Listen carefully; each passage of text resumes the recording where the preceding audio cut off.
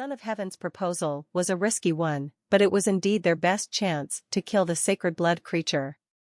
The creature was now lying on the mountain top bleeding, its wings hardly moving.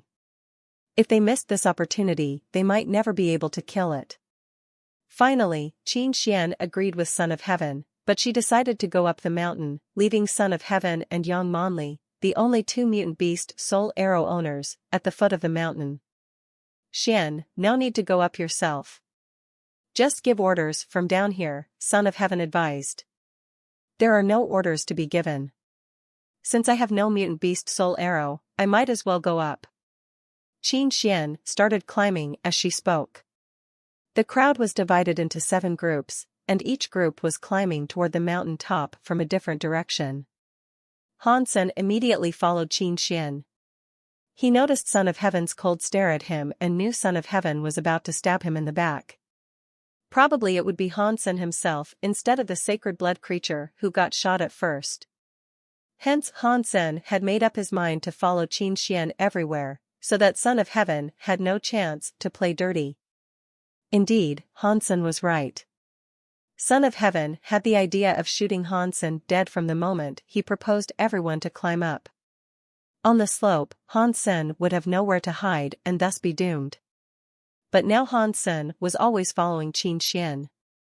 If Son of Heaven made any move, Qin Xian would save Han Sen for sure. However, Son of Heaven didn't give up just for this. Instead, he now had an even stronger desire to kill Han Senator. All he needed was a moment when Qin Xian went away from Han Sen. Although the slope was steep, the groups were all equipped with a full set of climbing tools and they soon climbed halfway. The sacred blood creature was severely hurt. When it noticed the climbers, all it could do was howling at them as it was unable to go down and attack or fly away. As Qin Xian and others approached the top of the mountain, the creature tried to fly away by flapping its blood-stained wings, while it immediately fell. All groups were overjoyed and started to shoot at it with arrows. Although they couldn't harm the creature, it was infuriated. Suddenly, the sacred blood creature flapped its injured wings and pounced on the closest man. The man had no place to hide on the slope and helplessly hacked his blade at the sacred blood creature. His blade cut the creature on the head but didn't even leave a trace on its scales. The man himself was bitten by the sacred blood creature and torn into 2 halves. His blood sprayed everywhere, which scared people off. Everyone started to climb down. It would be hard to go down the mountain, but luckily they had secured ropes on the slope when they were climbing up. Everyone just ended up using the ropes to slide down. Seeing the sacred blood creature being lured down and madly chasing after the climbers, Son of Heaven and Yang Monli quickly raised their bows and continuously shot their arrows at the creature. Son of Heaven shot 2 arrows and both missed. He was more interested in shooting at Han Sen than the creature. However, Han Sen was sly and kept following Qin Xian, giving him no chance to make an insidious attack. Coward! Son of Heaven secretly cursed and again shot at the sacred blood creature. At this point, everyone knew that the sacred blood creature was a spent bullet. It had bled too much and could hardly fly. If it came down now, it wouldn't be able to fly back up. Despite the casualties, they were going to kill this sacred blood creature. Not able to find a chance to kill Han Sen, Son of Heaven had to take it out on the sacred blood creature. Arrow after arrow, the sacred blood creature was in more pain and howled harshly. Flapping its bleeding wings, the creature wanted to return to the mountain top, but it was hurt too badly to fly. With its desperate flapping, it was still falling. Suddenly, it flew to the slope and gripped on a stone with its claws as its fingers cut 4 holes in the stone as if it were butter. The sacred blood creature gripped harder and started to climb up the mountain. We cannot let it climb up. Qin Xian summoned her beast soul and shapeshifted into a golden lion, climbing up using the holes left by the creature. Han Sen was anxious. If Qin Xian went away, he would become the target of Son of Heaven. Han Sen reached out to grab the lion's tail and was suddenly dragged up.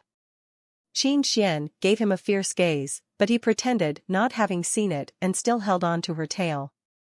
Qin Xian had no time to beat Han Sen up and just chased after the creature at full speed. Seeing the sacred blood creature going out of his shooting range, Son of Heaven put away his bow and arrows and suddenly shapeshifted into a black ape more than 9 feet tall. Son of Heaven quickly ran to the slope and started climbing at a speed much faster than the other climbers. It was as if he were running on the ground. "Let go," cried Qin Xian. She couldn't keep up with the sacred blood creature as Han Sen was tugging at her tail. Han Sen quickly let go of her tail. Son of Heaven was in a rush to kill the sacred blood creature, so he had no time to harm Han Sen. Son of Heaven is a real asshole. He has such a strong mutant beast soul, yet he still sent us up and put us in danger. Han Sen felt jealous as he saw the ape climbing up at an incredible speed. He did have the bloody slayer, but its strengths were its galloping speed on the ground and the dexterity of its human hands. For mountains as steep as this one, the bloody slayer could never climb up with its 4 hooves. Son of Heaven soon went ahead of Qin Xian, the golden lion, and was directly behind the sacred blood creature. The creature that was already on the mountain top clawed at Son of Heaven as it saw him. Han Sen found a place that was not so steep and held Doomsday in both hands while watching the fight on the mountain top. Pulling out a skyfall arrow from his quiver, he shot it at the sacred blood creature. He barely hurt the sacred blood creature with his arrows, and 2 were shot at Son of Heaven, who was fighting the sacred blood creature. Of course, skyfall arrows wouldn't hurt Son of Heaven either. It was so badly made that it wouldn't even pierce the skin of mutant creatures. Han Sen was just warming up. After all, he only had 1 Z-steel arrow and wanted to make sure he would succeed with it. Damn it. Do not shoot if you don't know how to use your bow. Put away your useless arrows, growled Son of Heaven, who had been shot twice by Han Sen. Qin Xian rushed to the top and started to attack the sacred blood creature. Others also climbed back to the top and started shooting at the creature. Although the sacred blood creature was dying, it was still powerful. Howling on the mountain top, it forced everyone back. Neither Son of Heaven nor Qin Xian could approach it. Suddenly, Son of Heaven shapeshifted back into his own body. He had only shapeshifted for an hour, although he could have shapeshifted longer than that with his Geno points. As Han Sen was wondering what Son of Heaven was trying to do, he saw Son of Heaven summoning his red beast soul sword and slashing it at a bloody wing of the creature. Qin Xian also shapeshifted back into herself, summoned her malicious butterfly dagger, and stabbed it at the creature. Several others on the mountain top also used their own weapons to attack the sacred blood creature. The creature was injured heavily, and Son of Heaven made a foot-long wound on its wing. The creature was bathed in its own blood. Qin Xian took the chance to stab her dagger into the creature's wound, and its blood suddenly turned black as it was poisoned by the dagger. Attack harder. It is almost dead, yelled someone. And then everyone stepped up their game. Han Sen saw clearly from where he was standing that the henchmen of Son of Heaven did have incredible skills. They moved around on the slope as though they were walking on flat ground. If they hadn't been there to distract the creature, Son of Heaven and Qin Xian would not have succeeded so easily. Seeing that the sacred blood creature was almost gone, Han Sen grabbed Doomsday and stared at the creature, looking for a chance to make the shot. If he made the last attack before the creature died, he would have an opportunity to gain its beast soul. Although the chance was very slim, an opportunity was still better than nothing. Son of Heaven took the risk and climbed up himself for the last attack as well. Whoever made the last hit could keep the beast soul for him or herself. That was a default rule in the shelter. The reason was that only those who made the last attack would know if they had gained the beast soul or not. And no one would know if they were lying. Crack! Son of Heaven's sword was slashed into the neck of the creature and made a cut so deep its bones were exposed. More blood started to gush out. The creature once again suffered a fatal hit and went mad. It gathered all its strength and swept its wings across the crowd, forcing everyone to back off. Trembling, it flew up again toward a different mountain. Everyone knew from how bad it was bleeding that it was going to die very soon. Son of Heaven quickly summoned his own mutant beast soul bow and arrow, shooting at the creature in the sky. The arrow penetrated its wing. The sacred blood creature couldn't take it anymore and started to fall with its wings helplessly flapping. It was falling too fast and it was too late for others to shoot at it. Son of Heaven was overjoyed, as even if the sacred blood creature fell and died, he was still the one who attacked last and had a chance at its beast soul. Suddenly, an alloy arrow was shot from the slope and disappeared in the creature's wounded neck. Son of Heaven suddenly raged. And everyone else was shocked. In the blink of an eye, the sacred blood creature had fallen at the foot of the mountain and died. Sacred blood creature purple-winged dragon killed. Sacred blood beast soul of purple-winged dragon gained. Eat the flesh of purple-winged dragon to gain 0 to 10 sacred blood geno points randomly. The voice sounded in Hansen's mind. Hansen almost shed tears for happiness. However, he managed to fake disappointment, helplessness, and frustration. Everyone on the mountain top was looking at him, especially Son of Heaven. If he could kill with his sight, Hansen must have died a million deaths. Although there was the default rule, Hansen made up his mind not to admit he had gained the beast soul. Or Son of Heaven would definitely kill him. People who saw his disappointed look did not entirely buy it, but did feel better somehow. After everyone had come down from the mountain, Son of Heaven seized Hansen's collar and asked, "Have you got the beast soul?" No, Hansen insisted that he had gained nothing. Son of Heaven was skeptical and tried to beat Hansen up, but Qin Xian stopped him. Son of Heaven, my guy broke no rules. He said he didn't get it. And even if he did, you have no right to ask him to hand it over to you, said Qin Xian, her face grim. Hansen was in her gang.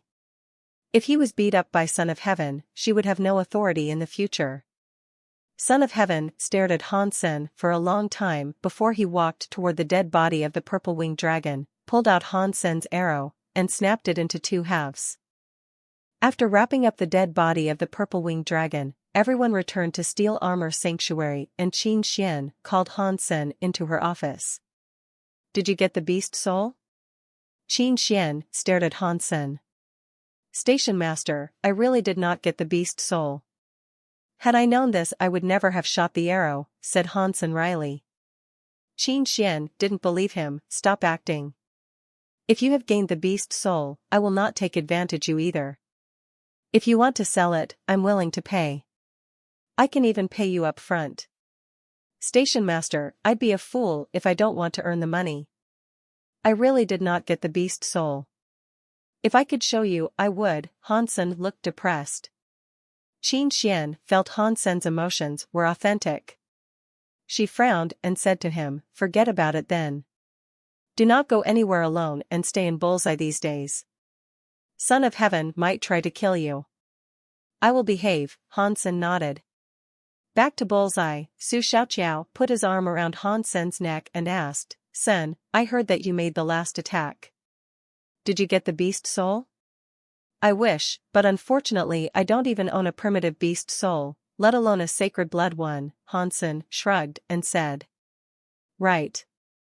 Beast souls are very hard to come by. We can't all be as lucky as Dollar, Su Xiaoqiao sighed and said. He did not have too much doubt. After all, the probability of gaining a beast soul was too low. Recently you must be careful not to leave the shelter. Although you did not get the beast soul, Son of Heaven wouldn't let you off the hook easily, said Su Xiaoqiao. I know. Hansen patted Su Xiaoqiao on the shoulder, thinking, he seems a nice guy. Back in his room, Hansen could not help but smiled and started to review his new beast soul.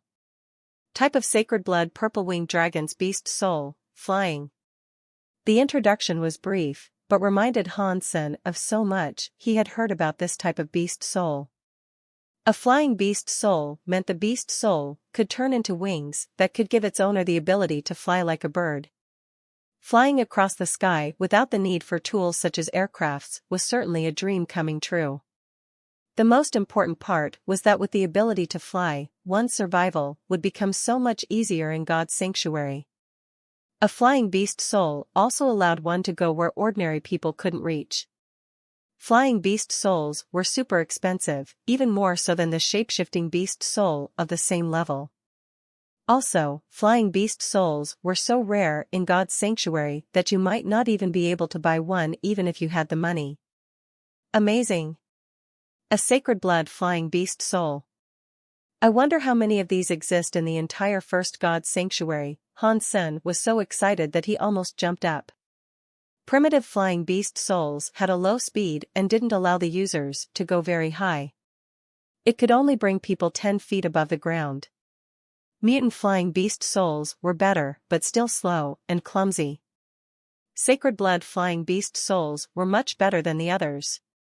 But Han Sen had never seen even mutant flying beast souls in steel armor sanctuary. Of course, this had something to do with the fact that there were less flying creatures near steel armor shelter. The room was too small for Han Sen to summon the wings. When he calmed down from excitement, his eye fell on the copper-toothed beast that had turned completely purple and shiny as if it had been polished. Sacred blood. The copper-toothed beast has evolved into a sacred blood creature. Han Sen was filled with unspeakable joy, staring at the beast. For 3 months, Han Sen had been anxious about the result, but now he knew it for sure. Every 3 months, he could have a creature evolved into a sacred blood creature. If the words got out, everyone would go crazy. Like today, it was so hard for such a huge group of people to hunt a purple-winged dragon. And after it was killed, every member in the group would share its meat. Son of Heaven's gang would have a bigger share, and Qin Xian's gang would have the rest. After everyone got their own part, how many geno points can a small part of the entire body offer? Hunting that cost a lot of resources and effort like this one would happen at most once per month, and the success rate would be at most 50%. Yet Han Sen could have the meat of an entire sacred blood creature all to himself every 3 months. Son of Heaven and Qin Xian were both several years older than Han Sen, but they still hadn't evolved to enter second God's sanctuary, which meant maxing out on sacred geno points took a lot of time and effort. Behind Son of Heaven was Starry Group, and behind Qin Xian was the military. Even they were not able to max out on sacred geno points within 10 years. It might take them 15 years or even longer if they had bad luck. Now with the black crystal, Han Sen only needed at most 5 years to evolve with max sacred geno points. Han Sen's first reaction was not to kill the copper-toothed beast and eat its meat, but to go to the square to buy a living primitive creature. He did not want to waste any time before he started to feed the next sacred blood creature. Also, he didn't dare to go out hunting, fearing Son of Heaven's revenge. Taking the primitive creature he had bought back to his room, Han Sen didn't hesitate before he killed the sacred blood copper-toothed beast. It was far less strong than a wild sacred blood creature and was easily slaughtered. Sacred blood copper-toothed beast killed. No beast soul gained. Eat its meat to gain 1 to 10 sacred geno points randomly. Although there was no beast soul gained, Han Sen was still over the moon. He quickly set up a pot and was ready to make a stew. Meat of copper-toothed beast eaten. 1 sacred geno point gained. Meat of copper-toothed beast eaten. 1 sacred geno point gained. 2 days later, Han Sen finished a big pot of copper-toothed beast meat and even sucked the bones clean.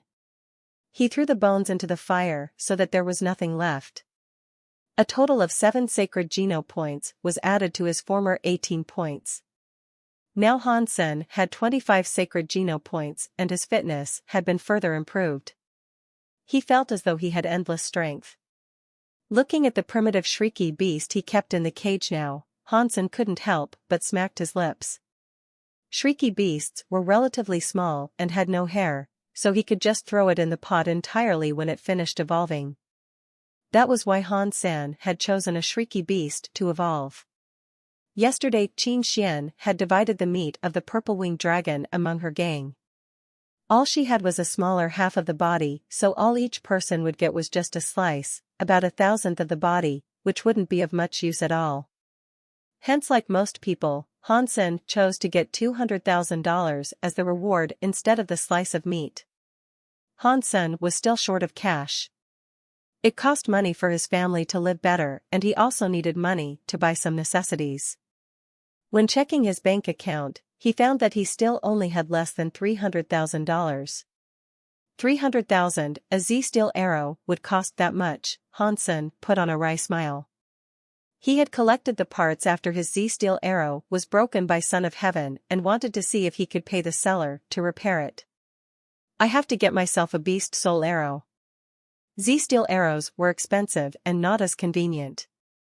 If I had a beast soul arrow, I wouldn't have to buy new arrows or pick up the arrow after I made the shot, though Han Sen, wondering where to find a beast soul arrow. He wasn't interested in primitive beast soul arrows, which were barely better than his Z-steel arrow but much more expensive. What Han Sen wanted was a mutant beast soul arrow like the ones used by Son of Heaven and Yang Monli. After some thinking, Han Sen was ready to ask Yang Monli from which creature she had gained her mutant beast soul arrow. Maybe he could go hunting it and try his luck as well. Yang Monli seems to dislike me. I'm afraid she will not tell me.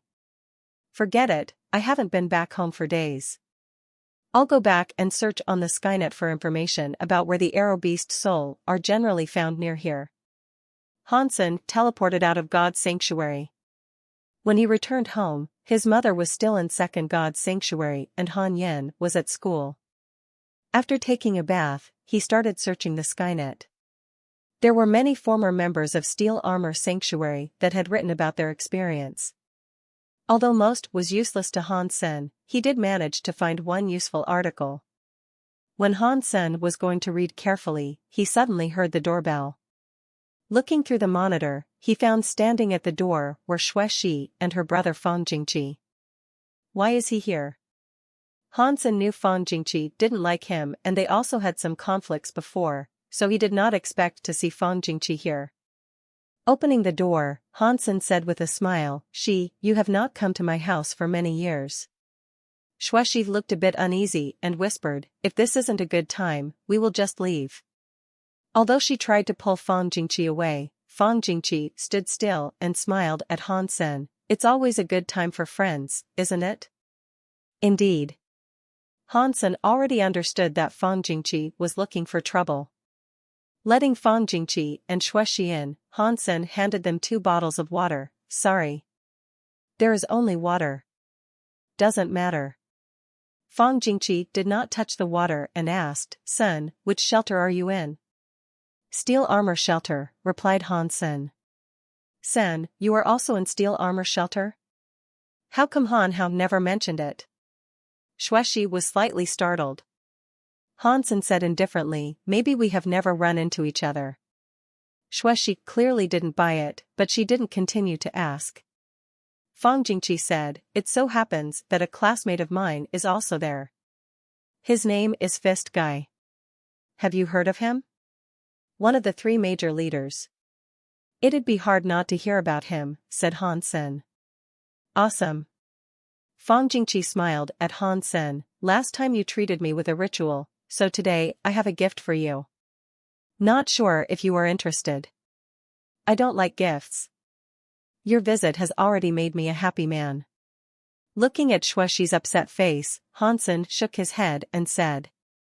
He didn't want to cause any trouble and put her in a difficult place. "A mutant beast soul. Are you still not interested?" asked Fang Jingqi slowly. "A mutant beast soul." Han Sen looked at him, slightly surprised. He immediately understood why Fang Jingqi had mentioned Fist Guy. Fang Jingqi looked at Han Sen with faint smile. "Let's go to the combat pit and have a fight. Regardless of the outcome, I will let Fist Guy give you a mutant beast soul." "Sen, what do you think about this gift?" If it was up to Han Sen, he would definitely accept it. However, he knew Xue Shi wouldn't want him to fight her brother, so he just said, "I can't accept the mutant beast soul. If you haven't eaten, I'll cook us dinner." Fang Jingqi thought Han Sen did not believe him, so he picked up the comm link and dialed a number. Suddenly the holographic image of a hunk popped up. The hunk smiled at Fang Jingqi and said, Jingqi, it's been so long since we saw each other. Fist guy, I need your help. I have a friend in steel armor shelter and want you to take care of him. Would you give him a mutant beast soul? Asked Fang Jingqi with a smile. If others asked me for this, I would tell them to #K off. Since it's you asking, just send your friend to me in the shelter. And remember you owe me one, replied Fist Guy. After hanging up, Fang Jingqi looked at Han Sen and asked, Now, are you willing to accept my gift? Han Sen knew Fang Jingqi had misunderstood him. He smiled back at Fang Jingqi, let's not to go to the combat pit. Would you play a small game with me here at home? Shueshi shot Han Sen a look of disapproval, but this time Han Sen did not respond to her. Han Sen knew a guy like Fang Jingqi would not give up unless he was defeated. What game? Frowned Fang Jingqi. Have you ever played Red Hands? Han Sen asked with a faint smile. Fang Jingqi turned down the corners of his mouth, of course, but that's such an easy game. Red Hands was a game played between two players. One player, the slap P, placed their hands palm down, hovering above the other players, the slapper, hands. The slapper hovered their hands below the slappees, palms up. The two players' hands should be touching each other. The slapper was on offense, and attempted to bring his hands over to slap the backsides of his opponent's hands. This must be done with sufficient speed, because the slappee's goal was to pull their hands away, and out of the area where the hands overlap, to avoid the slap. If the slapper missed the hands of the slappee during the slap, then the roles must switch. If our hands touch, it would be easy. How about we play with our hands not touching? Han Sen was still smiling. No problem, laughed Fang Jingqi. Red Hands mainly tested one's reflexes, and Fang Jingqi was confident that his reflexes were superior to Han Sen's.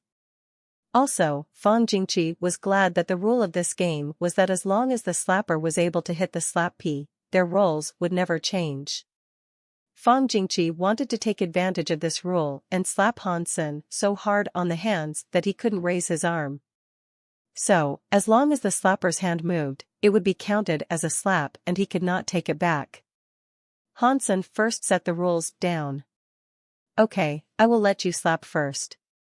Fang Jingqi was very confident and reached out his arms. Han Sen did not reach his arms out but smiled at Fang Jingqi. Jingqi, you said there would be a mutant beast soul?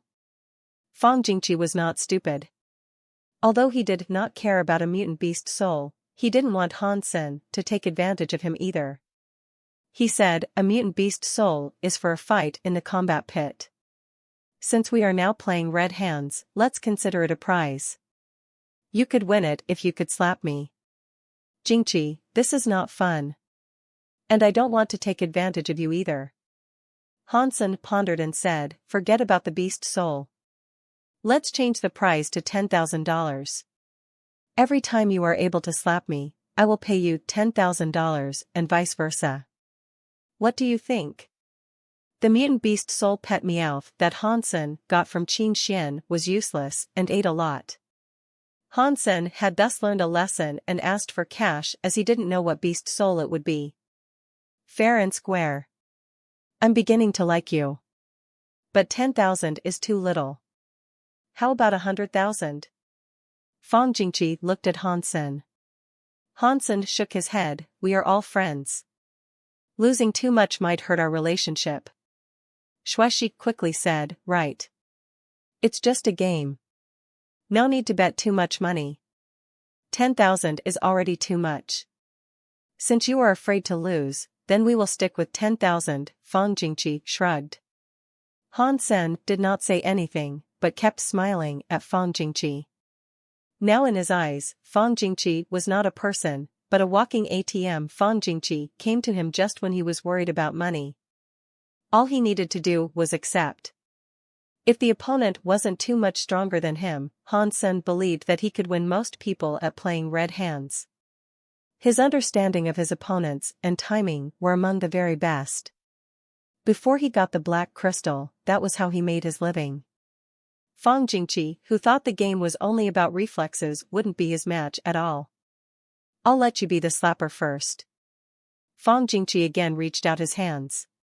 He didn't think Hansen stood a chance. Judging from Hansen's age, he was in God's sanctuary less than 1 year, so he couldn't have gained many Geno points. In addition, the situation of his family wouldn't allow him to buy the meat of advanced creatures either. Fang Jingqi himself had already been in God's sanctuary for several years and had gained many Geno points. So, his fitness and reflexes must be far better than Hansen, and Hansen wasn't likely to be able to hit him. Alright. Hansen reached his hands under Fang Jingqi's hands and kept a little distance from them. Hansen kept his hands still and then asked, "Can I start?" "Yi." Hansen's hand slapped on the back of Fang Jingqi's hands before Fang Jingqi could finish his reply. 10,000, Hansen said. Write it down. Write it down, Fang Jingqi gritted his teeth and said to Shueshi. Shueshi quickly opened the holographic noteboard on her comlink and drew a line. Again. Fang Jingqi reached his hands out. "Can I start?" Hansen asked again. Fang Jingqi just nodded, staring at Hansen's hands wholeheartedly without blinking. With the lesson learned, Fang Jingqi swore he would not be tricked by Hansen again. Hansen didn't rush this time and turned to speak to Shueshi. "Do you want to hear a funny story?" "Now?" Shueshi was surprised. Hansen nodded and started. A lovely puppy was traveling in the desert. It had brought enough water and food but still died after 2 days. Can you guess why it was? Was there a sandstorm? No, the weather was fine. Because it was lost? There was plenty of water and food, so it would not die even if it got lost, Hansen said. I cannot guess. Why did it die? Shueshi didn't want to guess anymore, because she was nervous about the result of Red Hands. Because that cute puppy could not find a utility pole in the desert, so its bladder exploded, laughed Hansen. Shueshi blushed. Son, that's so corny. Vulgar. Fang Jingqi said with his face grim, and suddenly felt a pain on the back of his hands. Snap. Fang Jingqi regretted his own carelessness as his face turned red. He also blamed his loss on Hansen's slyness. If Hansen didn't tell Shueshi the vulgar story, he would not have been distracted and gave Hansen the opportunity. Another 10,000, said Hansen to Shueshi. Again. Fang Jingqi reached his hands out. When Hansen was ready, he said to Shueshi, another lovely puppy was traveling in the desert with plenty of water and food. It found a utility pole, but it still died. Can you guess why? Why? Shueshi thought about it seriously but did not think of an answer. I was asking you. Hansen ignored Fang Jingqi and turned to look at Shueshi. I don't know the answer, Shueshi said. Alright, I'll tell you. It is because there was a sign on the pole that said no peeing zone, then the puppy's bladder exploded again. Shueshi burst out laughing. Fang Jingqi knew that it was Hansen's trick to get him distracted, but he couldn't stand Hansen ignoring him and said to Hansen, would you rather tell stories then? Snap. Hansen's hands once again slapped him on the back of his hands, which had turned red after 3 slaps. However, Fang Jingqi's face was redder than his hands. Come again. Fang Jingqi gritted his teeth and stretched out his arms again. Hansen put his hands back and continued his story. Another lovely puppy was traveling in the desert with plenty of water and food, and it found a utility pole with no sign on it. But it still died. Can you guess why? Fang Jingqi was focused on Hansen's wrists, neither talking to nor looking at Hansen. He would give Hansen no chance to distract him this time. After Hansen told Shueshi the answer, Fang Jingqi was still staring at Hansen's wrists. Little brat, you will learn your lesson when it's my turn to be the slapper, thought Fang Jingqi. Seeing Fang Jingqi was still focused, Hansen sighed and said, Jingqi, you are so calm. I've been the king of red hands for 2 decades, and no one could escape my storytelling yet. You are indeed impressive.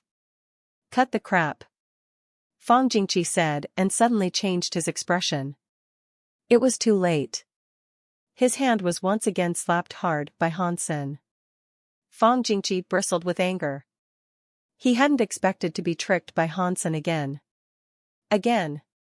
Fang Jingqi clenched his teeth and squeezed the word out, making Xuexi anxious on the side. Han Sen put his hands in position and didn't tell a story this time. He said to Fang Jingqi with a faint smile, "Did you think I won just because you were distracted?" Fang Jingqi ignored Han Sen, as if he couldn't hear anything Han Sen was saying. "I won't move even if the sky collapsed," thought Fang Jingqi, determined to win this round and kick Han Sen's ass. When he became the slapper, he'd be the one telling Xuexi stories and hitting Han Sen on the hands. Having noticed Fang Jingqi was still focused, Han Sen sighed and said, "Jingqi, you are indeed a genius in playing red hands. I will now focus and use up to 30% of my skills to deal with you." Seeing Han Sen putting on airs, Xuexi laughed out loud. Fang Jingqi was still staring at Han Sen's wrists. "Attention, I will use the secret skill of Red Hands King." Han Sen suddenly roared. "Well, I'll keep still and see what tricks you have," Fang Jingqi sneered and thought. Snap. Fang Jingqi couldn't escape when Han Sen made the move, although he was paying full attention this time. Again. Fang Jingqi refused to concede defeat and wondered why he didn't dodge the slap. It must be some tricks used by Han Sen. Let's call it a day. As the king of red hands, I don't want to bully you. Han Sen looked up and sighed. You think I cannot afford to pay? Next round. Fang Jingqi wanted to slap Han Sen in the face so bad, but he wasn't a sore loser. Don't blame me then. Han Sen stretched out his hands. Snap. Again. Snap. Again. Snap. Snap. Snap. Fang Jingqi went berserk, not accepting the truth that he simply couldn't move his hands away fast enough. Han Sen was nothing but cunning. How could he lose when he was paying attention? However, Fang Jingqi could not avoid the slap no matter how hard he tried. Snap. Snap. Snap. Crisp sounds kept ringing in the living room. Xuexi was shocked. She didn't expect Fang Jingqi to lose, let alone to lose in such a miserable manner. She had been worried about Han Sen but found that she really should be worried about her brother. When Fang Jingqi left Han Sen's home, his hands were swollen like trotters and his face was pale from anger and shame. Jingqi, come to play red hands when you have time. Han Sen waved goodbye to Fang Jingqi with a stack of cash in hand. Fang Jingqi almost fell from the aircraft when he heard Han Sr. "I'll be damned if I ever play red hands with you again." Han Sen had more comments, but the aircraft made a loud noise and went away at full speed. $1 million easily earned. Should have agreed with him and made the bet 100,000 each round. Han Sen licked his lips and took the money back to his room. Han Sen returned to his room and continued to read the article he had found on the Skynet. It was a post written by a Steel Armor Shelter member from a long time ago. He was once chased by a creature and had to run into Dark Swamp. Han Sen knew about Dark Swamp. It was more than 200 miles in the southwest of Steel Armor Shelter and had lots of poisonous creatures in it. Almost no one would choose to go there. Even the big gangs did not dare to set foot in Dark Swamp. According to the poster, he was in a critical situation and had to escape into Dark Swamp. Fortunately, he eventually passed through Dark Swamp and got out. It had taken him nearly 6 months to go through the swamp, as one could easily sink into the mud. He also had to constantly change his route to avoid all sorts of dangerous creatures. It was indeed a miracle that he could come out. The poster shared a lot of his experience in the Dark Swamp. Once he had walked into a forest where the trees were sparse but very tall and thick, whose trunks would take several people to wrap their arms around. The soil under the trees was covered with a variety of beautiful flowers. As the poster thought he had walked out of the swamp, he found that it was only a strange area in the swamp. Hanging from the trees were a lot of huge hornets' nests, and even the smallest among them were the size of a queen-size bed. Each hornet flying from the nests were the size of a bat. He had killed a hornet, so he learned from the voice in his mind that the name of the hornet was Black Stinger, a type of primitive creature.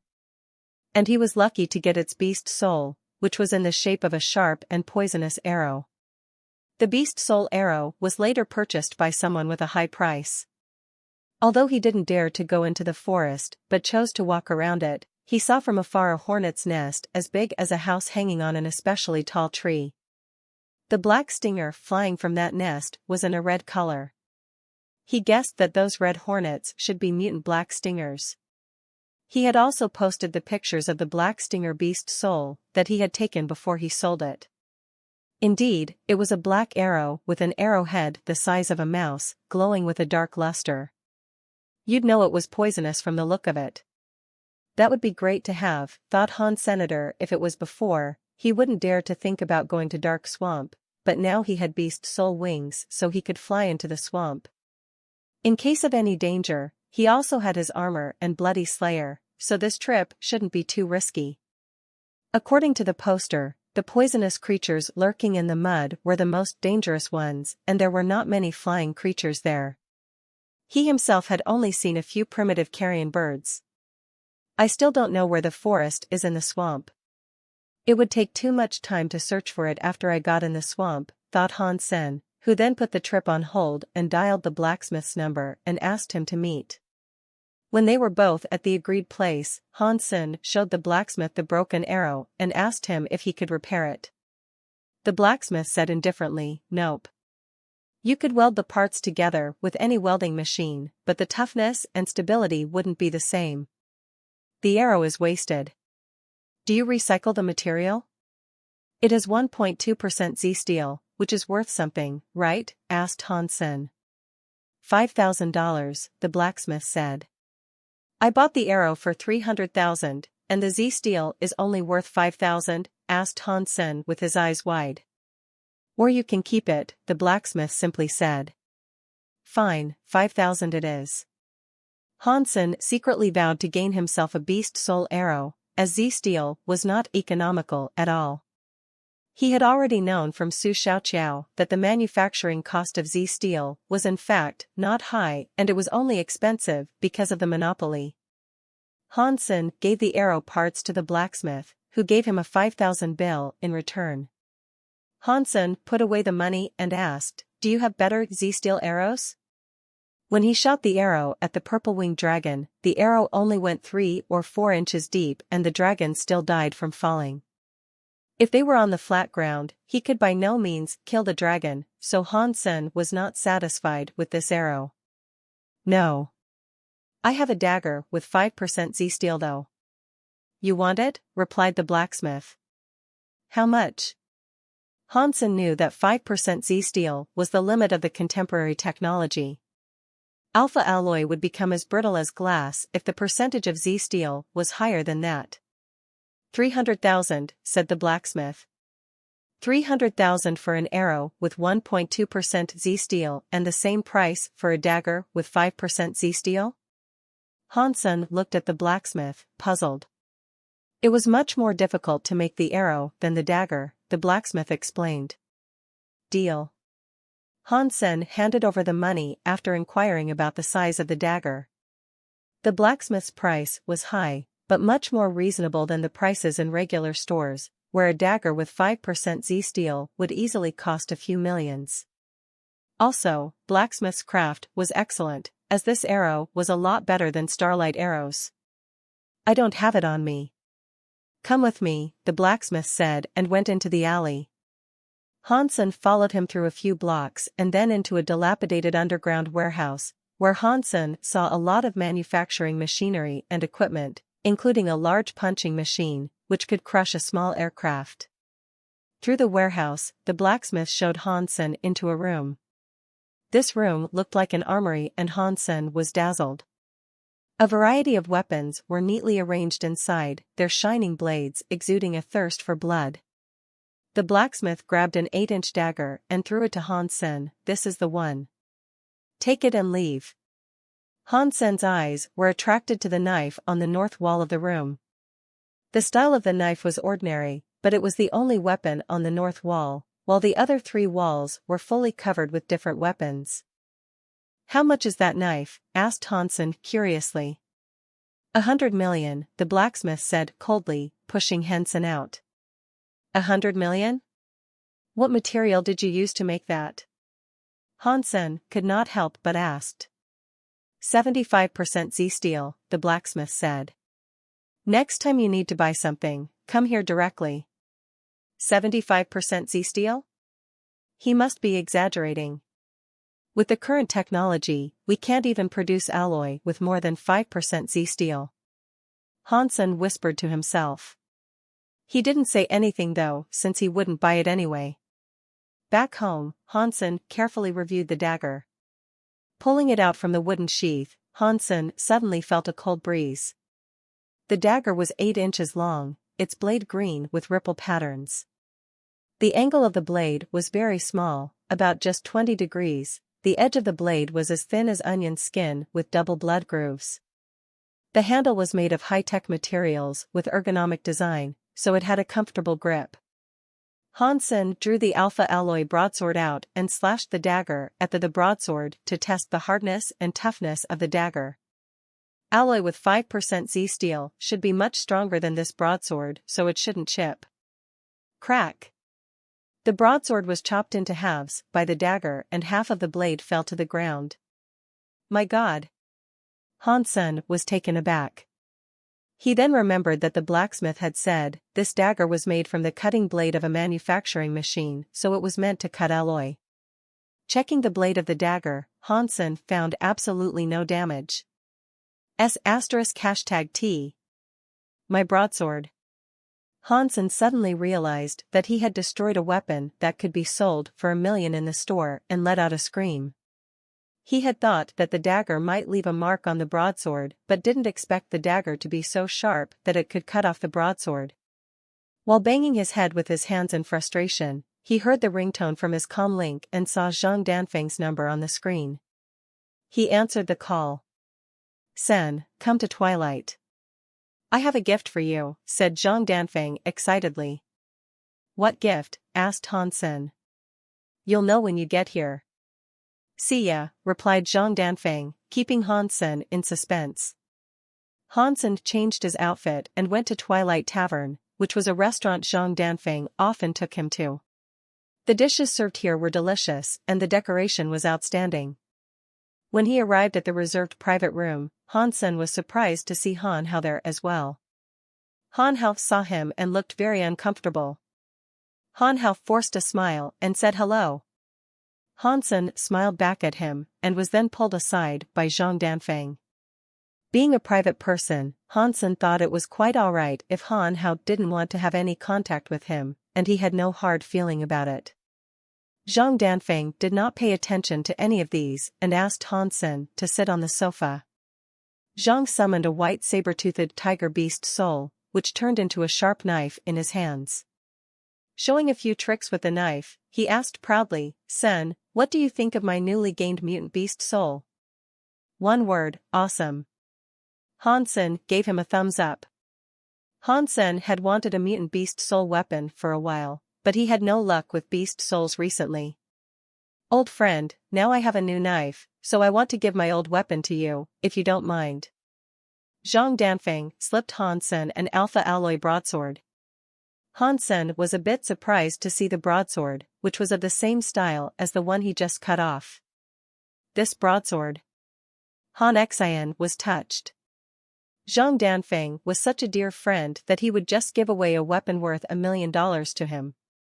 Before Han Sen had time to say something, the door of the private room was pushed open and a fat woman draped in jewels squeezed herself in. Son, I saw you when you came up here. You said you had important things to do when I asked you to go Mr. Who's banquet. So, this is what you call important? What do you expect to gain from hanging out with these lads? Mr. Who has invited his son's friends, who are all young leaders on planet Roka.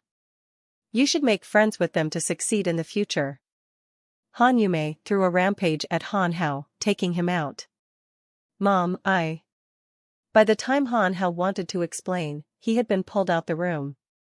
Stop it. The young master of Sunwood Mining, Lin Beifeng, is also here at the banquet. I heard that he is also in steel armor shelter now. If you two can bond, you would do so great in this shelter, said Han Yumei. Han Hao was a little depressed. He had come here to make things right with Han Sen and use his connections to enter Qin Xian's steel armor gang. Han Yumei's words had rendered that impossible. Han Hao thought that Han Sen was definitely sleeping with Qin Xian to get where he was. Or else how could he confront Luo Tianyang and be recruited into Bullseye? Although Han Hao was disgusted by a gigolo like his cousin, he wanted to use Han Sen's connections to enter steel armor gang himself. That was why he didn't show up at the banquet and came to Zhang Danfeng's gathering instead. Surprisingly, Mr. Hu's banquet was also held in this building, and Han Yumei happened to see him. Hence he had no time to mend his relationship with Han Sen. Never mind, the young master of Sunwood Mining, Lin Beifeng, happens to be in my shelter, and now he has come to Planet Roca for the banquet. This is indeed a great opportunity. I heard he is an upstart and spends money like water. It would be great if I could cozy up to him, thought Han Hao, as he straightened his clothing and followed Han Yumei to the banquet hall. Your aunt is outrageous, Zhang Danfeng was upset. It does not matter. They are strangers to me, said Han Sen casually. He then asked curiously, who is this Lin Beifeng she was talking about? Han Sen also knew a guy named Lin Beifeng who had traveled through the mountains and ended up in steel armor shelter. Han Sen had even saved his life. Just one lucky dude. Zhang Danfeng started to tell Han Sen about Sunwood Mining. Sunwood Mining used to be a small company with several mines, and later they bought a garbage planet to deposit their waste, where they ended up finding a lot of precious minerals. Within 20 years, by selling the rare minerals they discovered on that planet, Sunwood Mining had become a prominent interplanetary mining group, the boss of which was Lin Beifeng's father. Lin Beifeng had just entered God's sanctuary and was already known for his generosity. Many were trying to make friends with him for that. Such good luck, Han Sen sighed. Such is life. He must have outperformed billions of other sperms to be who he is, Zhang Danfeng smiled and said. But Sunwood Mining has no facility here on planet Roca. What is he doing here? In the banquet hall of the same building, the social elite were chatting and drinking, many of whom had already entered Second God's sanctuary in their 30s. However, the focus of the banquet was a 16-year-old teenager. If Han Sen were here, he would recognize the teenager was Lin Beifeng who he had saved. Lin Beifeng was entertaining all guests gracefully. From his good manners, no one would think he was nouveau riche, and several socialites were attracted by him. Han Yumei and Han Hao had wanted to speak with Lin Beifeng, but they found no chance as there were too many people who were more powerful than them at the banquet and everyone wanted to talk to Lin Beifeng. Naturally, they didn't dare to offend these people by cutting in. The banquet was over. When Lin Beifeng was stepping outside the building, they finally found an opportunity and wanted to approach him. At the time, Han Sen and Zhang Danfeng also happened to come over. When they saw Han Hao, Zhang Danfeng wanted to greet him, so Han Sen had to follow. Before Zhang Danfeng could finish his sentence, Han Yumei pushed him and Han Sen aside and said harshly, "You two stay away from my son. Especially you, Han Sen, you are already notorious in steel armor shelter, so do not implicate your cousin. Don't even say you know him. Or I will come after your family." Han Yumei then walked toward Lin Beifeng with Han Hao. Zhang Danfeng was stunned and asked Han Sen, "What? You and Han Hao are in the same shelter?" Han Sen nodded. "Let's go to a quiet place and I'll explain to you." Having heard Han Yumei's words, Han Sen knew that Han Hao had told her about what had happened in steel armor shelter. Han Yumei and Han Hao finally managed to approach Lin Beifeng. As Lin Beifeng happened to be looking in their direction, Han Yumei said hurriedly, "Mr. Lin, this is my son Han Hao. He's in the same shelter as you." Lin Beifeng acted as if he hadn't heard her and directly went past her and her son. Han Yumei was dumbfounded and watched Lin Beifeng leaving. Lin Beifeng walked faster and faster toward Han Sen and Zhang Danfeng, who were just leaving. He grabbed Han Sen's arm and cried, "Sen, I have finally found you. Brother, I've missed you." Lin Beifeng then gave Han Sen a big hug. Both Han Yumei and Han Hao were shocked. They had no idea how Lin Beifeng would know Han Sen and call him brother. Han Sen pushed Lin Beifeng away and frowned, "Why are you here?" Lin Beifeng wasn't offended at all and quickly offered cigarettes to Han Sen and Zhang Danfeng. He said excitedly, "I came to look for you. I heard you live on planet Roca, so I came here. But I don't have your address, and it took me days to ask about it. Now I've met you, you must look out for me in the future." Han Sen saw everyone was looking this way and said to Lin Beifeng, "Let's not talk here. We can catch up later." Han Sen and Zhang Danfeng went out, and Lin Beifeng quickly followed them. "Sen, my aircraft was parked outside. Let me give you a ride." Han Yumei and Han Hao watched Lin Beifeng cheerfully following Han Sen around and couldn't believe him to be the elegant young master they saw at the banquet. Han Hao, it was indeed Han Sen who was talking to Mr. Lin? Han Yumei still couldn't believe her eyes and asked Han Hao after they were out of the building. Han Hao clenched his teeth and said, "Yes, it's him." "Why on earth did Mr. Lin know him and respect him like that?" asked Han Yumei. "Well, there is nothing remarkable about him. He's just a gigolo, using a woman's connections, putting his cousin down." Han Hao was green with envy. "What? Didn't you say that he offended a powerful lady in steel armor shelter and was having a hard time?" asked Han Yumei. "If he weren't Qin Xian's boy toy, how would Mr. Lin know someone like him?" Han Hao then bitterly recounted Han Sen's experience, adding his imagination here and there. No wonder he could come up with $2 million. A gigolo. I've always known he was a scourge, a disgrace to our name. Our ancestors would be so mad had they known," said Han Yumei viciously. Filled with jealousy and hatred, the mother and son left the building. Seeing Lin Beifeng opening the door of the aircraft for Han Sen and Zhang Danfeng, their faces darkened further. Han Sen made some brief explanation to Zhang Danfeng after he parted with Lin Beifeng. Han Sen understated everything and didn't say much about Han Hao, as he knew Zhang Danfeng wouldn't let Han Hao off easily had he told Zhang Danfeng what had really happened. Zhang Danfeng thought they were always good brothers and friends because they grew up together and certainly would not accept what Han Hao had done. Walking on the way to the Maglev train station, Han Sen was wondering what he should take with him to Dark Swamp. There were almost no human activities there, so he would definitely return with lots of prey.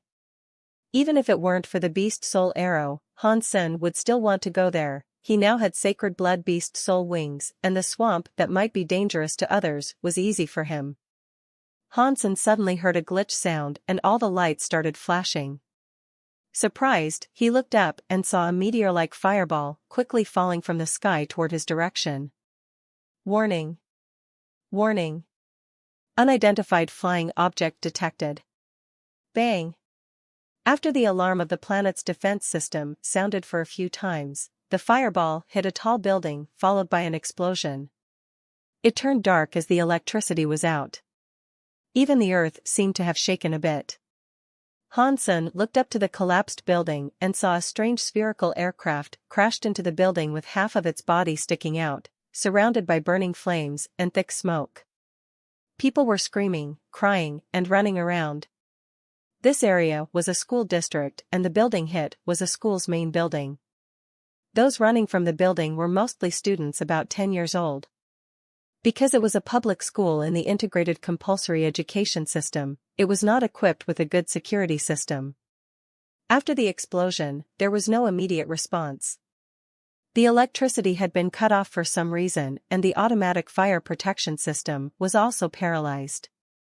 In the dark, people could only see the fire at the impact site. Henson saw the appearance of the aircraft and suddenly clenched his fists. he had seen aircrafts like this one before. A spherical aircraft was beyond current human technologies and could only be produced by the only enemy of mankind in the interstellar era, Shuras. Shura was the name given to them by mankind, and their true name could only be described in their own language. Shuras looked like men except that their males had one horn on their head and their females had two. Both Shura males and females wore masks from childhood. Their masks and horns symbolized their identity. Human beings had fought them for centuries in the space. In the beginning, because both Shura's physique and technology were superior, men kept losing in the battles against them. About 200 years ago, mankind discovered God's sanctuary and started to gain geno points in this other world, so humans' physique had been greatly improved. Gradually, humans were able to hold the line and face off Shuras. Planet Roka was a commercial planet and was nowhere near the war zone. Hansen felt incredible to see a Shura aircraft here. He grew up on planet Roka and had only seen Shuras and Shura aircrafts on the news and Skynet. When Hansen was staring at the aircraft, he saw a 7-year-old girl who was hung on the collapsed building with her clothes caught on a steel bar sticking out from the building. She tried to climb back into the building by grabbing the steel bar, but she was not strong enough. Struggling, her clothes caught on the steel bar were about to tear. Face covered in tears and hands covered with dust and blood, she was almost desperate. Even if she could get inside the building, there was fire anywhere and there was no way she could survive. The little girl gradually lost her strength and her clothes was slowly tearing. From such a height, even an adult who had max mutant geno points would fall to death, not to mention a kid. Bam! Next to the little girl, the door of the Shura aircraft suddenly opened and out came a Shura with a single golden horn on his head and a white mask that covered all his face but his eyes. The Shura was in a broken suit of alloy armor and bleeding dark green blood all over. The blood of Shura was different from that of human and was as green as bile, which was another way to tell if someone was Shura. Hansen was shocked by the look of the Shura. The decors and materials of the Shura masks had a lot of meanings behind them, but Hansen didn't really know much about that.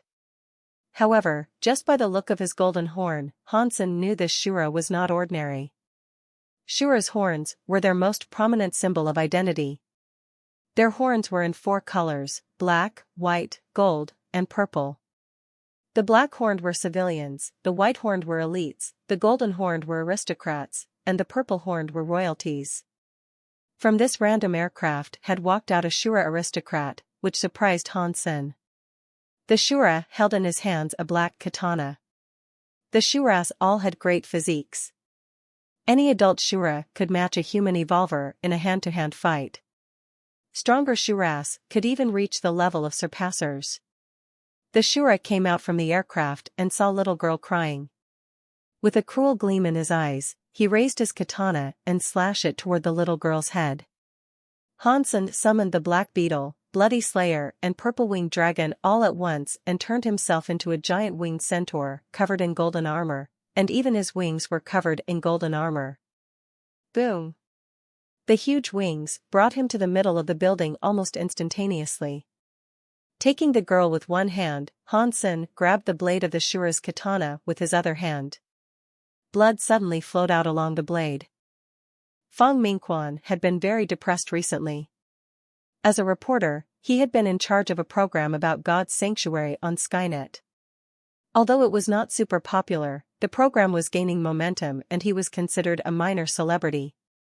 Because of a decision made by the management, he was transferred to a remote planet, Roka. His job was so-called new market development, which actually meant that he was pushed out because he was in the way of others. As Fong Mingquan understood, now his program belonged to a recent graduate who was related to a board member.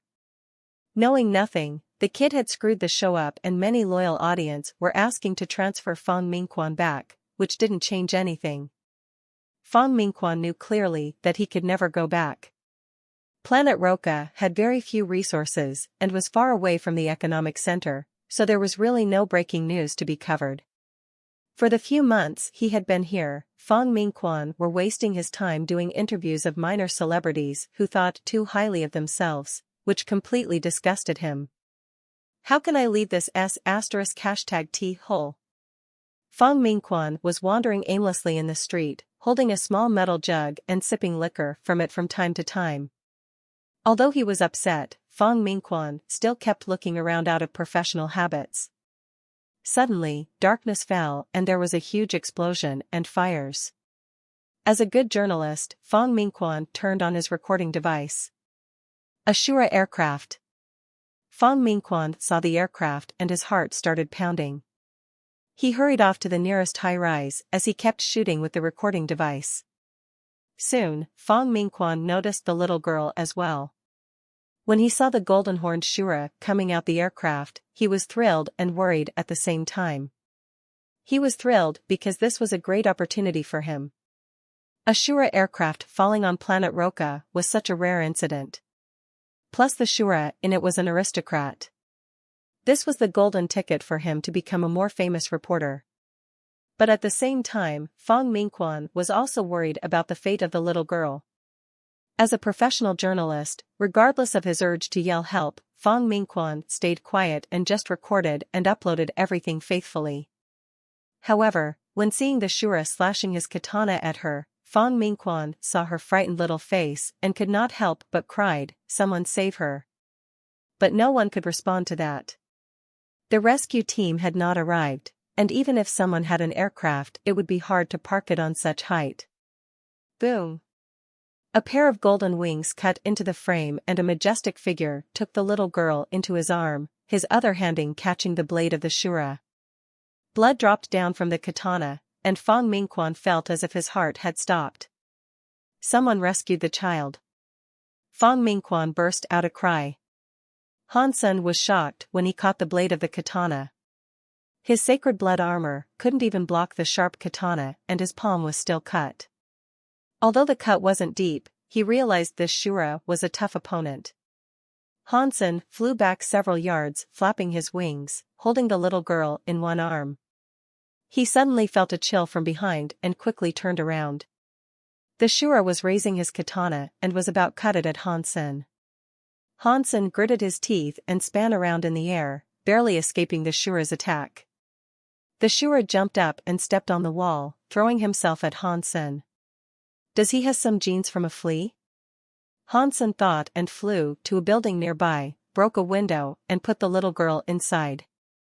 Han Sen took a look inside the room and found it to be a classroom with dozens of children inside, shivering in the corner.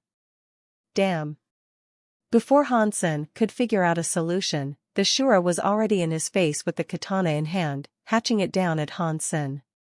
Han Sen could dodge this attack, but when he was ready to move, he suddenly froze. Behind him was the classroom full of children. If he dodged, the Shura would enter the classroom. The Shura was on a human planet and there was no way he could survive here with so many enemies around him. He would choose to kill as many as he could before he were to die. By no means would Han Sen let him enter the classroom. Facing the katana, Han Sen only leaned to his side to protect his vital organs, while throwing a punch toward the Shura's face. The Shura was slightly surprised, as he did not expect Han Sen to stay where he was. Although the Shura didn't put all his strength into this attack, his katana still cut through the sacred blood armor into Han Sen's shoulder, making a squeaking sound when its blade met the bone. At the same time, Han Sen's fist also hit the Shura in the face, forcing him to bend his body backwards. The material of the Shura's mask was made of extreme tough material and did not crack at Han Sen's punch. The Shura caught the alloy framework in the wall with his toes and swung back to reach for the katana stuck in Han Sen's shoulder. Not wanting to give his katana back, Han Sen blocked his palm with one hand and punched at the Shura's throat with the other hand. The Shura returned a punch at Han Sen's chest. And soon it became a fist fight. In a short while, Han Sen started spitting up blood. Why didn't he dodge? Since he could fly, he could have dodged the attacks, wondered Fong Mingquan. Sharing his thought were the audience watching Fong Mingquan's webcasting. Fang Mingchuan's new program didn't have much popularity yet, but there were still some old fans who had followed him here. Seeing the webcasting was on, many of them had chosen to watch. When they saw the Shura was to kill the little girl, they were all praying that someone could save her. And when Hansen showed up, they were all thrilled. However, what they didn't understand was why Hansen didn't choose to dodge the katana and thus lost his advantage. He could have dodged as he could fly. Fang Mingquan suddenly realized something and focused the lens behind Han Senator. Everyone suddenly saw that the room was a classroom with dozens of shivering children in it. Fang Mingquan and the audience had thus realized why Hansen didn't dodge. If he had dodged, the Shura would have entered the classroom and caused unimaginable damage. Although the Shura was stopped outside the classroom, Hansen had been severely injured in the shoulder and were still bleeding, which rendered him the losing side. But this was an adult Shura with a golden horn. Even if he hadn't practiced any skills yet, his physique would be as strong as an evolver, if not stronger. It's $.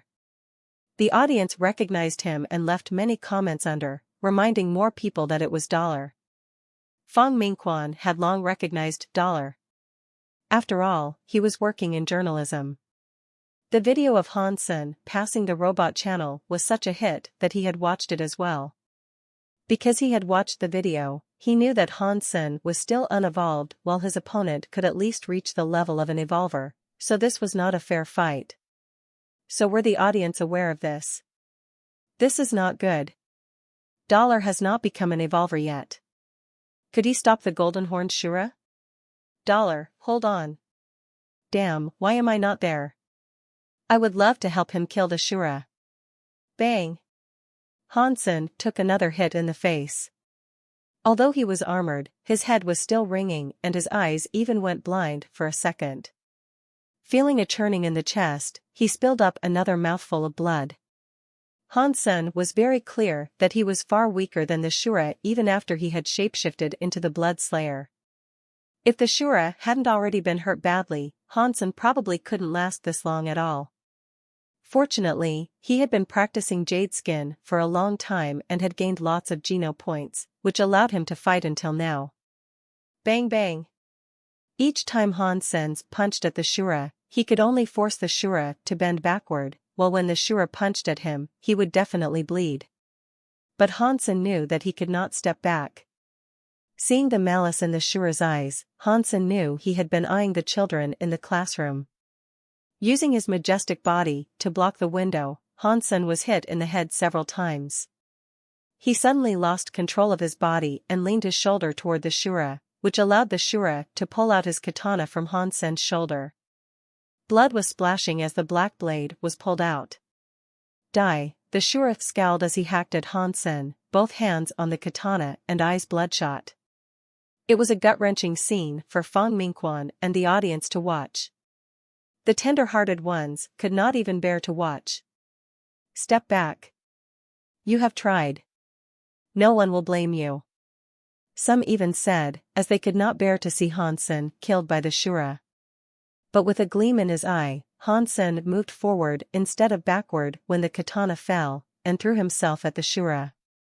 Although the katana had hit Hansen on the head, as the distance was shortened and the Shura's body had bounced off in the middle of his hacking, the speed of the katana was not high, and it only broke Hansen's helmet and left a shallow wound on Hansen's scalp.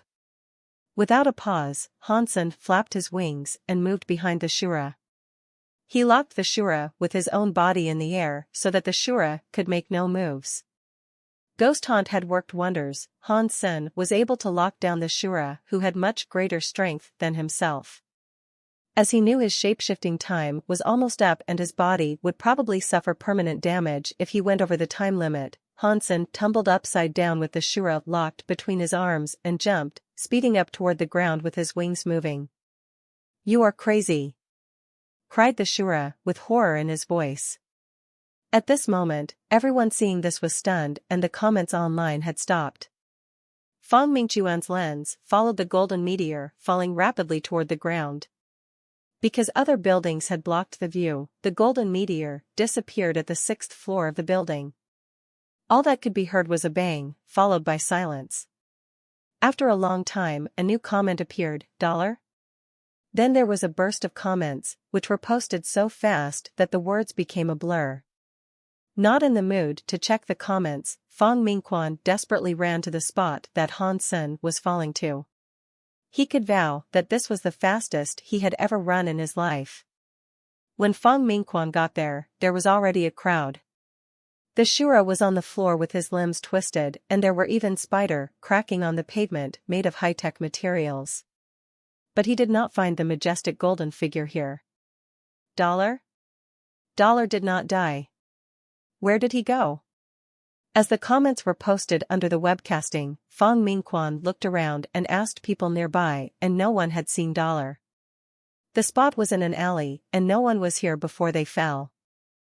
Fong Mingquan didn't find $, and stopped looking. He returned to his studio in excitement and started to edit the footage he took. My future's on this video. Fong Mingquan stayed up all night editing the footage. This was definitely an exclusive headliner. With the webcasting last night, word would get out and the edited video was sure to go viral. It was the desire for success and the admiration for $, that drove him to edit the video so fast. Fong Mingquan thought that this must be his best work since he first became a journalist many years ago. On the Skynet, Fong Mingquan saw a lot of messages asking him about the webcasting yesterday. At that time, power was out and no monitoring camera was working. There were some individuals who tried to film the incident, but their work was either from a bad angle or too blurred, and could not be compared to his professional work. Fong Mingquan took a deep breath, named the video the one and only, $Our Angel, and then clicked upload. After uploading it, Fong Mingquan didn't look at the screen anymore but sat down and lit a cigarette. He kept smoking and remained silent. Fong Mingquan did not even dare to look at his watch, as he was afraid to know the time, which was the most important thing in journalism. He knew very well that when the video was uploaded, his comlink would ring, but how successful his video was would depend on how long it took for the comlink to ring. If it takes half an hour, then it means it's phenomenal. If it takes 1 hour, then it's probably just so. If it takes more than 1.5 hours. Fong Mingquan heard a ringtone when he was still counting. Fong Mingquan suddenly rose to his feet and stared at his comlink on the desk. A familiar number was flashing on its screen. 8 minutes and 43 seconds. Fong Mingquan clenched his fists and teeth excitedly, crumpling the cigarette case in his hand. Fong Mingquan only started to relax after 3 minutes. Ignoring the ringing comlink, he lay on the couch and watched it ring as he smoked. He enjoyed this feeling, for only at times like this did he feel alive. The one and only, Our Angel didn't have voiceover and was less than 3 minutes long. It started with the little girl when she was about to fall. Her frightened face with tears, her widened eyes, and her blood-stained little hands grabbed people's attention from the beginning. The next moment, when people were still worried about the danger facing the little girl, out from the aircraft walked not her savior but death itself. When the Shura wielded his katana at the little girl, no one could sustain their anger and despair. Suddenly, a golden figure appeared in the scene. The huge golden wings looked like they belonged to an angel. When the little girl was taken into his strong arm covered in golden armor and the katana was stopped by him, everyone was overjoyed, their eyes welling up with tears. The following scenes were carefully edited. The Shura and Hansen exchanged some blows and Hansen broke a window so he could carry the girl into a room. The Shura was attacking Hansen frantically but the latter did not dodge or run back. Fong Mingquan inserted the scene of dozens of students shivering in the classroom here so that everyone would understand why Hansen had chosen to stay there. Fong Mingquan refined the fighting scenes and highlighted Hansen's selflessness and bravery. He also edited out the less impressive scenes. While in fact Hansen was miserable and much weaker than the Shura, in the video it looked like it was just a tough luck loss. The final scene was the suicidal fall. The entire video was very smooth. With the passionate background music added by Fong Mingquan, all the viewers wanted to fight the Shura themselves, even if it meant risking their lives. And the female viewers were covered in tears after watching the video. This video really went viral. In just a few hours, the entire alliance knew about it. And the hits had climbed up to a few hundred million. A strong and cruel Shura aristocrat, a golden angel, and the little faces that were full of fear all formed a story that moved every viewer in less than 3 minutes. Dollar's name was famous now in the entire alliance, as this video was far more popular than the video of Robot Channel, which did have its limitations. Men and women, young and old, everyone was spellbound by this video, and Dollar had become a bigger hit than the 10 chosen this year. This kid has some guts, just like me when I was his age. #K Shiras. Poor children, they are lucky, because there's an angel guarding them. Dollar, you are my one and only. Dollar, you are my angel. More people were concerned about Dollar's life and death, because the video did not include the result and ended with a bang from the fall. Everyone was concerned whether Dollar and the Shura had both died, but Fong Mingquan did not plan to publish that, as other reporters must have written about it already, and it would not make a difference whether he wrote about it. In the meantime, the hero was also watching this video edited by Fong Mingquan. That's really me? Hansen couldn't believe he looked so good. The way the video was edited made him blush a little. At that time, he was only doing what he could to help the children out. Although the fall in the end looked tragic, he was in fact able to kick the Shura off him and fly away when they were about to hit the ground. It was not quite as risky as it looked. The Shura was already badly injured and had died from the fall. Hansen knew that he just got lucky. If the Shura hadn't already suffered severe injuries, Hansen would probably have fled or died. Moving his body around, it still hurt so much that Hansen had a hard time breathing. He didn't dare to go to the hospital, but luckily it wasn't too bad, for none of his vital organ was hurt. Having taken some medicine, he was recovering slowly but steadily. Hansen had gained something from it as well. The katana belonging to the Shura was taken home by Hansen, which was so much better than the weapons made by human. Shuras were much more advanced in making alloy weapons than human. Hansen had heard since a long time ago that Shura's katanas were awesome. Even the Blackhorned Shuras used better katanas than Z-steel weapons. Now what Hansen had was a katana from a golden-horned Shura, which should be the best of the best. There was simply no product of the same level as this katana. Hansen wielded the katana and felt that it was frighteningly sharp as it felt as if it could break the air. Hansen no longer dared to try the katana out with any weapon, for he knew the katana was probably even sharper than his Z-steel dagger. The video was so widespread that Hansen was also worried that people might recognize the katana and thus himself to be Dollar. So he had decided to make some changes to the katana, which were mainly to change its color. He spray painted the katana in a golden color so it looked as if it were made of brass. He also ordered a cheap but flamboyant sheath on the Skynet so no one could tell it was a Shura katana when it was in the sheath. In fact, Hansen did not intend to use it in front of others. These were just precautions he took. Hansen had also wanted to replace the hilt of the katana to make it even less recognizable, but was unable to remove the hilt. However, he found a bead embedded in the hilt and took it out.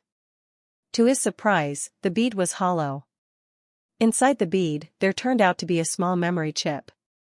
Hansen inserted the chip into his device, trying to figure out what was stored there. What he didn't expect was that there was a Shura's martial art recorded in the chip, which was called Bladestorm. The description said it was the top secret of a Shura aristocratic family. Can a human learn Shura's martial arts? Wondered Han Senator. After reviewing Bladestorm, he was convinced that he could learn it as long as his physical fitness level was high enough. Hansen started to try and practice Bladestorm and didn't encounter too much obstruction, which meant his physique had reached the prerequisite of Bladestorm. Bladestorm sounded like weapon skills, but it could also be used without any weapon. The key was to fully explore the potentials of one's body in order to launch swift and powerful strikes. If one became skilled in Bladestorm, one could launch those strikes with any part of one's body.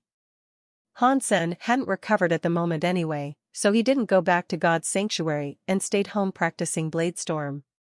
Lin Beifeng was the only one who called daily to check when he would go back to Steel Armor Shelter and start to hunt. Qin Xian thought he was just hiding from Son of Heaven, so she didn't call. Hansen checked his ringing comm link and it was Lin Beifeng again. He hesitated before picking up. Sen, how come you are still not in God's sanctuary? I've been waiting for you, lamented Lin Beifeng. Hansen didn't even turn the video chat on because he was depressed enough just by listening to Lin's voice. I will not hide from you. The truth is that I am recently preparing for a big campaign, Hansen said mysteriously. What kind of campaign do you have in mind? Count me in, said Lin Beifeng eagerly. I won't disclose the details now, but at least we'll be able to hunt mutant creatures. Hansen was telling the truth. He was planning to go into Dark Swamp as soon as he recovered. He couldn't guarantee sacred blood creatures, but there would surely be mutant creatures. Sen, you must count me in, said Lin Beifeng hurriedly. I'm working with others on this, so the team members are fixed and I cannot add anyone in. Hansen kept Lin Beifeng in suspense before he continued. But I'm short of money recently, and if you can provide me with some Z-Steel arrows with 5% Z-Steel, I will send you part of my share of the praise, and it won't be less than an entire mutant creature. Excellent. I'll send you those arrows right now, replied Lin Beifeng without demur. Hang on. I'm busy at the moment. Just have the arrows ready and I'll contact you when I'm ready, said Hansen. It's a deal then. Don't eat your own words, Lin Beifeng still felt insecure. You can rest assured that you will get your share. Hansen had been concerned where he could get some nice arrows. Now that Lin Beifeng was willing to sponsor him, he was all set. It was mutually beneficial as well. He would give Lin some mutant creature meat when he came back. In the worst-case scenario, if he couldn't hunt anything, he could still evolve any creature into a mutant one using the black crystal in a few days and pay Lin with that. Hansen rested at home for a dozen days before he fully recovered. While he was resting, he did nothing other than practicing Jadeskin and Bladestorm. Eventually, he could start to use Bladestorm. Before Hansen teleported to God's sanctuary, Qin Xian called to ask him to go to the teleport station. When Hansen came to station, Yang Monli gave him a cold stare and brought him to the office of Qin Xian. Qin Xian was taking care of some business when he came in, so Hansen had to sit aside and wait. After dealing with everything on hand, Qin Xian looked at Hansen and said, I plan to recommend you to Blackhawk Military Academy. Recommend me to Blackhawk Military Academy? Hansen wasn't sure what she meant, as one could apply to military schools oneself and take the exam, no recommendation needed. Qin Xian knew what he was thinking and went on, Blackhawk Military Academy has special quotas every year for those specialized in archery. But even the specially recruited students must pass the entrance exam and fulfill certain requirements. You are good at archery, so it's all right if you are lacking in fitness. That's why I plan to recommend you. Entering military school at an early stage and going through formal training will do you good. Hansen was wondering what to say to decline Qin Xian. On the one hand, he wasn't really interested in going to military schools. On the other hand, he had to leave Planet Roca if he was admitted to Blackhawk. And he couldn't leave his mother and sister behind. But Hansen found Qin Xian was very enthusiastic to get him into a military school. If he didn't give her a reasonable explanation, she probably wouldn't let go of the matter. Also she meant well, so Hansen also felt obliged to give her an explanation. Station Master, you are too kind, but I already have an ideal military school in mind and I'm afraid I have to let you down, Hansen frowned. Oh? Which military school do you have in mind? Asked Qin Xian, curiously, surprised by his sudden motivation. I want to apply to Roca Military School, replied Hansen, sticking out his chest. Qin Xian and Yang Monli both looked at him as if he were an idiot. Yang Monli said grimly, Blackhawk is in top 50 in the Alliance and you are comparing it to Roca Military School, which is not even among top 1,000. Qin Xian advised, Han Sen, you should really think about it. Roca Military School is no match to Blackhawk whether in faculty or facilities. You can't even practice operating warframes and warships in Roca Military School, and you won't have good coaches in martial arts. If you graduate from Roca Military School, you won't have a bright future in the army. Why would you want to do that? Han Sen smiled wryly. He could not tell Qin Xian that he would like to enter Roca Military School just because it was close to home. Yang Manli said, you are not qualified to be recommended by the station master, but she broke the rules for you because she saw something in you. You need to think carefully. Ready to reply her, Han Sen heard a knock on the door. Station master, your data analysis is ready. Great, send it over. Qin Xian turned on a smart device and a video was displayed. Han Sen took a look and was slightly surprised, as the video was his fight with the golden-horned Shura. It was not, however, the edited version, but Fang Mingchuan's original footage. A comprehensive data analysis was made and each movement of dollar and the Shura was accompanied with detailed real-time combat stats including the agility, punching speed, critical strike and damage. There was also the scene of the dead Shura in the end. When the display was over, Qin Xian asked Yang Manli, what do you think of dollar? Stupid, was Yang Manli's reply. Han Sen, who was secretly proud and ready for Yang Manli's compliments, almost choked on his own saliva. Please explain. Qin Xian did not seem to be surprised. Yang Manli said, dollar's strength and speed are very good. Although we do not know his exact fitness rating, he is definitely among the top in First God's Sanctuary when he shapeshifts. However, his strength and speed are still much weaker than the Shura. We could even estimate that he would have died 1,000,000 times if the Shura weren't badly injured already. Qin Xian nodded, agreeing with Yang Manli. Yang Manli continued, dollar's wings look like advanced flying beast soul. Judging from his speed, it's very likely a sacred blood beast soul. With such a flying beast soul, a fleet-footed shape-shifting beast soul, and great speed, he is the ideal archer. He should shoot arrows from afar instead of engaging himself in a stupid fist fight. Qin Xian smiled, you are right. But it was an emergency and it looked like dollar wasn't good at archery. He has never used bow and arrows before and has always been fighting head-on, the complete opposite of this one. Yang Manli knew Qin Xian was referring to Han Sen and said, if dollar can become an archer, he will be the best archer in First God's Sanctuary. His moving and flying speed will help him maintain his distance from the enemy, and his strength will allow him to shoot fast and powerful arrows. That's why he would be perfect. Yang Manli did not mention Han Sen at all. Apparently, she doesn't think Han Sen could even be compared to dollar.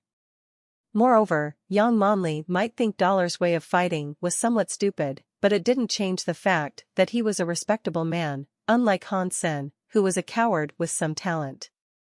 Qin Xian sighed, unfortunately, there was a blackout in the area because of the damage caused by the Shura aircraft, so we didn't get anything that can reveal the identity of dollar. Although we have dollar's blood sample, everyone's genes are changing rapidly these days as they gain geno points. So, by comparing the DNA in the sample and in our database, it's almost impossible to find out who he is. He has appeared on planet Roca twice. Maybe it's not a coincidence, Yang Manli thought about it and suggested.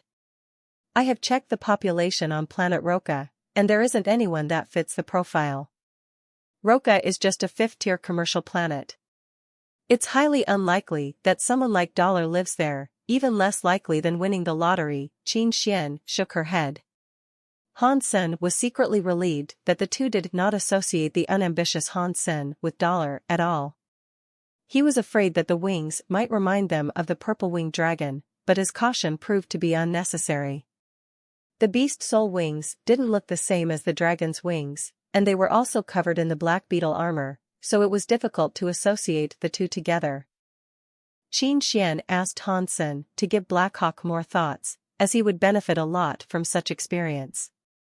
Han Sen left Qin Xian's office, thinking to himself, Qin Xian is really kind, but how can I leave mother and Yen now? Before I turn 20 when I have to serve, I need to constantly go home and take care of them. In the meantime I must earn enough money so that when I'm off to the army, they could live a good life without care. After he got home, Hansen contacted Lin Beifeng and asked him to send the Z-Steel arrows over. He wanted to go to Dark Swamp as soon as tomorrow. After all, improving his own physique was his priority. Yang Monli was right about the fact that the beast souls he owned now would make him a great archer. And right now, what he lacked most was a good beast soul arrow. Sen, I have 10 sniper arrows with 5% Z-Steel. Please take them. Lin Beifeng put a box of 10 sniper arrows in front of Hansen. I'll take 2 and I'll give them back to you if I'm able to retrieve them, Hansen said. Take them all.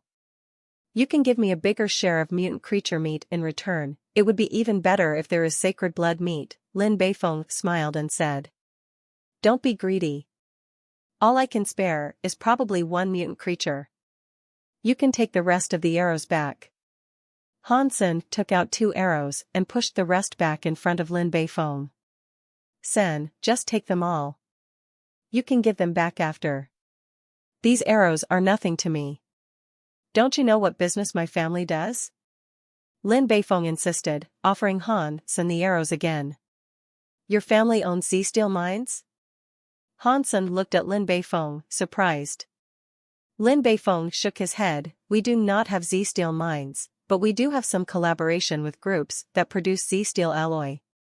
We have a mine of a rare mineral, which is a must to increase the percentage of Z-Steel to 7 or above. This mineral is very expensive and those groups are always in demand of it, so they sell me Z-Steel weapons at production cost. These didn't cost me much, and feel free to let me know if you need anything in the future. You rock. Hansen gave Lin a thumbs up.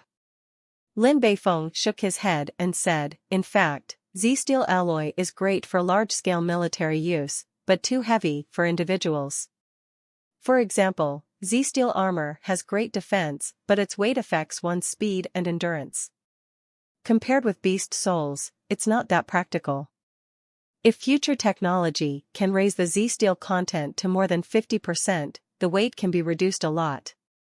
Sen, would you talk to your friends and let me join you? I could provide them with Z-Steel supplies, Lin Beifeng asked. Unfortunately, there's nothing I can do, Hansen smiled at Lin Beifeng. In fact, you are so rich that you can set up your own team and march into the mountains. Mutant creatures would be easy to come by then. Lin Beifeng smiled wryly. I have tried, but it is not as easy in steel armor shelter as in my previous shelter. Qin Xian's military force is stable and no one could challenge that. Those who can be bought with money are in Son of Heaven's gang already. Although I am rich, I don't dare to provoke a monster like Starry Group. The rest of talents are all controlled by Fist Guy. So, there is no talented freelancer at all. I basically have nowhere to spend my money. Hansen nodded. He also felt deeply about this. When he was isolated by both Son of Heaven and Qin Xian, he almost had no way to survive in steel armor shelter. Hansen teleported into steel armor shelter and sneaked out in the middle of the night, so that Son of Heaven's gang wouldn't notice him. Carrying his supplies, Hansen picked up the path less trodden and marched toward Dark Swamp. Others saw the swamp as hell, but it was paradise to Hansen, who had the beast soul of Purple-Winged Dragon. Without any surprise or risk on the way, Hansen successfully entered Dark Swamp. He saw no one near the swamp, let alone in the swamp. Hansen took no risk and found a spot with absolutely nobody there before he summoned the Black Beetle and Purple-Winged Dragon Beast Soul. Wearing his purple wings and golden armor, Hansen checked his equipment again and flew toward Dark Swamp. The environment of Dark Swamp was similar to the poster's description. There were indeed very few flying creatures. Occasionally he saw a few carrion birds, for which he didn't even use arrows. If any bird dared to get close, he would cut them into 2 halves with the Shura katana. There were many poisonous beasts and insects in the swamp. Having flown less than a day, Hansen saw a mutant creature. It was a scary-looking 3-footed toad the size of a truck crouching in the mud, covered in lumps and exuding green gas. Hansen was not interested in it at all. Even if he killed this thing, it was too huge for him to carry its meat out.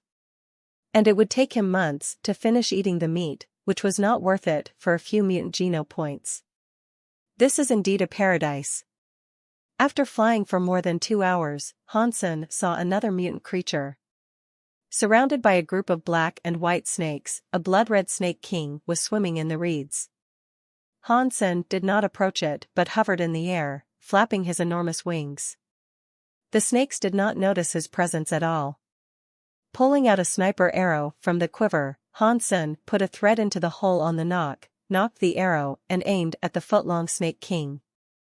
Suddenly, Hansen narrowed his eyes and the sniper arrow flew across like a lightning bolt. The blood-red snake king was just opening its mouth, about to swallow a mouse-like creature. Just when it opened its mouth, a black shadow disappeared there and went into its stomach, piercing its belly. The snake king suddenly twisted its body in agony, hissing desperately. The black and white snakes surrounding it all went crazy, but could not find where the enemy was.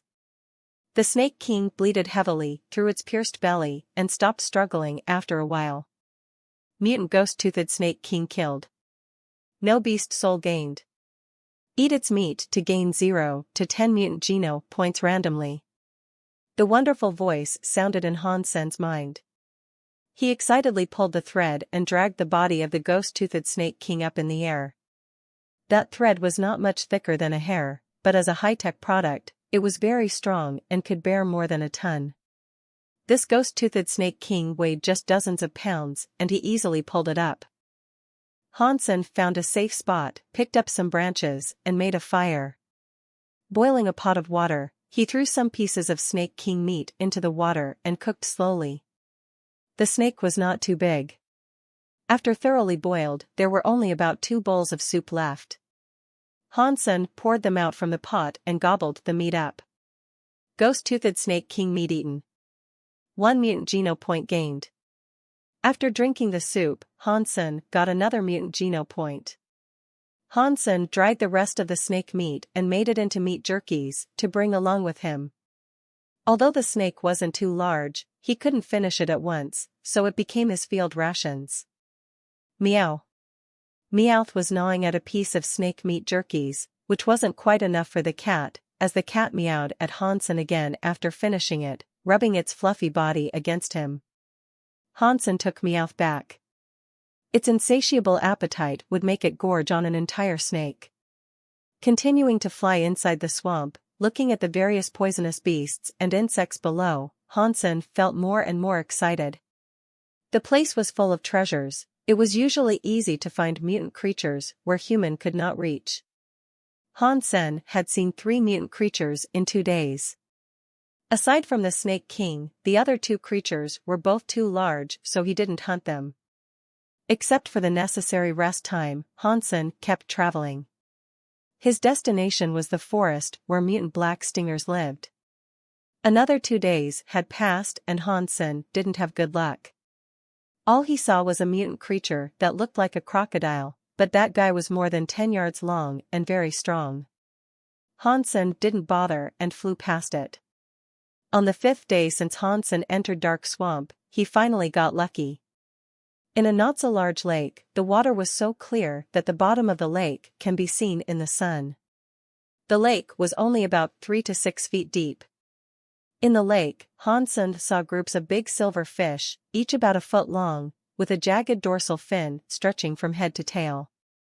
And among the groups of silver fish, there were occasionally 1 or 2 golden fish of the same size, flashing their golden scales in the sun. Hansen was so excited that he almost jumped up. There were 7 or 8 golden fish in the lake and they were all mutant creatures. Haha, Dark Swamp is truly my paradise. Hansen took Doomsday off his back, knocked a sniper arrow, and shot it at a golden fish in the water. The sniper arrow was shot into the water on the back of the golden fish. With a clank, the arrow slipped aside, leaving only a white mark on the golden scale, which wasn't even pierced. Hansen quickly pulled the sniper arrow back with the thread he attached to it.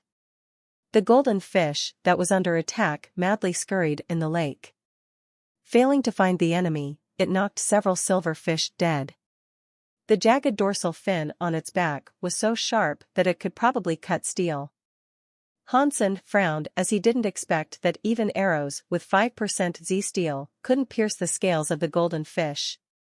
Considering the size of the golden fish, Hansen could certainly eat an entire fish per day. With so many fish here, it was the perfect opportunity to increase his mutant geno points.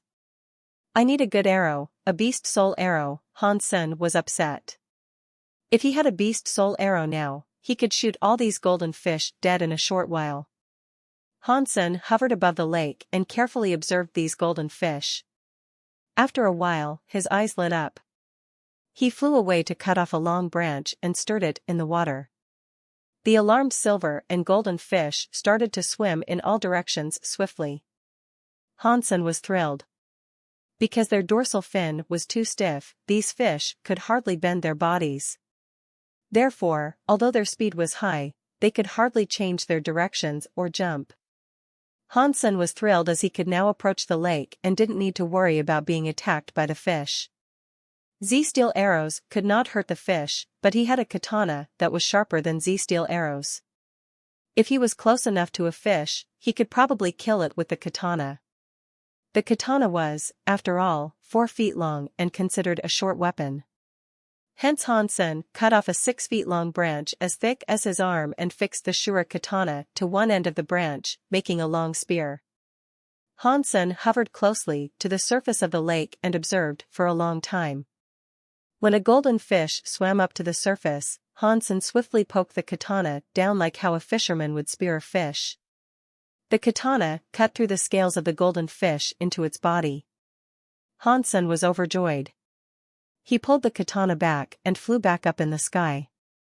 After all, the katana was fixed on a branch. If he continued to fight with the golden fish, the brittle branch might break and he didn't want the katana to fall into the lake. The injured golden fish scurried madly in the water, hurting numerous silver fish in its way. Soon, it lost its strength and floated to the surface upside down. Mutant sawfish killed. No beast soul gained. Eat its meat to gain 0 to 10 mutant geno points randomly. Hansen took out the dead fish and was so happy that he almost moaned out loud. He decided to strike while the iron is hot and used the same method to hunt 3 more mutant sawfish before the sun went down. Haha, 4 mutant creatures in one day. This is my blessed land. Hansen found a safe place by the lake and cut off all the meat from the mutant sawfish. He cooked some and used salt to preserve the rest. Mutant sawfish meat eaten. 1 mutant geno point gained. Mutant sawfish meat eaten. 1 mutant geno point gained. Delicious fish in his mouth and wonderful news in his ear, Hansen felt over the moon. Meow. Meowth was circling around the fire rapidly. In the fire, there were pieces of jelly-like sawfish meat.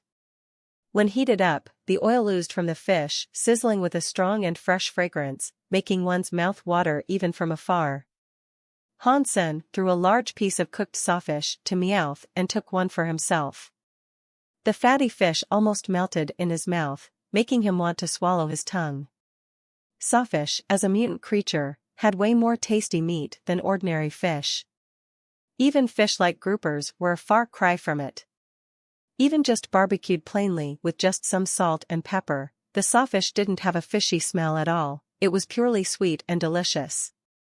If this could be brought outside God's sanctuary, it would probably become the king of all fish.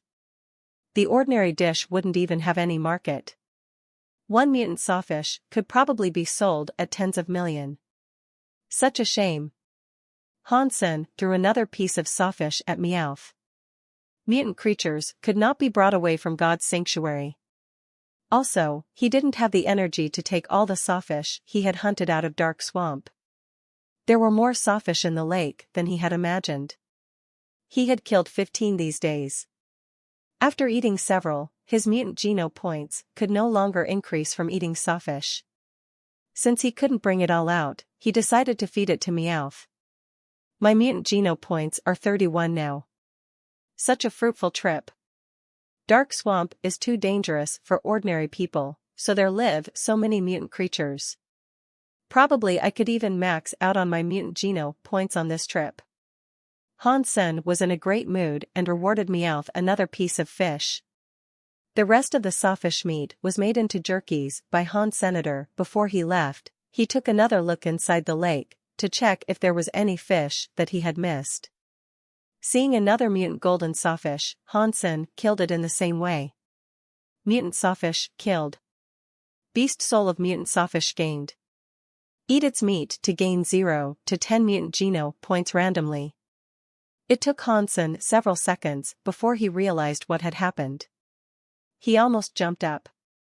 It had been a long time since he had gained any beast soul, and he suddenly gained one now. A mutant one. Han Sen could not wait to see which type the sawfish beast soul was. If it was an arrow, he would be so satisfied. Type of mutant sawfish beast soul, spear. Han Sen was slightly disappointed, but overall excited. Although it was not a beast soul arrow, spear was still a popular type of weapon, especially a mutant beast soul spear. Summoning the mutant sawfish beast soul, Han Sen suddenly had a gold spear in his hands. The spearhead was an inch long with sharpened cutting edge on both sides. The spear was frightening even by its look. Han Sen wielded the spear and felt that it was heavy but easy to use. The sharp spearhead had cut down a thick tree with just a casual slash, as if he were cutting tofu. Whoever pisses me off in the future will have to deal with this spear. Han Sen tried the spear for a while, and didn't put it away until he had sweat on his forehead. A mutant beast soul weapon had already made his trip to Dark Swamp a success.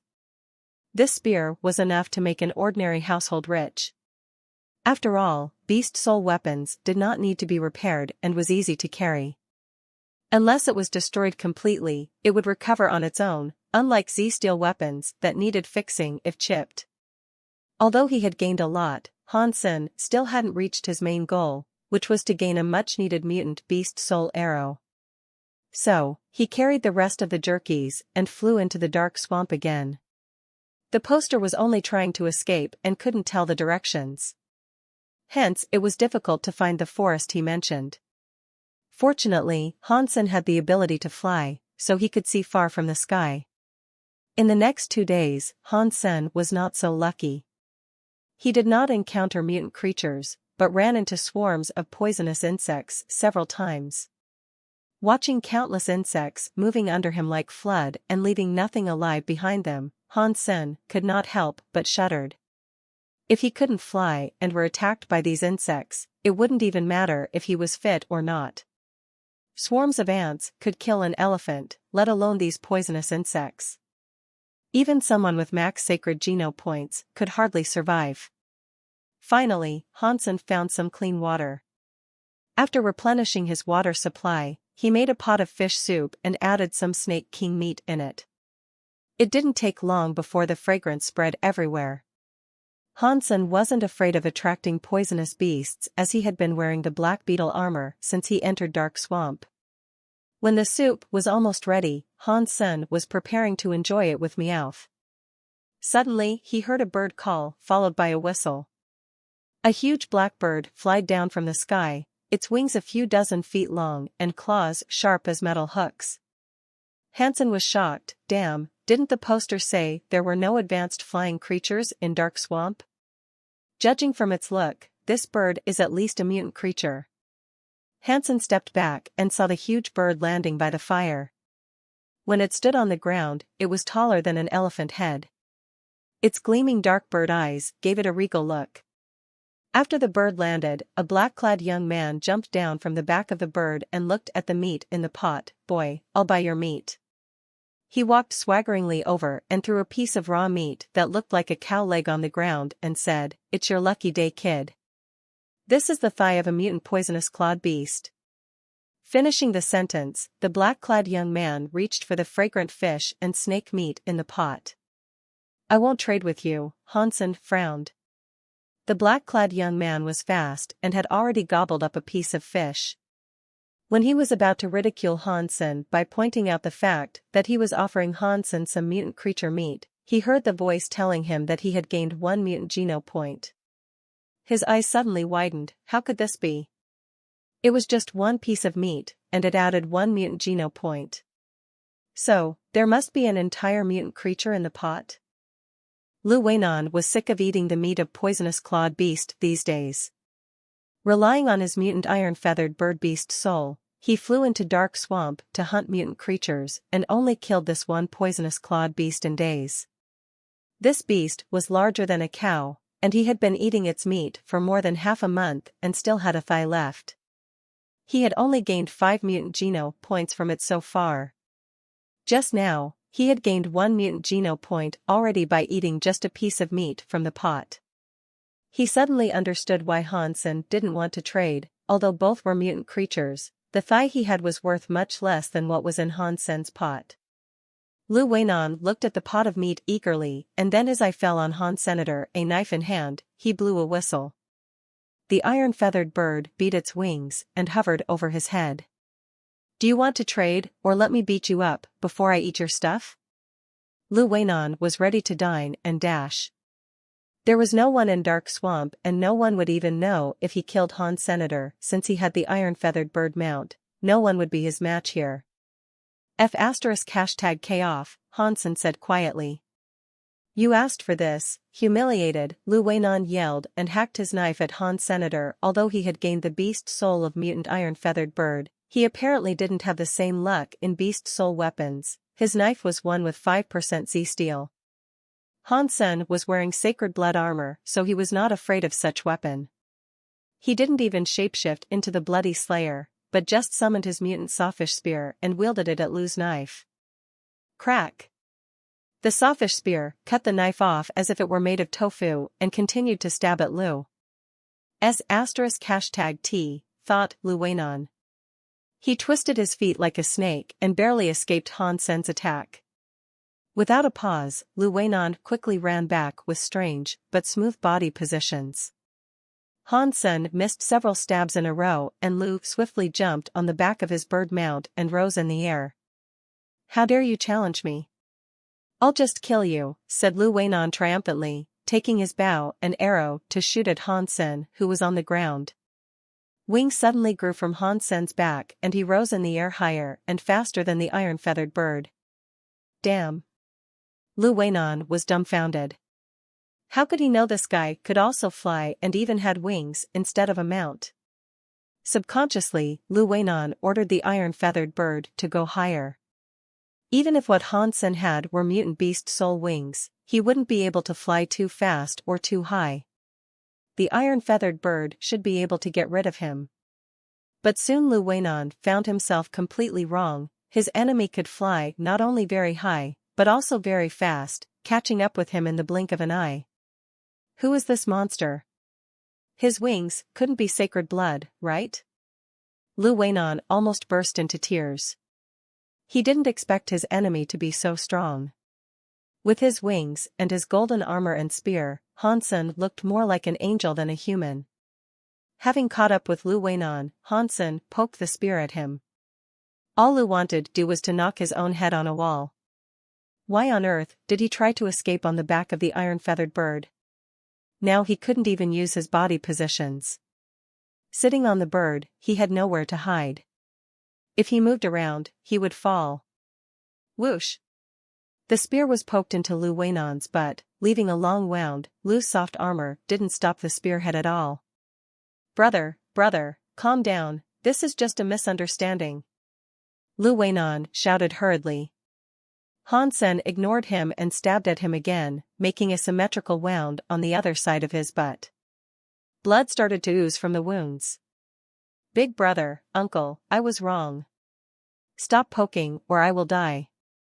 I surrender, Lu Weinan screamed while begging for mercy. Hansen ignored him and kept poking. Lu Weinan saw the horrifying and shining gold spear and cried, Big brother, please slow down. We are both men. It will do you no good if you kill me. You see, I have a flying mount, which will be of some use to you if you need me to run some errands for you. Ouch. Lu Weinan was stabbed again and his face had turned pale. He was bleeding too much and he would die before long. He looked down at himself and saw he was wearing black all over. Lu reached into his clothes and ripped off his white underwear stained with blood. Waving his underwear in one hand, he cried, "Big brother, don't poke. I surrender. We can have a discussion. Isn't it true that we have a policy in the Alliance to offer good treatment to the captives?" Han Sen was silent all the time. Lu Weinan thought Han Sen couldn't hear him because the wind was too loud and flying. That's why he thought of the universal way of surrender, to wave a white flag. Han Sen saw Lu Weinan waving his ripped underwear and almost laughed out loud. "Fly back," he held his laughter back and ordered. Lu Weinan was suddenly overjoyed, and quickly ordered the mutant iron-feathered bird to go back where he met Han Sen. When they were back to the place where the fire was made, the pot of meat was still there.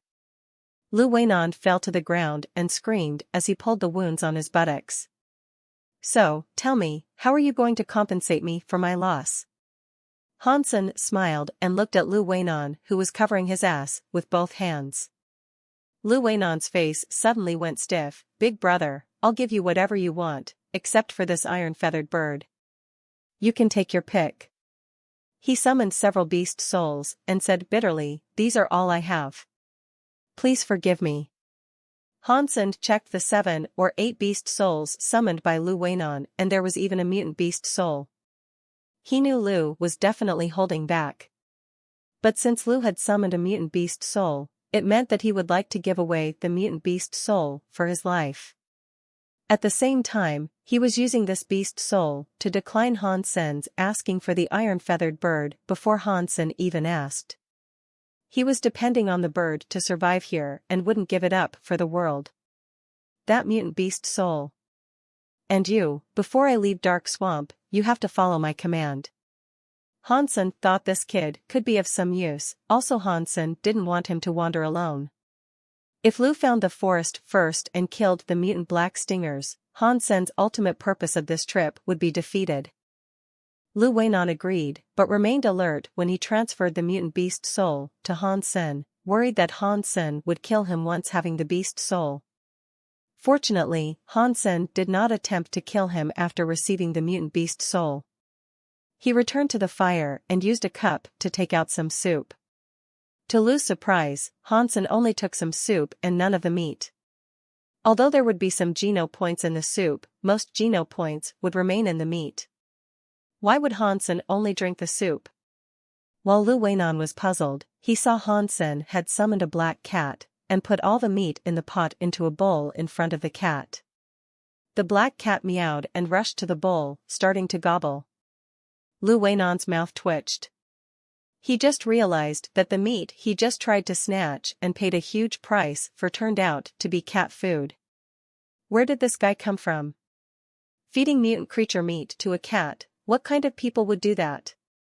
Lu Weinan now really wanted to bang his own head on the wall. He just risked his life fighting for cat food. Thinking of the cat, he was shocked. Among all the beast souls known to men, only a beast soul pet needed to be fed, while mounts and other types didn't. Han Sen's cat was of course not an ordinary animal. It must be a beast soul pet. Now not many could keep a beast soul pet. A beast soul pet didn't have any ability to fight in the beginning and had to be fed the meat of different creatures to grow. When it had grown to a certain stage, it would transform once, and after the transformation it would have fighting ability. But it took too much creature meat for a beast soul pet to grow until its transformation. There were people who tried to feed ordinary and primitive beast soul pets, but their fighting ability wasn't strong after the transformation. As for mutant beast soul pets, almost no one would try to feed them, as they would need a lot of mutant creature meat to transform, the amount of which was enough to make several individuals reach max mutant Geno points. Who would feed that to a pet? Thinking of this, Lu Weinan thought Han Sen was an impressive person indeed. He thought to himself, this is someone who could afford feeding a mutant beast soul pet. He must be the successor to some powerful family to have received such attention and training. Big brother, what's your name? Lu Weinan asked with a smile, wanting to find out about Han Sen's background. You do not know me? Han Sen was somewhat surprised to hear the question. He felt odd as Lu Weinan didn't find out from his armor that he was Dollar. Even after seeing his wings, Lu still didn't recognize him, which meant Lu really didn't know about Dollar. We have seen each other before? Lu Weinan looked at Han Sen puzzled, misunderstanding Han Sen's reply. No. Han Sen continued to drink his soup. Lu Weinan suddenly understood that Han Sen was saying that he should have recognized Han Sen, which meant Han Sen was someone famous, which convinced Lu that Han Sen was from a prominent family, or else he wouldn't have made such an arrogant remark. Lu suddenly looked at Han Sen more eagerly. Han Sen just thought that Dollar was so viral on the Skynet, so most people should have heard of him. When did you come to Dark Swamp? Han Sen looked at Lu Weinan and asked. Lu Weinan became very enthusiastic and told Han Sen everything he knew. Han Sen finally knew why Lu Weinan had not heard about Dollar. This young man had never teleported back since he entered God's sanctuary a year ago.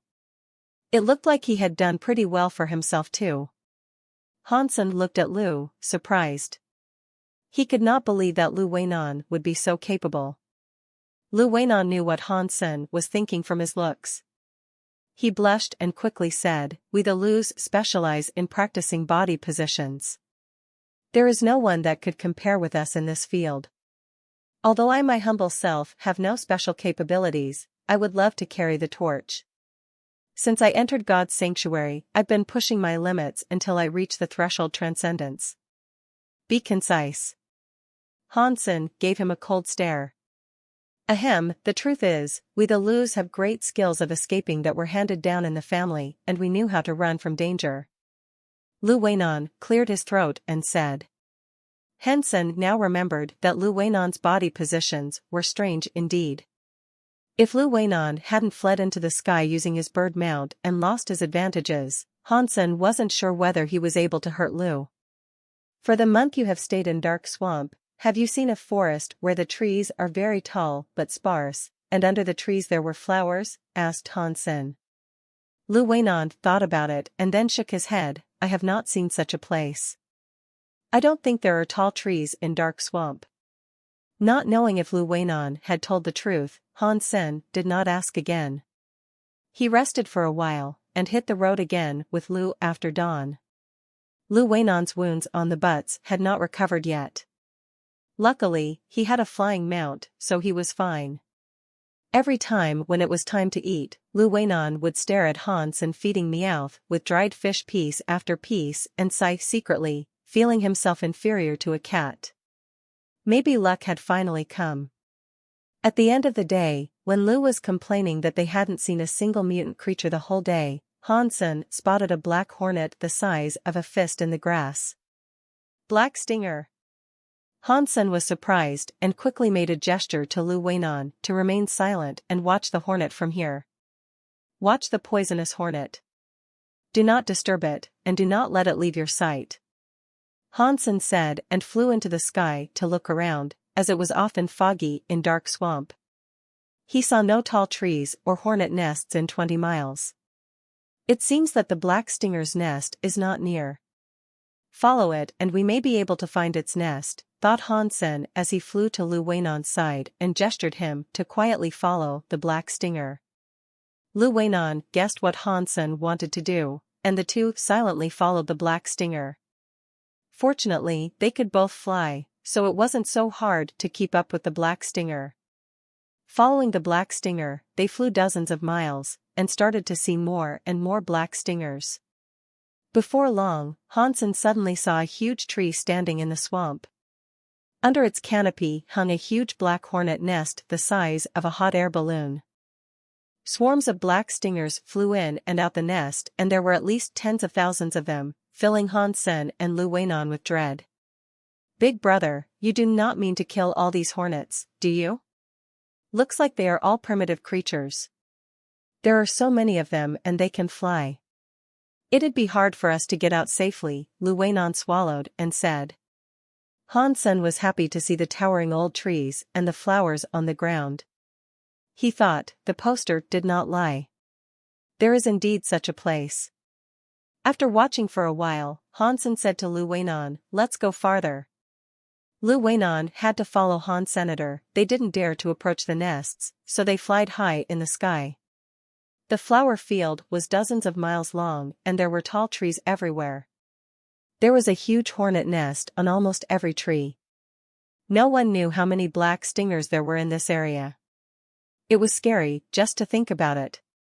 Soon after, Han Sen saw a giant tree that was more than twice as tall as the others. The hornet nest on this giant tree was the size of a castle, and there were scarlet black stingers the size of a pigeon flying in and out from time to time. Lu Weinan looked at the nest eagerly and said, are those scarlet hornets all mutant creatures? How many of them must there be? Han Sen was also a bit dumbfounded. The poster said he had seen one. Although Han Sen had guessed there should be more than one, he didn't predict that there would be a whole nest of them.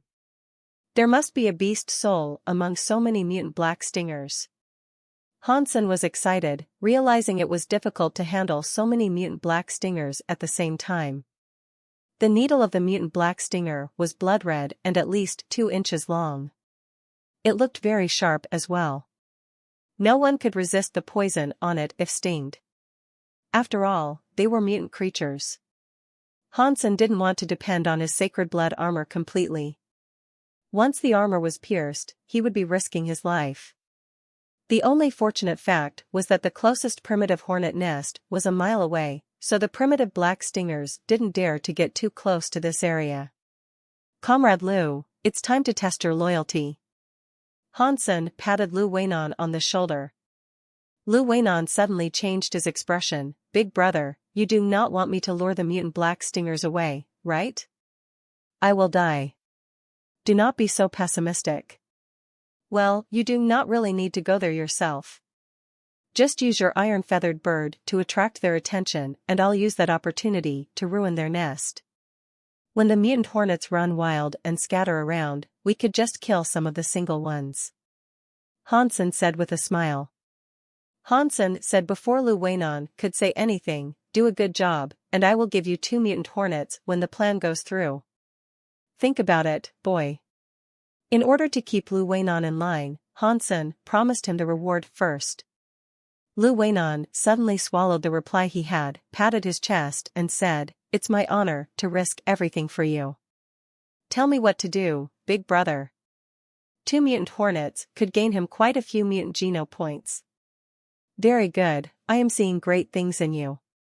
You are responsible for directing your iron-feathered bird to poke at the nest and attract most hornets away. But don't let the bird fly too high. If the hornets couldn't follow, they would return to the nest. Try to keep them away as long as possible, and I'll take care of the rest, Han Sen said. Lu Weinan looked surprisedly at Han Sen. Even if I can get most of the hornets away from the nest, there are certainly some remaining inside. Are you gonna be fine walking over like this?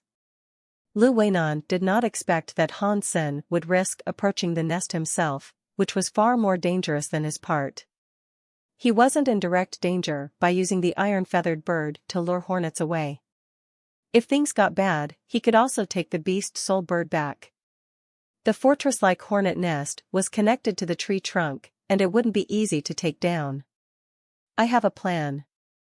Just buy me some time and do not let those hornets come back too fast, Han Sen said calmly. As long as the majority of mutant black stingers were lured away, he wasn't afraid of a dozen that might still be in the nest. Will do. Lu Weinan hid behind a boulder with Han Sen and commanded his iron-feathered bird to seize a large stone with its claws and flew above the nest. Bang! The iron-feathered bird dropped the stone at the nest and the 3-foot-long stone made a big hole in the nest. With a buzzing sound, mutant black stingers rushed out from the nest madly toward the iron-feathered bird like a scarlet cloud. Lu Weinan quickly commanded the iron-feathered bird to lead the mutant black stingers away. Han Sen was watching the nest closely all the time and saw almost no mutant black stingers around the nest. when the mutant black stingers were led dozens of yards away. Hansen suddenly summoned the beast souls of the purple-winged dragon and bloody slayer. With the mutant sophish spear in hand, he flew toward the nest, looking like a winged centaur warrior from the myth. Almost just in the blink of an eye, Hansen threw himself at the nest, breaking the nest badly. Swinging the spear into a storm, he tore the nest apart as if it were made of paper. Some mutant black stingers were trying to attack him, but were all killed with the spear in a short while. None could stop him. There was a mutant black stinger that approached him, and its sting didn't even pierce his armor, leaving only a small white mark on it. Lu Weinan was shocked. He knew Hansen was strong but didn't realize Hansen had such great shape-shifting beast soul. When the better half of the huge hornet nest had been destroyed by Hansen, a hornet twice the size of a mutant one flew out, its whole body transparent as red crystal. The moment this biggest hornet flew out, all the mutant hornets that were lured away by the bird all flew back to the nest, as if they could feel something. Be careful. The hornets are all back. That may be their queen. Lu Weinan roared. Lu Weinan's heart was trembling. The swarm was only about 600 feet from Han Senator. With the speed of the hornets, they could make it back in seconds. In addition, the queen hornet, which could be sacred blood, was eyeing Han Senator. His situation was critical.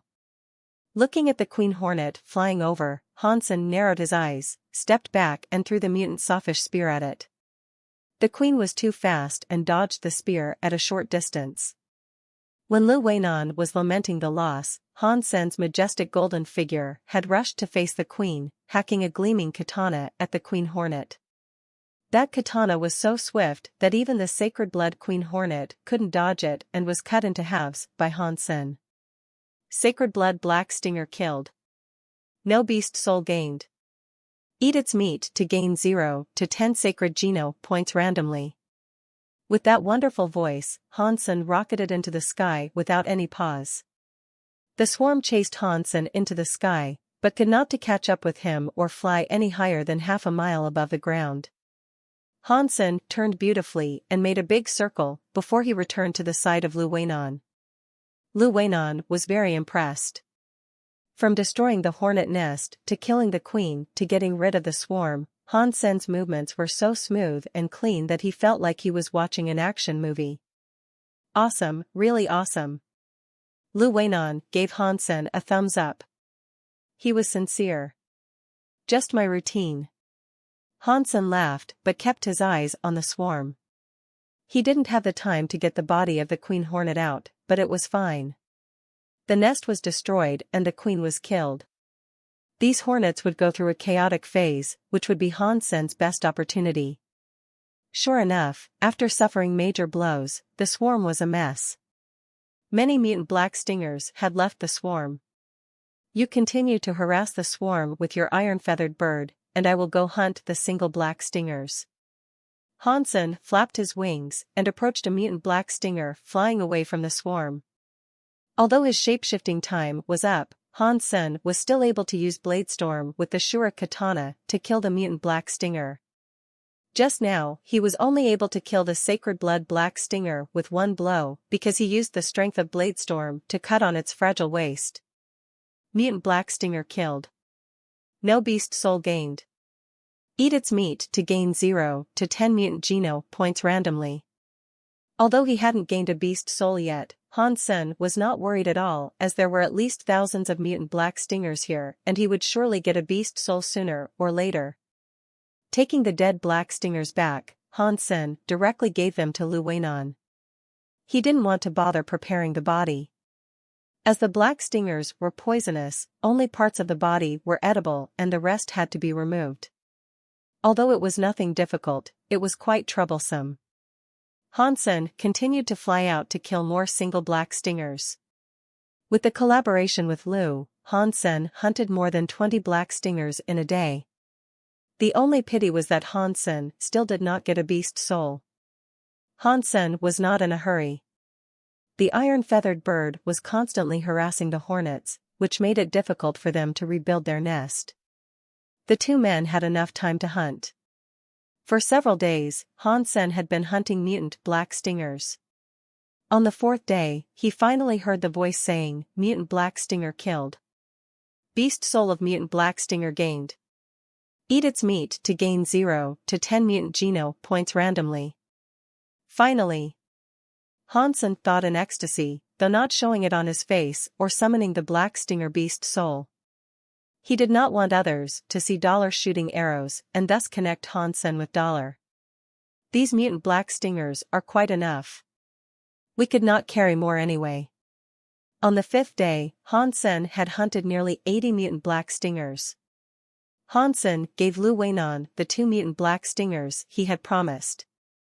Lu used the bird to lure the swarm away several times and had done a good job. Han Sen was quite satisfied. "Great." Lu Weinan nodded, regretting not having asked for more mutant black stingers. Han Sen had dozens of them and all he got was 2. But even so, it had been a great trip, much better than his own gain in Dark Swamp. "Use the iron-feathered bird to drive the hornets away one more time and I will go get the body of the queen," said Han Sen. Lu Weinan quickly nodded, and Han Sen retrieved the 2 parts of the queen hornet. Lu enviously watched Han Sen putting the body away. Not knowing if the queen hornet was sacred blood, he was still coveting it. Henson quickly prepared the queen hornet's meat, took out the poisonous and inedible parts and made a pot of broth. Eating it up, Han Sen heard the voice 4 times. "Sacred blood black stinger meat eaten. 1 sacred geno point gained. Sacred blood black stinger meat eaten. 1 sacred geno point gained." The queen black stinger had contributed 4 more sacred geno points. "This is the end of our collaboration. You take care." Han Sen took his own mutant black stingers and got up to leave.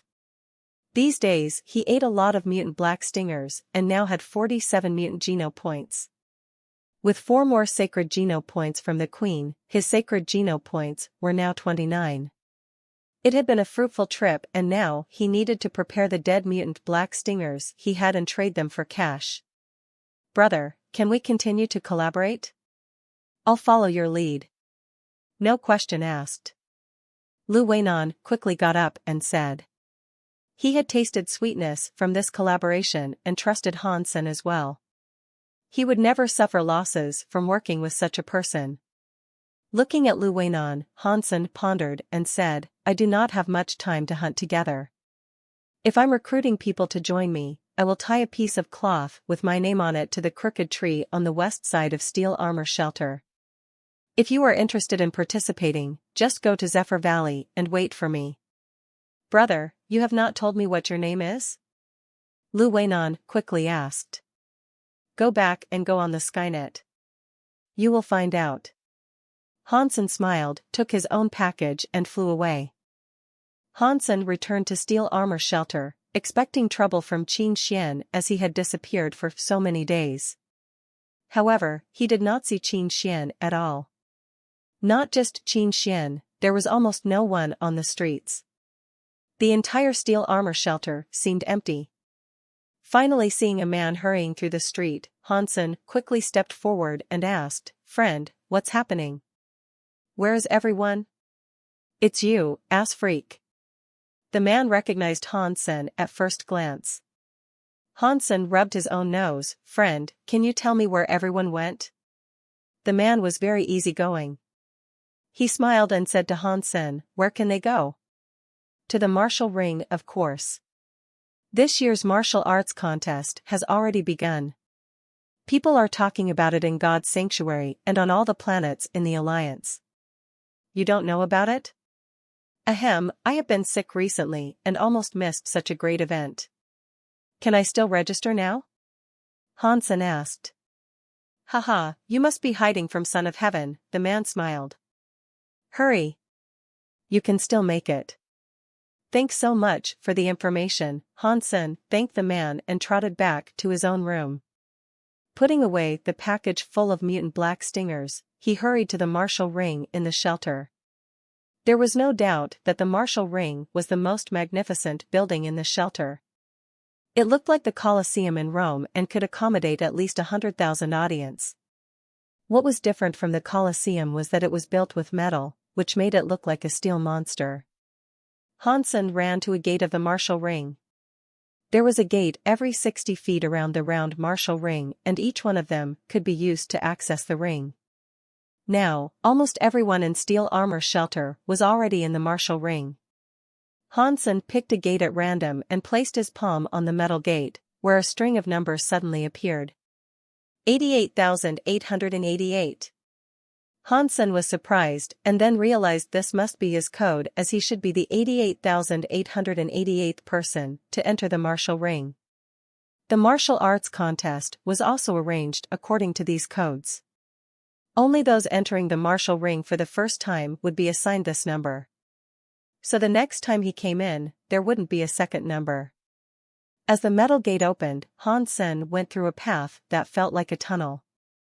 When he came out, he was in a venue larger than where the Olympics were hosted. The stands were full of people. Above the ring floated a huge crystal stele full of groups of codes. There were 100 codes in each group, which meant these 100 people were arranged in the same match. Hansen had learned at school that the martial arts contest in each shelter operated automatically and humans couldn't interfere in it. The preliminary round was conducted in groups of 100 people, and only the last one who stayed on stage was qualified to go to the next round. This was indeed a strict selection. Since so many people had registered, the match had only come to group 50-something on the third day of the preliminary round, so Hansen probably wouldn't have to do anything until tomorrow. Hansen looked around, searching for Qin Xian and others. Before he could find Qin Xian, he ran into Son of Heaven's gang. "Don't let me see you in my group, or you will be dead." Luo Tianyang stared at Hansen coldly. The last time they met, he was frightened by Hansen, which was a disgrace to him. Son of Heaven also looked at Hansen gloomily. Although he did not say it, Hansen knew from his look that he would try to kill Hansen at all costs if they were in the same match. "I'm afraid I have to let you down. I do not intend to participate in the martial arts contest," Hansen shrugged and said. Hansen will certainly participate, but in Dollar's name, so that he could show his real strength. "You are unworthy to be called a man. Shame on you," Luo Tianyang said contemptuously, setting the whole gang in an uproar. Son of Heaven ignored Hansen and walked past him. While he was walking, he smiled and said, "Qin Xian, you have improved again. It seems that this year you will still be the champion. You are flattering me. Don't forget that Dollar is also in steel armor shelter," Qin Xian said casually. Hansen turned and saw Qin Xian, Yang Manli, and other major members of the steel armor gang. Yang Manli was frowning at him. After talking to Qin Xian, Son of Heaven led his gang away. Qin Xian gave Hansen a look, while Yang Manli said coldly, "Originally I thought you were just timid, but I did not expect you to be such a coward. You don't have a man's dignity and backbone." After she finished, Yang Manli went away with Qin Xian without looking back. When Lu Hongtao passed by Hansen, he patted Hansen on the shoulder and smiled. "Hansen, you did the right thing. A man can take temporary setbacks. Step back to enjoy a better view, right? There is no need risking your life." But anyone could see Lu Hongtao's disdain and contempt. It was all written in his face. Other members of Steel Armor Gang were also somewhat disgusted by Han Senator. Those who were able to enter the core of Steel Armor Gang were either military school students or recently enlisted soldiers. They certainly despised such cowardice. Hansen did not explain anything. Everyone thought he didn't want to participate because he was afraid of Luo Tianyang, which worked in his favor. No one would then question why he did not participate or why he wasn't there when Dollar appeared. "I do not care how others see me. The most important thing is that my family and I can have a stable life," Hansen thought to himself. Starry Group was so powerful that he didn't have the resources to counter them at the moment. If Son of Heaven knew he was Dollar now and tried to harm him in the alliance, even he wasn't afraid, what would happen to his mother and sister? "I need to be more powerful." Hansen came out of the martial ring, looking down. There was no point of staying as it wouldn't be his turn today anyway. After he teleported to the teleport station on planet Roka, Qin Xian stopped him there and called him to her office. You are afraid of Son of Heaven? Qin Xian stared at him, her eyes were like daggers that could pierce his thoughts. Yes. Hansen nodded, he had to be afraid. Hearing Hansen's answer, Qin Xian didn't show disappointment but continued to ask, because of your family? Surprised, Hansen looked to Qin Xian. She smiled and said, listen to me, go apply to Blackhawk. If you could be admitted, I guarantee that Son of Heaven would not dare to touch your family. How can you guarantee that? Hansen stared at her. Every time we fought, I recorded and observed your combat data. I could tell you for sure that you have the talent to be a great sniper or archer. Your timing and prediction of your opponent are outstanding, Qin Xian said. Hansen did not speak. These words of praise were not what he wanted to hear. In the army, in addition to being the station master, I am also responsible for organizing a special squad.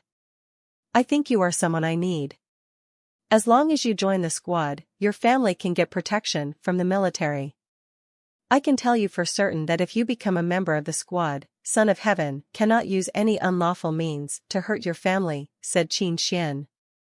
However, the prerequisite is that you have to be admitted to Blackhawk. Only then would I be able to nominate you to join the squad. Hansen did not answer Qin Xian immediately, but pondered for a moment. He looked at her and asked, is it possible for you to tell me the nature of this squad? No. Qin Xian answered without the slightest hesitation. Give me a little time. I need to think about it, Hansen said. Sure, I still have time. Think about it. Qin Xian smiled and seemed very confident.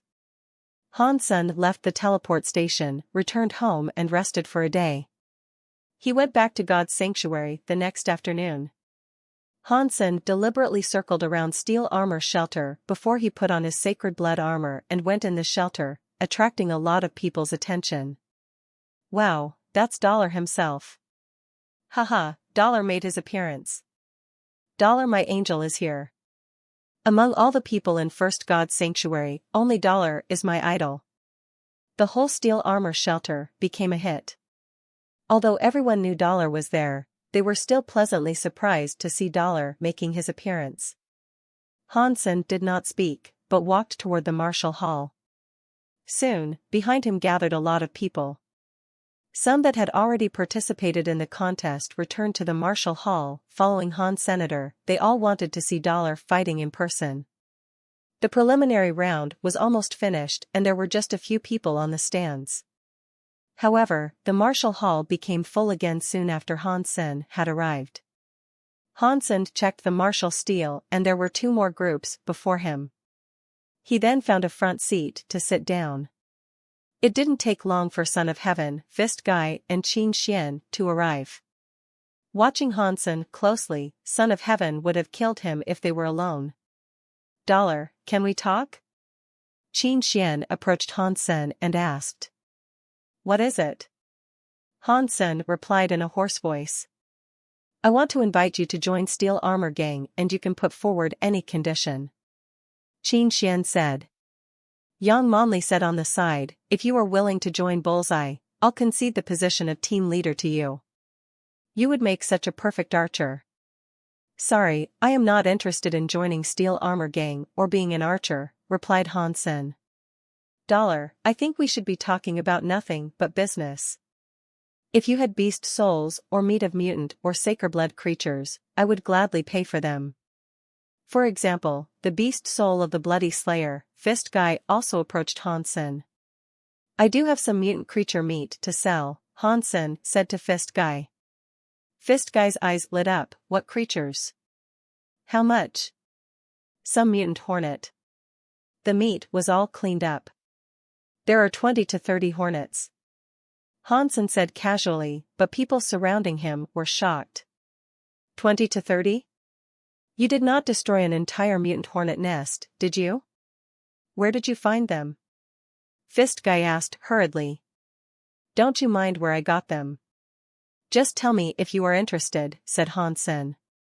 Yes, of course I'm interested. If you really have them, give me a quote and I'll take them all. Fist Guy quickly said. Fist Guy, what do you mean by taking them all? You think Qin Xian and I are dead? Son of Heaven scowled and said to Hansen, 1,000,000 each. I'll buy however many you have. 1,000,000? Son of Heaven, don't look down on others. I'll bid 1.2 million each, cried Fist Guy. Son of Heaven gave Fist Guy a stare, 1.5 million. Do you think you could keep up with me? Being rich does not mean you'd be willing to bid 1.6 million, replied Fist Guy, not to be outdone. Don't bid yet. I don't intend to sell these separately, nor will I trade them for money, Hansen said. Name your price. Although Son of Heaven wanted to kill Hansen right now, seeing a large amount of mutant creature meat of rare hornets, he would not let others beat him to it. I want to exchange these mutant creatures for an S-class license for St. Hall, Hansen said quietly. Hearing Hansen's words, both Son of Heaven and Fist Guy looked reluctant. St. Hall was a research institution of martial arts. Most of the popular hyper-geno arts were developed by St. Hall. St. Hall also sold some advanced hyper-geno arts, but there were restrictions on the purchase, especially for the most advanced S-class hyper-geno arts. Ordinary people were not eligible to purchase even if they had money. Hansen wanted to buy an advanced hyper-geno art for his mother and sister to practice, as he didn't dare to show jade skin to anyone before he knew where this hyper-geno art came from. Your price is too high. I'll buy all your mutant creatures at 2 million each. Plus I will let go of our previous grievances, said Son of Heaven, staring at Hansen. Sorry, I want nothing but the S-class license for St. Hall. You can think about it. Hansen rose and walked onto the stage. It was his group's turn.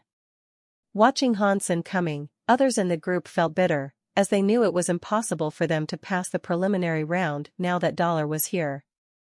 Do not be afraid, Dollar is on his own and we can join forces to get rid of him first, a young man geared up and said. Exactly, let's get rid of the little angel first. Someone looked at Hansen greedily, as if he were looking at a naked woman. Haha, Dollar. I am a big fan, so I'll try to be gentle with you. Dollar, do not run, take my punch. Suddenly, nearly 100 people on the stage all threw themselves at Hansen while yelling frantically. *T. What the heck? Shouldn't my fans be protecting me rather than beating me up? Thought Hansen bitterly. Although these people looked menacing, they weren't using any weapon. No one was trying to get involved in a desperate fight with Hansen. Basically, the stronger persons had all registered relatively early. Those who had waited until this time to register were most likely relatively weak or new to God's sanctuary. Hansen did not use any weapon either. Seeing the first person's fist almost in his face, Hansen moved slightly and dodged the blow. Using his hand as a knife, Hansen attacked back with Bladestorm. The man did not have time to react before he was cut on the back of his neck and fell directly to the ground. Hansen moved like the wind, flashing his hand knife. He could almost always get rid of an opponent with just one blow. Wherever he went, people were thrown off their feet, and it was like the scene after a tornado. The best thing about learning Ghost Hunt was that Hansen now knew the various aspects of the human body very well. Although he didn't use Ghost Hunt, he was still able to use Bladestorm appropriately so that no one got seriously hurt when they were defeated. Watching nearly 100 opponents knocked out by Hansen, many smiled and chose to quit after they got back on their feet. Dollar is out of this world. Dollar, my angel, you are so handsome. I want to bear your children, Dollar. On the stands, the audience was roaring in excitement. When the last opponent got off the stage, Hansen was pleased with himself while waving at the audience. He thought, it seems I also have the potential of being a star. Should I say, give me 10 more now? Never mind, what's 10 to me? I've already defeated 100. Hansen automatically got into the next round. Just when he walked out of the martial hall, he saw a few young girls running to him, offering him a pen. They asked in slightly trembling voices, "Dollar, can we have your signature?" Hansen paused as he didn't expect this. Fortunately, it took him only a second before he took the pen and said yes. But the next second, Hansen was embarrassed. These little girls only gave him a pen, but did not give him any kind of paper. Where should he sign? Where do I sign? Hansen asked in a hoarse voice. Dollar, can you please sign here? A plump girl stuck out her breasts, stretching out her blouse. Hansen was just a young man, and his nose almost bled from the view. Practicing jadeskin secretly, he calmed himself down and signed Dollar on the girl's tight outfit. Dollar. Dollar. Sign here. More and more girls squeezed over, scrambling. Some even stuck out their butts for him to sign. After signing for a few, Hansen turned around and saw himself surrounded by a crowd. A man nearly 6 feet tall raised an arm and flexed his muscles at Hansen, crying in a muffled voice, "Dollar, sign here please." Hansen finally got out of the martial hall, and was surprised to see Son of Heaven, Fist Guy and Qin Xian waiting for him there. Dollar, other than the license to purchase at S-Class section, would you consider other options? I can trade mutant beast souls and some money with you, Fist Guy said. Sorry, I won't consider anything else. Hansen said. Son of Heaven stood aside and did not speak.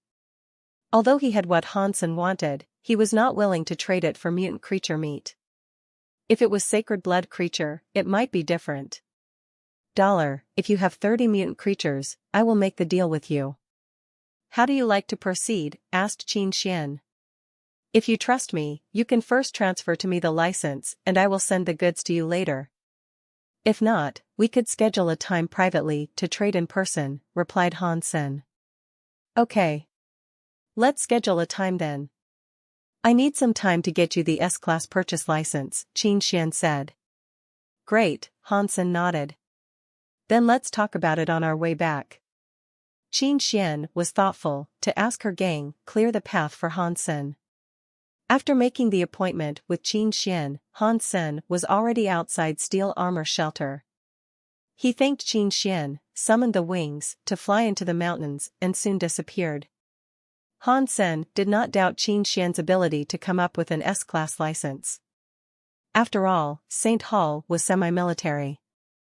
With her profound military background, it should be easy for her to get a license. After walking around in the mountains for a while, Hansen used his own identity to go back in the shelter. He went back to his room and repackaged the meat of 30 mutant black stingers in a bag, ready to trade with Qin Xian tomorrow. The rest of the black stinger meat was dried by Hansen. He did not plan to sell it as he will keep it for Meowth. The transaction was very smooth. Hansen got the S-Class license and teleported out of God's sanctuary. He wanted to buy an advanced hyper-geno art for his mother and sister to practice. Back home, Hansen logged in on the Skynet and entered the site of St. Hall. Using the S-Class license, Hansen entered the official online community of St. Hall, which was inaccessible to most. He then entered the most advanced section, S-Class section. There were many hyper-geno arts in the S-Class section. Although their content couldn't be browsed, there was a detailed description of each. Hansen carefully read the descriptions. Each license could only be used to purchase one hyper-geno art, so he had to think carefully. Mutant black stingers could only be sold this once, as the value would decrease if there were too many on the market. Even if Hansen hunted more mutant black stingers, no one would be willing to use an S-Class license to trade for them again. Just by reading the descriptions, Hansen was already feeling excited. Except for the ones that had high prerequisites and could only be practiced by those with Evolver or higher status, Hansen wanted every hyper-geno art listed in there. Unfortunately, one license could only be used to purchase one hyper-geno art. Hansen wanted to choose one that laid the foundation for better fitness for his sister. With such a hyper-geno art, Han Yan wouldn't be inferior to those posh school students. She would even be better than them, because even posh schools didn't offer such advanced hyper-geno arts to students. Finally, Hansen carefully selected and bought a hyper-geno art named Holy Angel. According to its description, this hyper-geno art would help improve all types of genes and had been tested for a long time.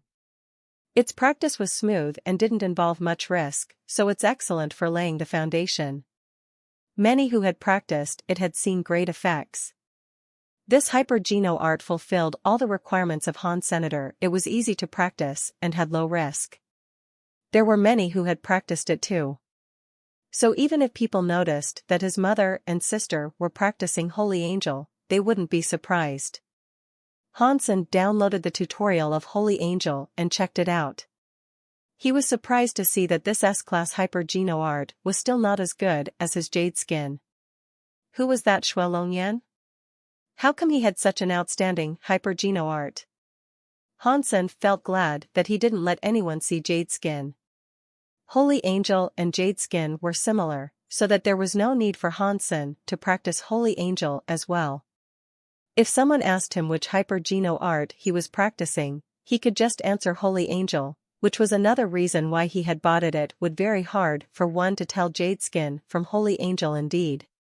Hansen put away the tutorial of Holy Angel and went to St. Paul to pick Han Yan up. He wanted her to come home to practice Holy Angel, so she would have to stop living on campus for a while. Han Yan's teacher was a 27-year-old woman in a professional suit. Under her knee-length skirt, the flesh-colored stockings really showed off her long legs. She had her hair pulled back and was wearing a pair of wire-rimmed glasses. Although she looked demure and full of mature women's charm, Hansen knew well that she was definitely already in second God's sanctuary, which was the minimum standard for teachers at St. Paul. "You are Han Yan's brother?" Chu Wanga slightly frowned at Hansen. "Yes, Ms. Chu, I want you to give Yan a few days off," Hansen said. Chu Wanga was displeased and said with some disgust, "Where are your parents? Why haven't they come? They are very busy. I have come of age and can be considered one of Yan's guardians." "You could tell me if you have something to say," Hansen said. Chu Wanga said bluntly, "What do your parents take education for? Do they think everything will simply work out if they spend the money and send their daughter to an expensive school? The school has started for quite a while now, yet your parents haven't been here or asked about her study once. Do they know what Han Yan needs?" "I'm so sorry, Ms. Chu. We have a lot going on in the family. It's our fault. Did anything happen to Yan?" Hansen asked worriedly. Shaking her head, Chu Wanga said with some bitterness, "Han Yan is fine. She is a talented girl and would do so much better if she could use advanced nutrient solutions and care. Now, she's only using an ordinary nutrient solution package and does not have a physician assigned to her, which has affected her grades. Since your parents have sent her to St. Paul, are they going to allow this to happen just to save some money? The families that could afford tuition of St. Paul must have tens or hundreds of millions in their accounts." Chu Wanga didn't realize that Hansen's family might be short of money. Hansen knew what she was saying. Nutrient solutions couldn't improve one's genes like the meat of creatures in God's sanctuary did, but it could offer all the nutrients needed by the human body. In this sense, it could also improve one's fitness, though not as greatly as the meat would. The more advanced the nutrient solution was, the more benefits it could bring to one's study and body. Hansen had used some when he was a kid, but as his family went down, he had to stop. A physician was someone responsible for conditioning a student's body. If there was any accident in the process of studying, the physician would timely condition the student's body and use scientific methods to keep the student always at his or her best. Both purchasing nutrient solutions and hiring a physician would cost a lot of money. The several million Hansen gave to Luo Sulan were just enough to send Han Yan to St. Paul, so the nutrient solution package they bought for her was the cheapest type, which only cost 100,000 per month. Hence, the result was not ideal. The physician and conditioning equipment Han Yan had been using were shared ones at school. Ms. Chu, you are right. We will buy Han Yan the premium nutrient solution package next month, and please assign a good physician to her as well, Hansen said. Fairly satisfied with Hansen's reply, she nodded and said, that's more like it. Although it costs more, Yan is an outstanding girl, so it would be a waste if you don't cultivate her well. Now what she uses is worse than all her classmates, but she still has good grades, which goes to prove her talent. Chu Wanga paused and said, if possible, think of a way to buy her an advanced hyper-geno art. The one provided here is too basic, so the result might not be limited. Okay, Ms. Chu, I will think of a way. Hansen now started to believe that Chu Wanga did think Han Yan was special. Encouraging Yan to practice advanced hyper-geno art wouldn't do the teacher any good, while she could probably earn a referral fee from recommending nutrient solutions and physicians. The most expensive nutrient solution package cost $1 million per month. A senior physician plus professional equipment would cost a few $100,000 per month. Hansen had no money before, but now he could earn a lot. Of course he would want the best for his sister. Chu Wanga put away her things and rose to feet. Let's go. Yan should be out of class soon. Let's pick her up and I'll give you a ride home. Hansen said no need, but Chu Wanga clearly saw him as a teenager. Han Yan was ecstatic to see Hansen, but she remembered to greet her teacher politely before she ran into her brother's arms. Holding Han Yan in his arms, Hansen followed Chu Wanga out of the school. At the school gate, he saw two familiar persons waving at them. One of the familiar faces was Fang Jingqi. Hansen had never seen him again since playing red hands with him and was surprised to see him here today. As for the other person, Hansen felt like having seen him somewhere, but the guy was in a high-collar windbreaker, a hat and a pair of oversized sunglasses, which made it difficult for Hansen to tell who he was. The man wearing sunglasses was waving at them, but Hansen soon found out that the man was not waving at him, but at Chu Wanga. As soon as Hansen and Chu Wanga were out of the school gate, Fang Jingqi and his friend came over. The man wearing sunglasses started to talk to Chu Wanga immediately. They seemed to know each other well. Fang Jingqi was reluctant to smile at Hansen. I did not expect to meet you here. Who is this beautiful little girl? This is my sister Han Yan, I came to pick her up. I'll let you guys talk, Hansen said. You did not come in an aircraft? Let me give you a ride, said Chu Wanga when she saw Hansen leaving for Maglev station with Han Yan in his arms. The man in sunglasses said reluctantly, since you all know each other, let's go to dinner together. I will not bother you. I have some errands to do, so I'll go back first. Ms. Chu, we will just use the train, Hansen said. No way, your parents are outrageous. Chu Wanga did not see Hansen as an adult. Indeed, he was just about 17 and was young and comely, which made him look more like a teenager than a man. You and Yan can come with us to eat first, and I will give you a ride home after. As a teacher, Chu Wanga was an authority figure, not taking no for an answer. Hansen, since Ms. Chu has put it this way, just join us for dinner. We are all friends, right? Fang Jingqi smiled and advised. It seemed that he suddenly had an idea. In fact, Hansen was not going to refuse as Chu Wanga had already picked Yan up and walked toward her aircraft. The man in sunglasses seemed a bit unhappy, but he did not dare to show it in front of Chu. Hansen and Han Yan were on Chu's aircraft, while the man in sunglasses was on Fang's aircraft. Just when he sat down, the man in sunglasses asked Fang Jingqi, Jingqi, who is that kid? Why did Wanga care about him so much? That kid is a boy toy liked by many women. Probably Wanga is into him as well, Fang Jingqi said with a straight face. Jingqi, Roka is basically your planet. You are just going to watch Wanga falling into his lap, said the man in sunglasses. Thinking about Hansen's look, he agreed that he had nicer skin than many girls and believed what Fang Jingqi told him. In fact, Han Sen just had nice skin because he was practicing jade skin. What can I do about it? They are both consensual adults, so I can't really beat the kid up for that. I am afraid that Wanga wouldn't let me either, Fang Jingqi shrugged and said. You are so weak, man. Just wait and see how I scare him off, without really hurting him. The man in sunglasses curled his lip and said. He took his sunglasses off and it chanced that he was Tang Jinliu, the fifth among the 10 chosen last year. Great, I'll see how you do it, Fang Jingqi said with suspicious sparkles in his eyes. He thought, brat, you've given me a lot of troubles these days. I'll let you suffer a bit to ease my anger. Han Sen is a formidable opponent and I'll see how you are scared off by him. Since Fang Jingqi suffered in Han Sen's hand last time, he had been afraid of Han Senator this time. However, he could use Han Sen to make Tang Jinliu suffer.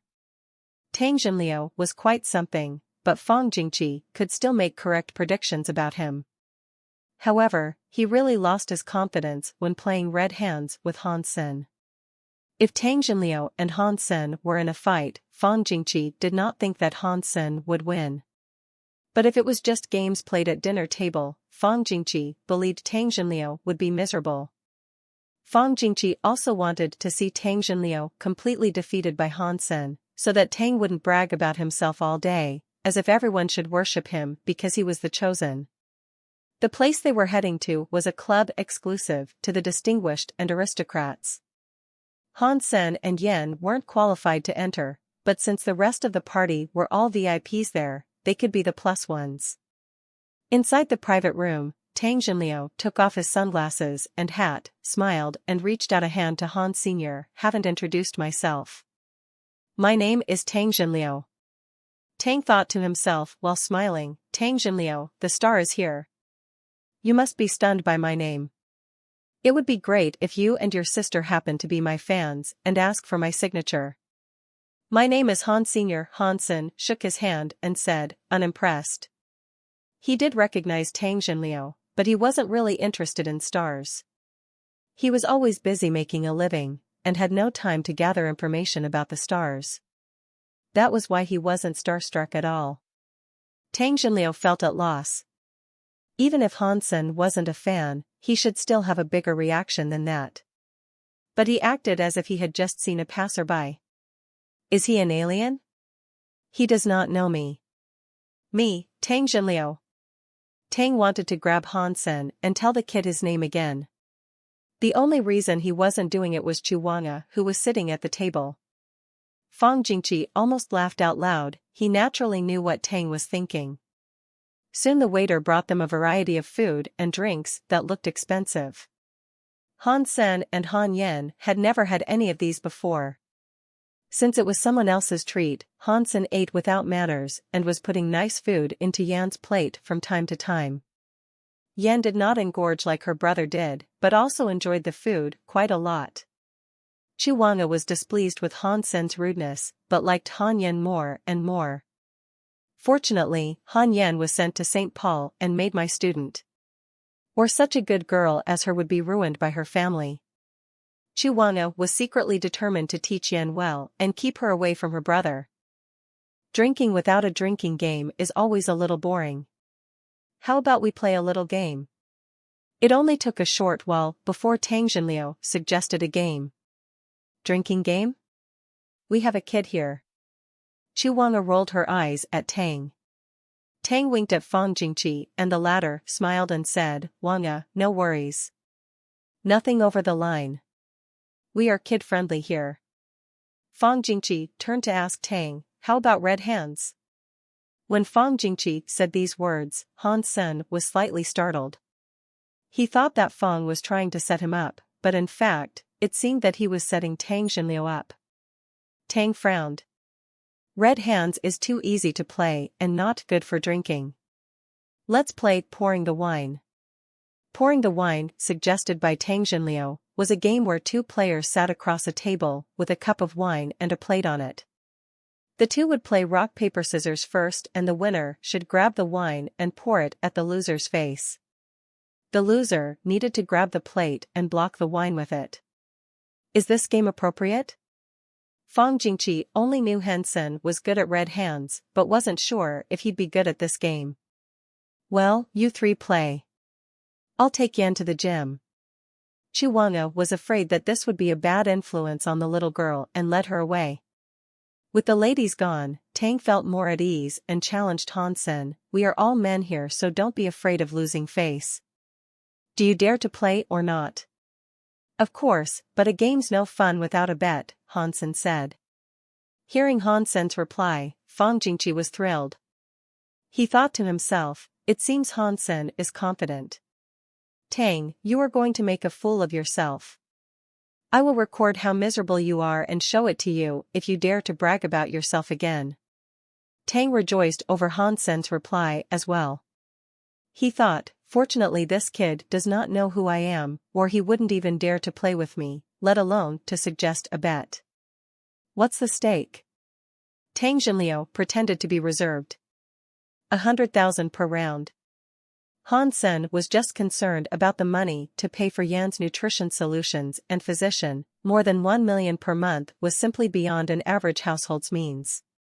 He didn't even have the number for the first month in his account and had to sell mutant creature meat back in God's sanctuary to come up with it.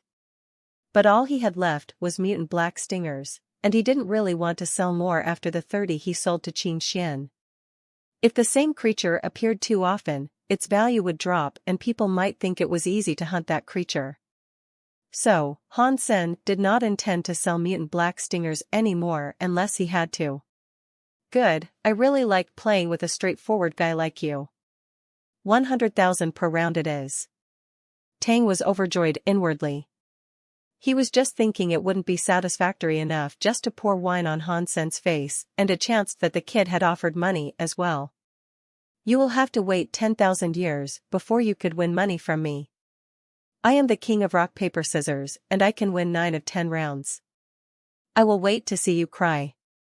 Tang wanted to give Hansen a banner for being a great citizen. He was just so nice to offer Tang both his face and wallet. The three soon decided on the rules. To win rock paper scissors didn't count as winning the round, a winner must also successfully pour the wine on the opponent's face. You guys can start. I'm terrible at rock paper scissors, so I'll first observe. When they were deciding which two were to play first, Fang threw his hands up. He had no intention to play and just wanted to record the game. Alright, you can play when we get tired.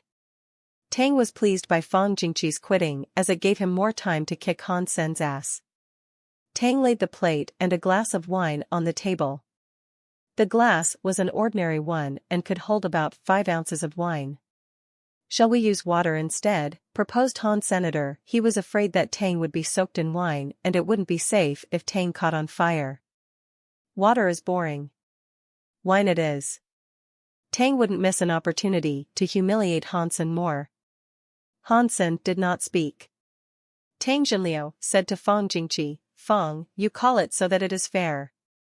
I am afraid someone may challenge the result otherwise. Okay. Fang Jingqi agreed, stood between the two, cleared his throat and called, rock, paper, scissors. When Fang Jingqi said scissors, Hansen and Tang Jinliu almost reached out their hand at the same time. Hansen used scissors, while Tang used rock. Excited that he had won, Tang grabbed the glass of wine and poured it at Hansen.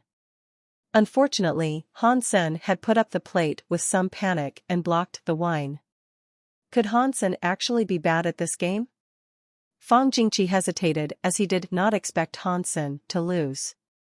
Looking at Hansen's smiling eyes, Fang could not help but wince. No, Hansen is ruthless. He is just trying to get more from Tang.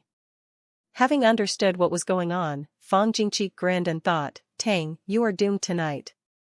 I will try to record everything. Hansen was of course setting Tang up, since he had asked for it himself anyway.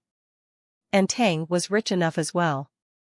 Others might not be able to come up with the stake, but since Tang could earn more than 10 million with one performance match, he probably would feel nothing from losing a few million. The game itself was a test of reflexes and timing. Both rock paper scissors and fetching the object one should choose was highly demanding for one's reflexes. The one who could respond fast had a great advantage in the game. However, what was more important was the ability to predict the opponent's next move, which was the essence of rock paper scissors. Han Sen was no master at rock paper scissors, but he had made an effort to improve his ability to make more accurate predictions. It wasn't for games, but for knowing in advance a creature's habits and movements. For an archer, it was undoubtedly a very important ability. Almost anyone could shoot at a target. And there were numerous people who could hit the bullseye from 150 feet away. However, creatures wouldn't stand still all the time, so it was important to be able to predict their movements. To grasp the fleeting opportunity, prejudge the enemy's action, and shoot to kill were Han Sen's specialties. Or he wouldn't have chosen archery to practice. When he first entered God's sanctuary, he didn't have a nice bow and arrows, so he practiced sneak attacks, which had even higher demands for one's prejudgment and reflexes. A little mistake would leave him unable to kill a creature with one blow, which would result in the most terrible counterattack. After his first month in God's sanctuary, Han Sen never missed in a single attack, which proved his outstanding skills of prejudgment and timing. Now with so many Geno points gained, Han Sen had improved greatly in his reflexes as well. It would be difficult for one to win against him in a game like this one. Rock paper scissors. The moment when Fang Jingqi said scissors, Han Sen and Fang Jingqi reached their hands out again. Han Sen had struck with scissors, while Fang went with paper.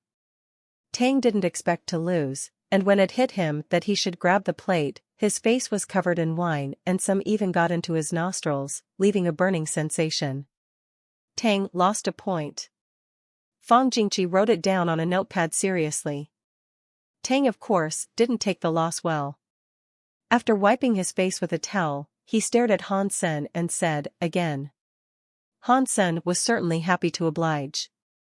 The two were at it again. Claiming to be the king of rock paper scissors, Tang won less than 40% of the rounds, in which Han Sen was able to block the wine he poured every single time. In the rounds where Tang lost rock paper scissors, Han Sen was faster than him and got him every time, leaving Tang soaked in wine. In the beginning, Tang would wipe it away, but later he was so focused on beating his opponent that he would just let it be. No. Let's play finger guessing instead. It's easy to cheat in rock paper scissors. Tang Jinliu could not help but yell after losing 7, and then 8, rounds in a row. Okay, but please tell me the rules, as I've never played finger guessing before, Han Sen said. The rules are simple. Tang explained the rules. Finger guessing was the same type of game as rock paper scissors, but in finger guessing, the two players' hands had to be placed in front of their body at all times, so the other party could see more clearly and there was less a chance of cheating and changing one's mind.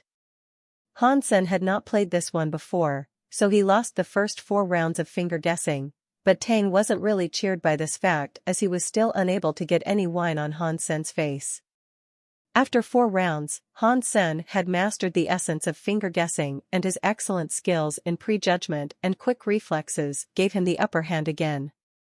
Wine constantly hit Tang's face, which made him even more eager to win. In a while, he was so wet that it was as if he had just climbed out of a wine bucket. Even his trousers were dripping with wine. Tang thought to himself, how could this be?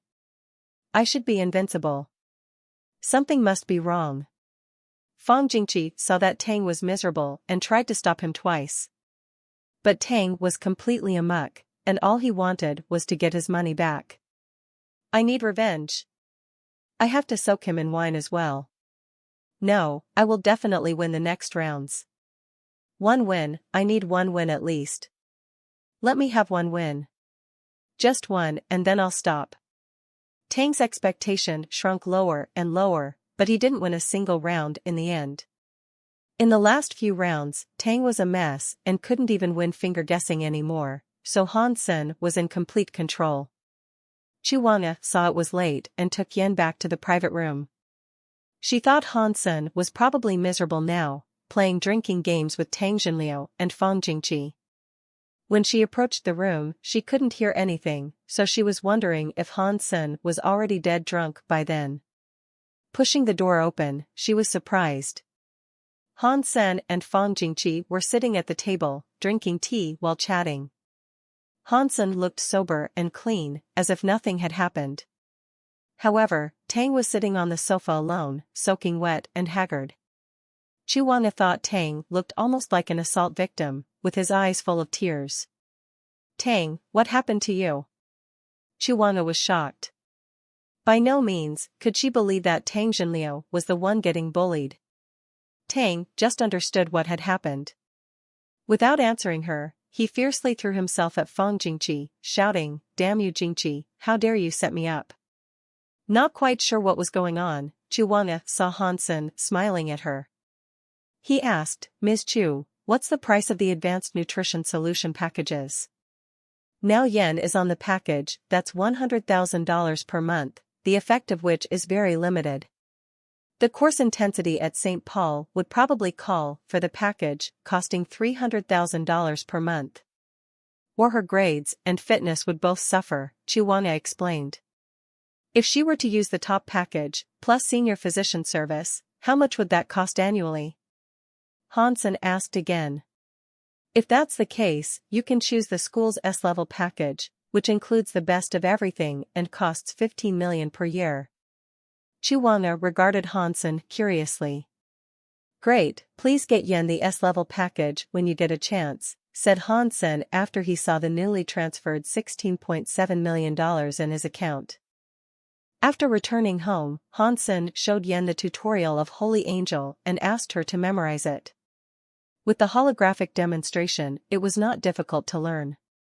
Being intelligent, Yen memorized Holy Angel after watching just a few times.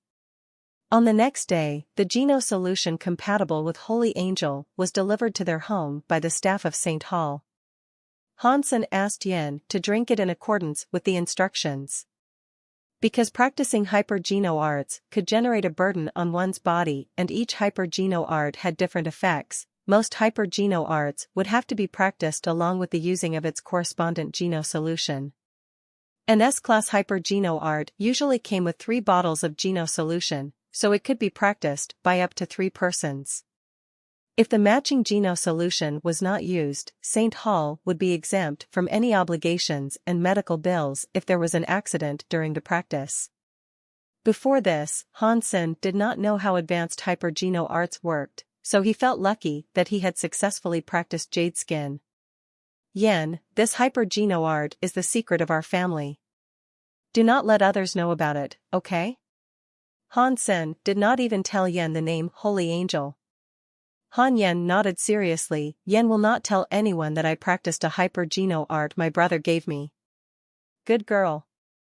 If you encounter some danger and someone asks you which hyper-Geno art you are practicing, tell him you do not know and it's taught to you by your brother," Han Sen said. "Yen understands," Han Yen said solemnly. "Excellent." Han Sen patted Han Yen's head, feeling pity for his sister. Children who grew up in poor families were better prepared to deal with problems. Han Sen had spent some carefree years when he was a child. When Han Yen was born, however, their family had been declining, so she had never lived a good life. For this, she was more mature than her peers. Luo Sulan was in Second God's sanctuary these days and just returned home on the 4th day since Han Sen came back. Han Sen also showed Luo Sulan Holy Angel, which shocked her. Although she didn't know too much about hyper-Geno arts, she could tell that this was no ordinary stuff as the tutorial was very carefully arranged. "Sen, where did this hyper-Geno art come from?" asked Luo Sulan, worried. "Mom, don't worry. I bought this," Han Sen said. "How is possible that you have this kind of money?" she asked again. "Mom, I am much stronger than before and have joined a military gang in steel armor shelter. This hyper-Geno art is just a start. We will live better in the future." Han Sen explained how he joined Qin Xian's steel armor gang, reassuring his mother. "Son, you have gone far." Luo Sulan's eyes were wet from happiness.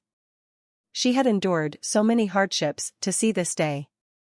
Mom, don't get emotional. It's a good thing. Han Sen had more than 1 million left in his account after paying for the S-level package for yen.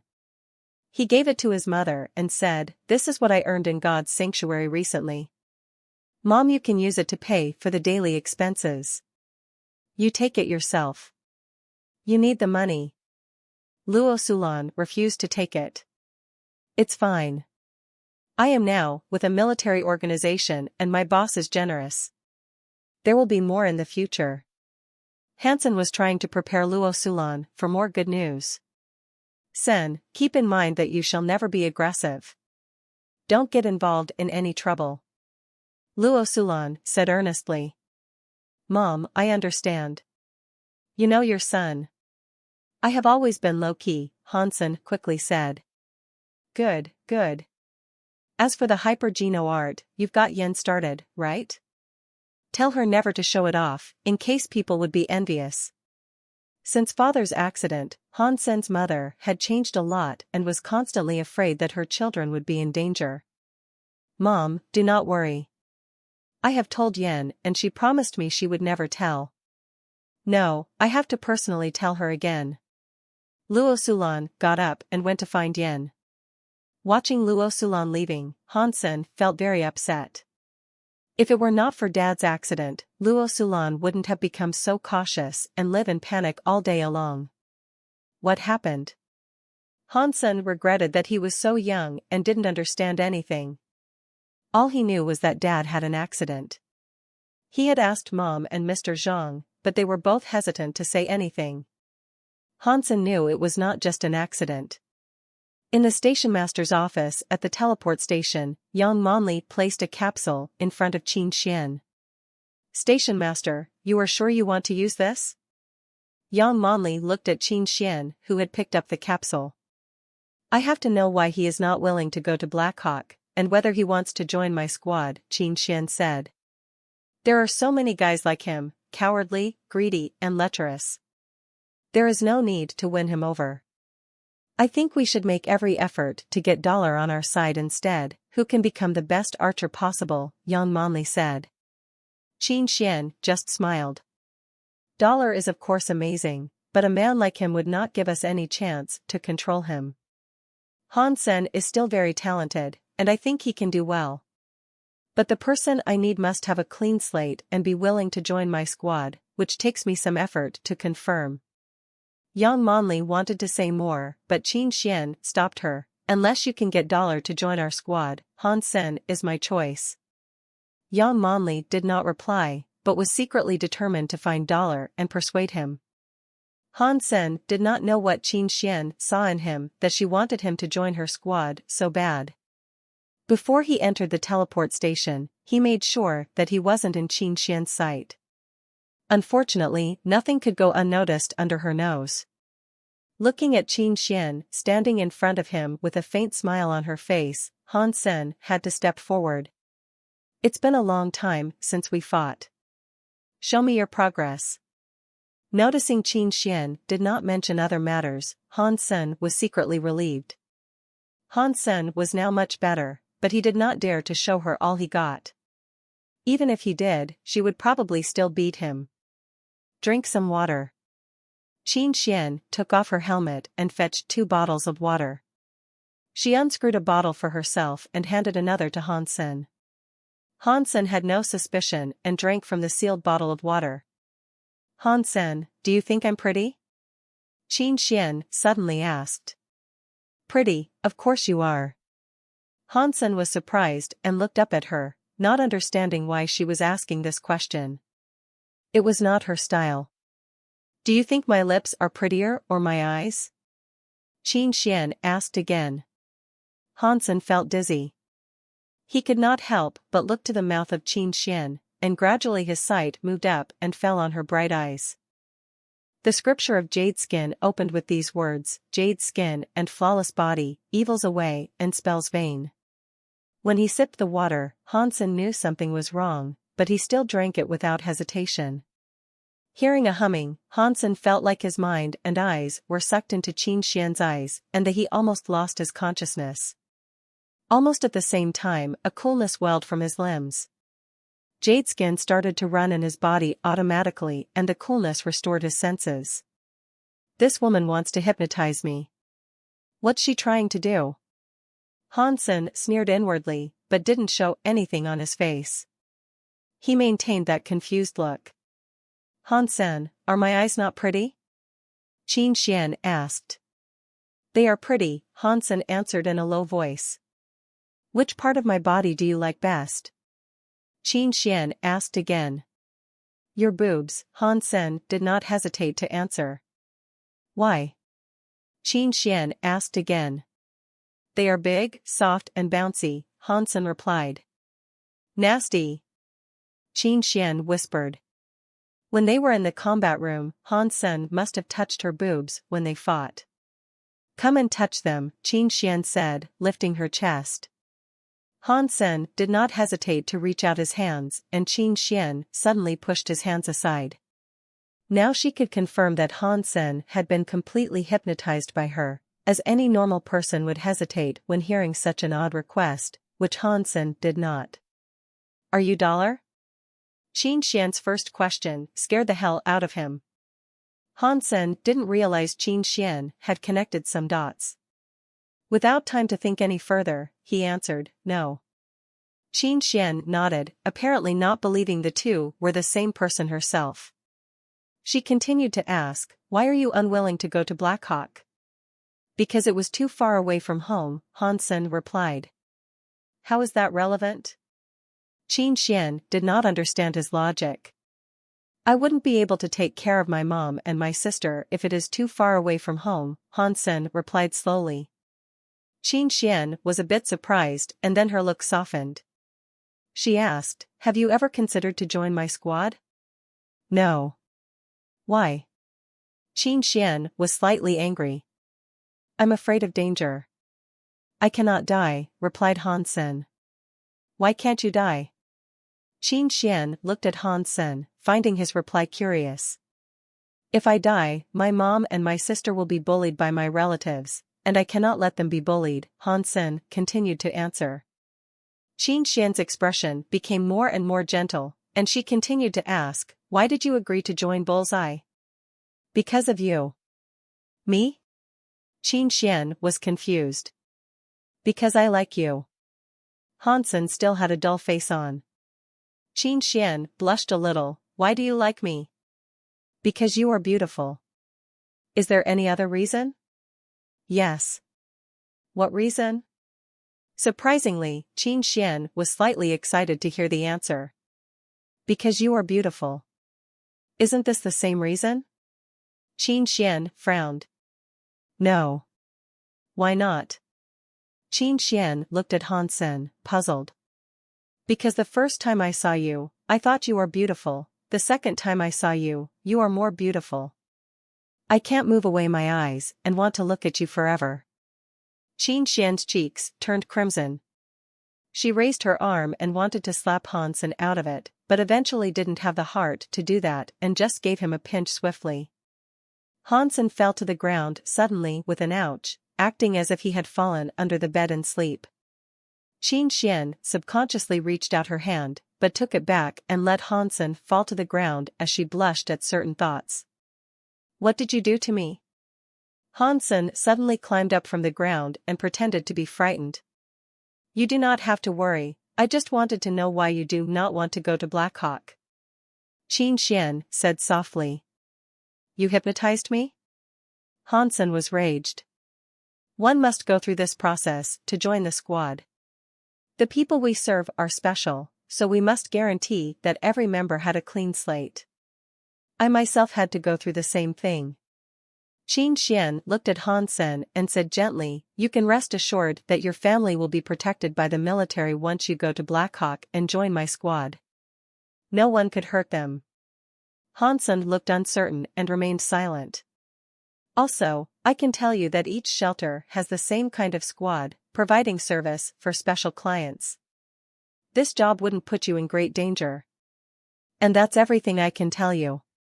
You can think about it yourself. Not hearing an answer, Qin Xian had to ask, what do you think? Do you want to join my squad? Do I still have an option? Hansen said with a wry smile. Try to be admitted to the Black Hawk. After joining my squad, you will be glad about your decision today. Qin Xian patted Hansen's shoulder, pleased. Oh, if you need anything just let me know. I'll try to assist you so that you could prepare for the entrance exam of Blackhawk, Qin Xian said. I just want to know one thing. When I was hypnotized, did you ask me any other question other than why I wasn't interested in Blackhawk? Hansen asked.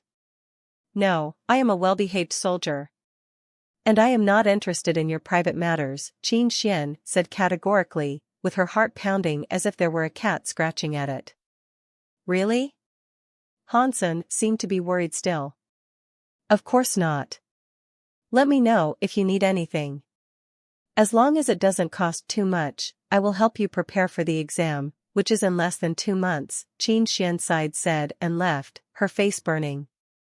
After Qin Xian left, Hansen let out a long sigh of relief. From now on, Qin Xian probably wouldn't suspect him again. This is an excellent opportunity. Qin Xian would completely trust me after this so she can become my cover. Others would think I got stronger and better because of her help and wouldn't suspect that I am Dollar. Then, I could gradually show my real ability using my own identity and abandon the guise of Dollar altogether, Hansen thought to himself. This was why he had agreed to Qin Xian's ask. Also, his family could indeed use the protection of the military. Hansen then teleported into God's sanctuary as it was Dollar's time to participate in the second round of the martial arts contest. Hansen, not evolved. Status, none.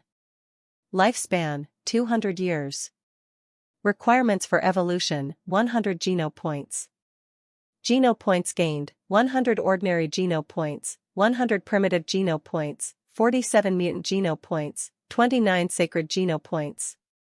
Beast souls gained, Sacred Blood Black Beetle, Sacred Blood Bloody Slayer, Sacred Blood Purple-Winged Dragon, Mutant Three-Eyed Cat, Mutant Black Barracuda, Mutant Black Stinger, Mutant Sawfish. Hansen looked at his current data and felt satisfied. Now he had as many as 3 Sacred Blood Beast souls and several Mutant Beast souls. Only 2 of the Mutant Beast souls were less than satisfactory and they were both from someone else. The mutant three-eyed cat was a pet that was useless at the moment and the mutant black barracuda Lu Weinan gave him was an aquatic mount, which was completely useless on the land. At a grove near Steel Armor Shelter, Han Sen was meeting with Lin Beifeng. Han Sen was deliberately giving Lin the mutant creature meat he promised a few days later than when Dollar sold mutant black stingers. This is for you. Han Sen took 2 dried sawfish out of his bag and gave them to Lin. Black stingers were no longer an option, so he had to give the fish to Lin. 2. Lin was overjoyed. Yes, it was a good trip. Hansen gave him back the rest of the arrows, which were not really put into use. It's fine. Keep them. Sen, can I join you next time? Lin Beifeng looked at Hansen expectantly. I will if there is an opportunity. Please take the arrows back. Hansen insisted. Lin had to take the arrows back, and the 2 returned to the shelter as they were talking. At the gate of Steel Armor Shelter, they ran into Son of Heaven's gang. Luo Tianyang stared at Hansen as if he were to devour the guy. Son of Heaven, long time no see, Lin said. Lin, why are you with him? Son of Heaven gave Hansen an unkind glance. Sen is my friend and there seems to be nothing that can't be forgiven between you two. How about we let Hansen buy us drinks and you can just let it go? Lin asked Son of Heaven. Let it go? Who do you think you are? Luo Tianyang looked at Lin contemptuously. Shut up. Son of Heaven stopped Luo Tianyang and said to Lin, Lin, it's not that I don't respect you, but it is not that simple. If it is not settled properly, it will never be over. Settle how? I will pay however much you think he owes you, said Lin. It's not about money. You can ask him yourself, Son of Heaven said and entered the shelter with his gang. Sen, what was that about? Lin looked at Hansen puzzled. He thought their conflict was only the ass-freak incident. Hansen told him about the purple-winged dragon and Lin smiled wryly. It was indeed a big deal for Son of Heaven. Lin paused and laughed. But it does not matter, you did not get the beast soul anyway. I will try to mediate between you two. It's not a good idea to have Son of Heaven as an enemy. Just between us, you could offend a gentleman, but never a villain. The two also entered steel armor shelter. Everyone inside the shelter seemed to be talking about some news. Hansen listened carefully, and it turned out that Dollar was against Luo Tianyong in the second round. Dollar against Luo Tianyong. It must be an excellent fight. Son of Heaven must still be bitter from Dollar seizing his bloody slayer beast soul. Luo Tianyong would probably try to kill Dollar for him. Kill Dollar? I don't think he can even last longer than 10 minutes. That's not fair. Dollar is strong, but so is Luo Tianyong. With the support from Son of Heaven, Luo probably has as many beast souls as he wishes. I think the result is hard to tell. I say it's easy to tell. Dollar will win. Haha, I agree. Does Luo Tianyong have wings? Can he fight a golden-horned Shura? Exactly, how can Luo Tianyong even compare? I think it will take 3 minutes for Dollar to get rid of him. Hansen did not expect to meet Luo Tianyong in the second round. He sneered inwardly, the mills of God grind slowly. This bastard is now in my hand. Lin Beifeng's eyes lit up. Last time I missed Dollar's fight. Let's go watch this one. I will not go. There is some family business I need to take care of. Of course Hansen couldn't watch. If he went, then Dollar would be missing. You won't come? It's Dollar. Lin was shocked. What's so special about him? He is just a person. Hansen shrugged. He is special. I never admired anyone, but Dollar is an exception, just because he fought that Shura, Lin said. Okay, but I really need to go home, so maybe next time. Hansen chuckled inwardly. Unfortunately, video cameras don't work in God's sanctuary, or we can record it and post it on the Skynet. It will go viral, for sure. Lin Beifeng bemoaned and left for the martial hall. Hansen took a detour and reappeared in the shelter after he put on the black beetle armor. This time he was prepared and wore a cape over the armor, covering almost everything. Although he looked strange, he wasn't recognized like last time. Hansen found a corner seat in the stands and sat down, watching others fight as he waited for his turn. Before long, a group of people sat down close to him. Hansen was shocked to see they were the Bullseye members, with young Monli leading the team. They were a big group and Hansen had picked a sparsely seated corner, so they all came here. Su Xiaoqiao was seated next to Han Senator Yang Monli and Lu Hongtao were only 2 seats away. I say buddy, why are you covered all over in such hot weather? Are you dressing as a witch? Su Xiaoqiao always liked joking and threw a comment at Hansen. Brat, I'll deal with you later, thought Hansen, not saying anything. Monli, who do you think will win, Dollar or Luo Tianyong? Several members of Bullseye started a heated discussion. Dollar of course. Right, Monli? Su Xiaoqiao asked. Young Monli nodded, apparently agreeing with Su Xiaoqiao. Lu Hongtao commented on the side, even Dollar is strong, he is just one person, without anyone behind his back, while Luo Tianyong was supported by Son of Heaven. It is still hard to tell who will win. One person is enough. Dollar fought a golden-horned Shura alone. Even with a gang behind him, I don't think Luo Tianyong could do that, Su Xiaoqiao said with disdain. Young man, you are too young to understand. Lu Hongtao acted as an elder. What don't I understand? Su did not take that comment well. Think about it. If Son of Heaven and his whole gang all let Luo Tianyong use their beast souls, who do you think will win? Don't forget that Son of Heaven has a sacred blood shapeshifting 8 beast soul, and God knows how many mutant beast souls he has. If Luo Tianyang use them all, do you still think Dollar will win? Lu Hongtao said confidently. It's just an 8-beast soul. Dollar has a bloody slayer beast soul, wings, and sacred blood armor. It would be easy for him to win Luo Tianyang. I don't think Luo Tianyang could last a minute. Su Xiaoqiao said disapprovingly. This kid sure knows how to speak. Han Sen was pleased with Su Xiaoqiao's words. Well, you just said Luo Tianyang couldn't last a minute, so let's make a bet. If Luo lasts less than a minute, you can have my mutant beast soul of red-hoofed beast. If he lasts longer than that, your mutant nocturnal wolf beast soul will be mine. Do you dare to bet against me? Lu Hongtao looked at Su Xiaoqiao and said. Su Xiaoqiao suddenly got nervous. 1 minute was just a figure of speech. How was it possible for one to end the match in a minute after all? Like Lu Hongtao had said, Son of Heaven had Luo's back. With some beast souls here and there, Luo Tianyang could definitely stay on the stage longer than a minute. The nocturnal wolf beast soul was a lucky gain of Su Zhao's when he shot an arrow at the nocturnal wolf king in a recent campaign. He had been bragging to everyone about it. Yet Lu Hongtao had proposed to use this beast soul as the stake in a bet that was less than fair. Lu, we were just chatting. No need to get serious. Yes, Lu, Xiaoqiao was just saying. Yeah, figure of speech. Several bullseye members tried to smooth things over, but being unreasonable, Lu Hongtao said with a mean tone, I'm trying to teach him not to comment on things he doesn't understand. He could say whatever he wishes at home, but in the society, a wrong comment could get him killed. *#T. You insist? A bet is a bet. I'm game. Don't be a deadbeat when you lose.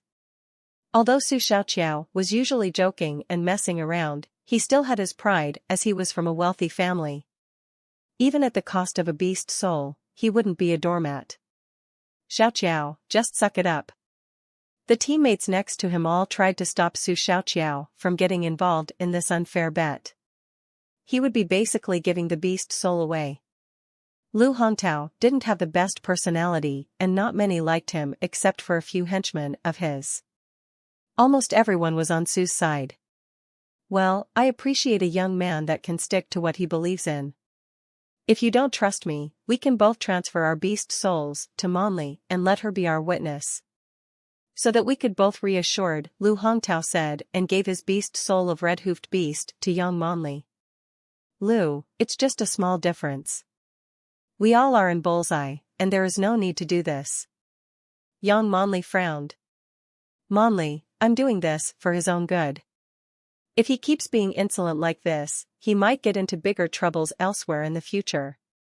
Lu Hongtao gave Su a contemptuous glance and said to him, if you apologize to me right now, I'll let this go. And remember to watch it in the future. Everyone thought Lu Hongtao was just shameless.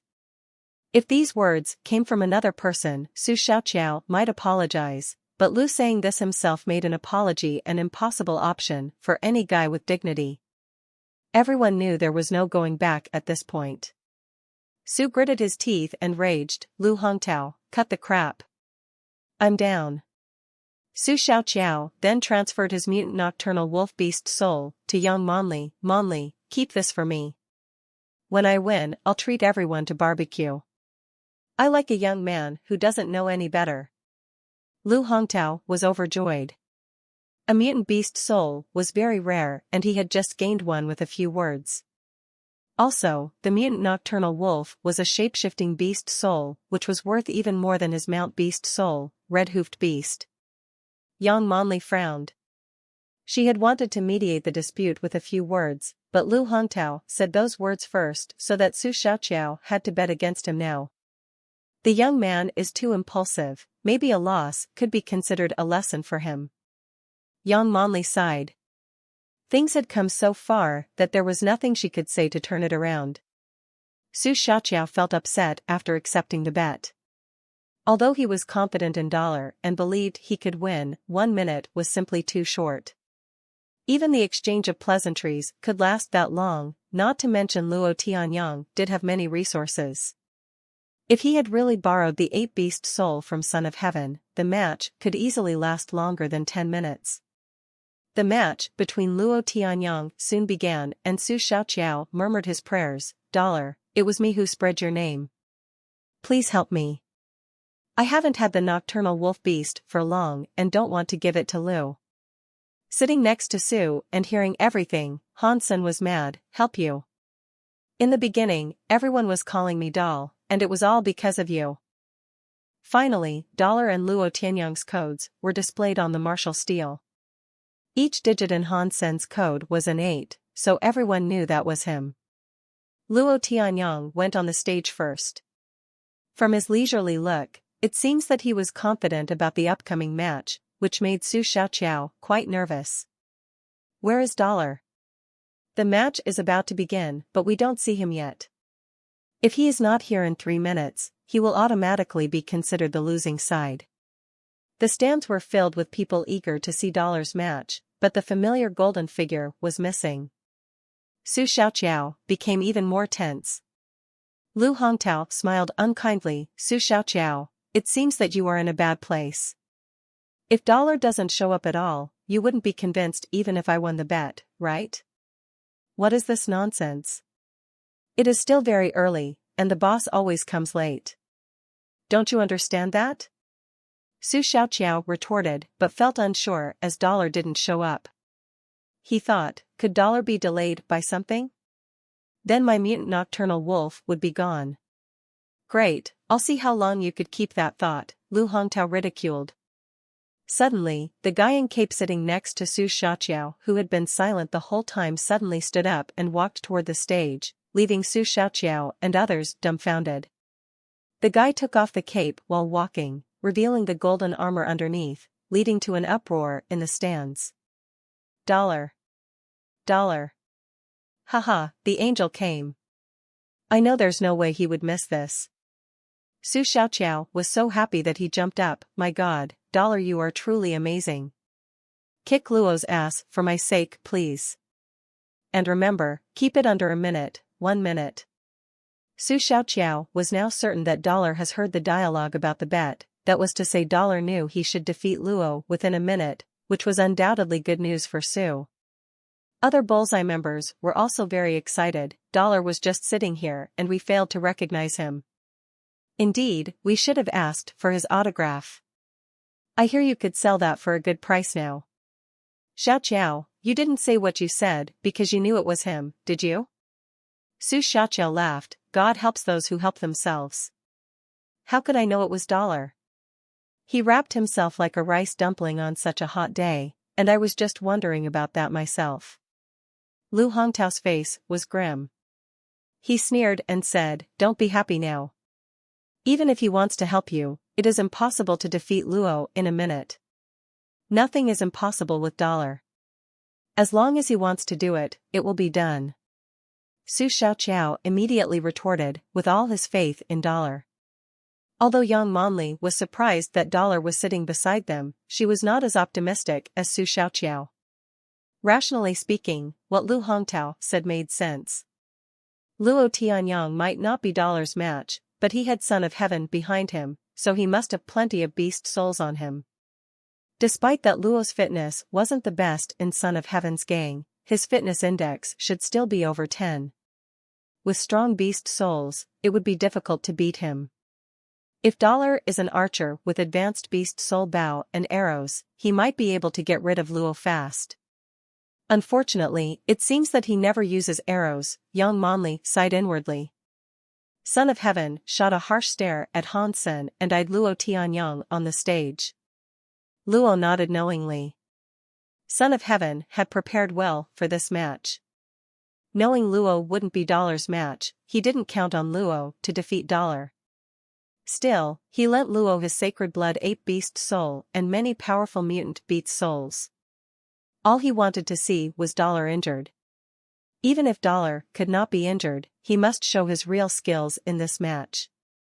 Son of Heaven saw Dollar as a fierce rival, which was why he was using Luo as a pawn to weaken Dollar before he ran into Dollar himself and to find out how strong Dollar was.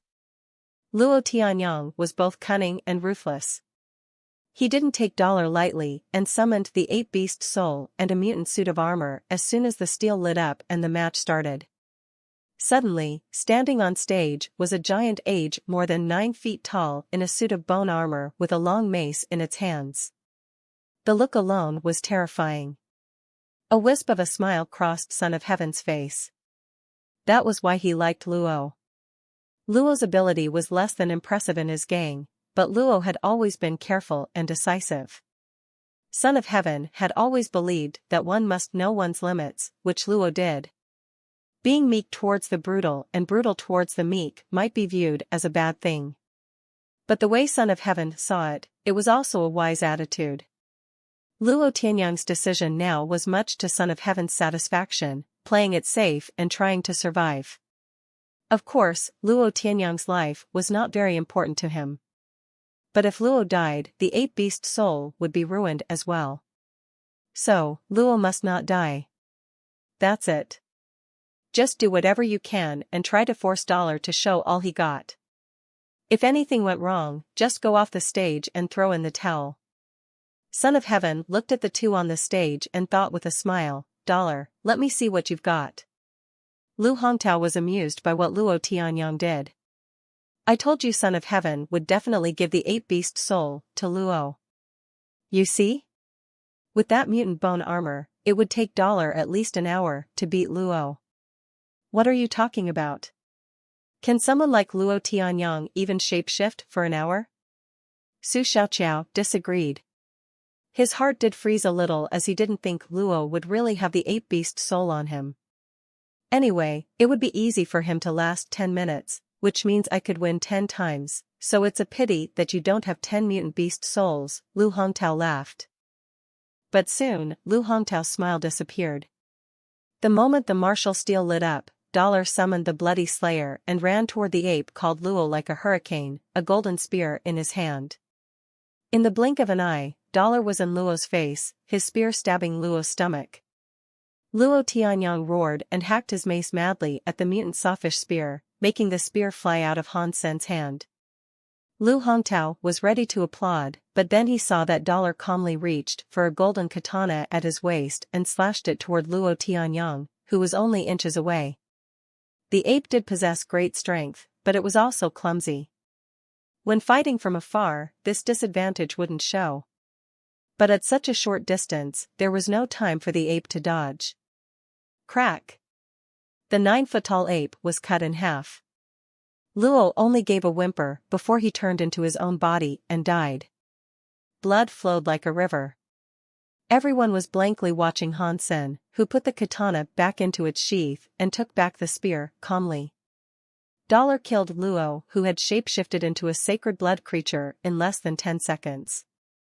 After the moment of silence, cheers broke out like a tsunami. Everyone was calling Dollar's name, bringing the whole martial hall to a boil. Su Xiaoqiao was the happiest person among all. Twerking on the stands, he shouted, Dollar, Dollar, I love you, like a mouse loves rice. Lu Hongtao was dumbfounded. He sat there like a deflated balloon, not accepting the fact that Luo had died. Red-hoofed beast. My red-hoofed beast, how could this be?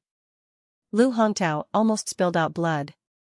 Son of Heaven gritted his teeth very hard. He didn't care that Luo was killed. But his ape-beast soul was one of the few sacred blood beast souls he had. It, along with all the mutant beast souls, was ruined with the death of Luo. Son of Heaven's heart was bleeding.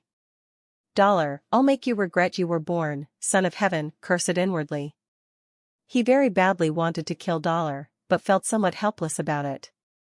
Before, there had been a chance to besiege Dollar with his gang. Now that Dollar had wings, that plan would no longer work. Now Son of Heaven regretted very much that he had used his one-use sacred blood wasp arrow. If he still had it, he would be able to kill Dollar, even if Dollar could fly.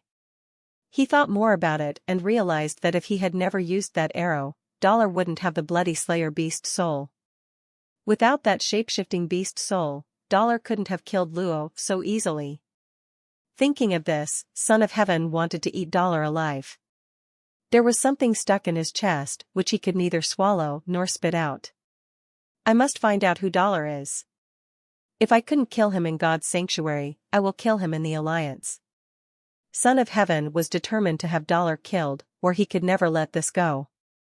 His loss was indeed huge. Luo was dead, and he had lost many beast souls, including a sacred blood one, while Dollar walked free. Hansen did not dare to get stuck in the crowd and simply flew away with his wings, not giving the audience any chance to approach him. Dollar killing Luo Tianyang was the headline in Steel Armor Shelter. People had posted the story on the Skynet, but without a way to record images in God's sanctuary, words alone didn't attract much attention. In addition, Luo Tianyang was a nobody, so no one cared. After all, this was only the martial arts contest within Steel Armor Shelter. If Dollar became the champion of Steel Armor Shelter and entered the contest among champions from all the shelters, then his match could be seen by the entire First God Sanctuary. If he became the chosen, it would truly be something amazing throughout the entire alliance. But people in Steel Armor Shelter were clearly scared of Dollar. His opponents in the next few rounds all quit before they fought and simply didn't show up. Killing someone in seconds was a brutal thing to do. And that someone had even shapeshifted into a sacred blood beast soul. No one had the courage to put their life on the line. Some people even accused Dollar of being a murderer and posted articles describing how cruel he was.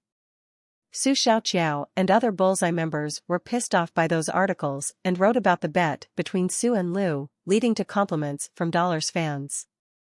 But it had not changed the fact that Dollar had killed someone. Later, someone posted anonymously that Luo Tianyang had mutilated and raped many victims using Son of Heaven's gang when he was alive. Many people from Steel Armor Shelter echoed the post and said it was a great thing that Dollar had done. Luo Tianyang was an animal.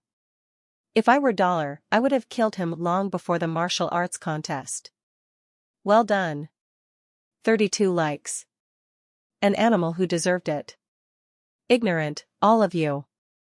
Murder is murder, regardless of who was killed. Dollar is a murderer. Dollar is a piece of *#T. Don't comment on something you don't understand. Everyone in Steel Armor Shelter knows it was justice well served. Exactly. I hate those who follow the herd. There was quite a debate on the Skynet, but then the posts criticizing Dollar became overwhelming, and many posts that supported Dollar got deleted. People in Steel Armor Shelter knew that Son of Heaven was behind it. However, no one had the nerve to antagonize Son of Heaven. After all, there weren't many who dared to be the enemy of Starry Group. No one was willing to do that for a stranger anyway. Sen, check out my new mount. Su Xiaoqiao was riding his newly gained mutant red-hoofed beast in the yard of the Bullseye team, bragging. The mutant red-hoofed beast looked somewhat like an antelope with a pair of buffalo horns on its head. It had the size of a camel and was satin black all over, except for its 4 blood-red hooves. Hansen was very depressed to see this gorgeous mount. He wasted so much effort in helping this brat win a mutant mount, while he himself ended up with nothing. Although he did have a mutant mount beast soul, it was aquatic and was useless on the land. After the martial arts contest, I have to find a way to gain a beast soul mount. It was too much trouble going everywhere on foot and it was bad for my image as well, Hansen thought to himself. Dark Swamp was out of the question. Even if he gained a mount beast soul there, it would be something ugly like a toad. Hansen, come to my office. Yang Monli called from on the 2nd floor. Sen, you offended her again? Su Xiaoqiao ran over and asked, grinning. Why would I do that? Hansen said, touching his nose. That was not a kind look she had. You have to be careful, Su Xiaoqiao laughed. You know about looks? Why don't you say you are psychic as well? Hansen laughed and went to the 2nd floor. Monli, you asked for me? Hansen asked. I do not know what Qin Xian saw in you. But since she asked me to help you prepare for the entrance exam, I'll do my best. Starting from today, you will report to me at the teleport station every day and I will train you, hard. You better be prepared as you will suffer. Blackhawk isn't just any school. Yang Monli paused and said casually, if you cannot bear it, you better ask Qin Xian to allow you to quit. I will not stop you. When do I start? Hansen asked. Now, said Yang Monli before she got up and teleported to planet Roka with Hansen. Yang Monli took Hansen to the test hall at the teleport station, which was a military standard test hall that provided more accurate tests. You will do a detailed test first and let me see what's the difference between your fitness level and the lowest standard for Blackhawk, Yang Monli said with no expression. No need for that. I think I could definitely pass that bar. Hansen did not dare to do the test, afraid he might scare Yang with his data. The last time he took the test, he had approached 10 in all his numbers. Having gained lots of mutant and sacred geno points after that, his fitness index should be well beyond 10 now. Do the test. Yang Monli commanded coldly. If you insist. Hansen muttered and slowly walked toward the entrance of the test hall. Hansen had made up his mind not to use his full strength, in case Yang could tell something was wrong. Fortunately, Hansen was very confident in his control of his own body. The more he practiced Jade Skin, the more he was amazed by this hyper-geno art. He hadn't practiced it for long, but he already felt that he could adjust each bone and each muscle in his body. With Jade Skin, he could even change his heart rate, blood pressure, and body temperature to a certain extent. The more he understood Jade Skin, the more scared he felt. Fortunately, Shui Longyan had already been seriously injured when they met, or else it would have been Hansen who got killed. It was precisely because of this that Hansen wouldn't let anyone know that he was practicing Jade Skin, for fear that people might know Shui Longyan was killed by him.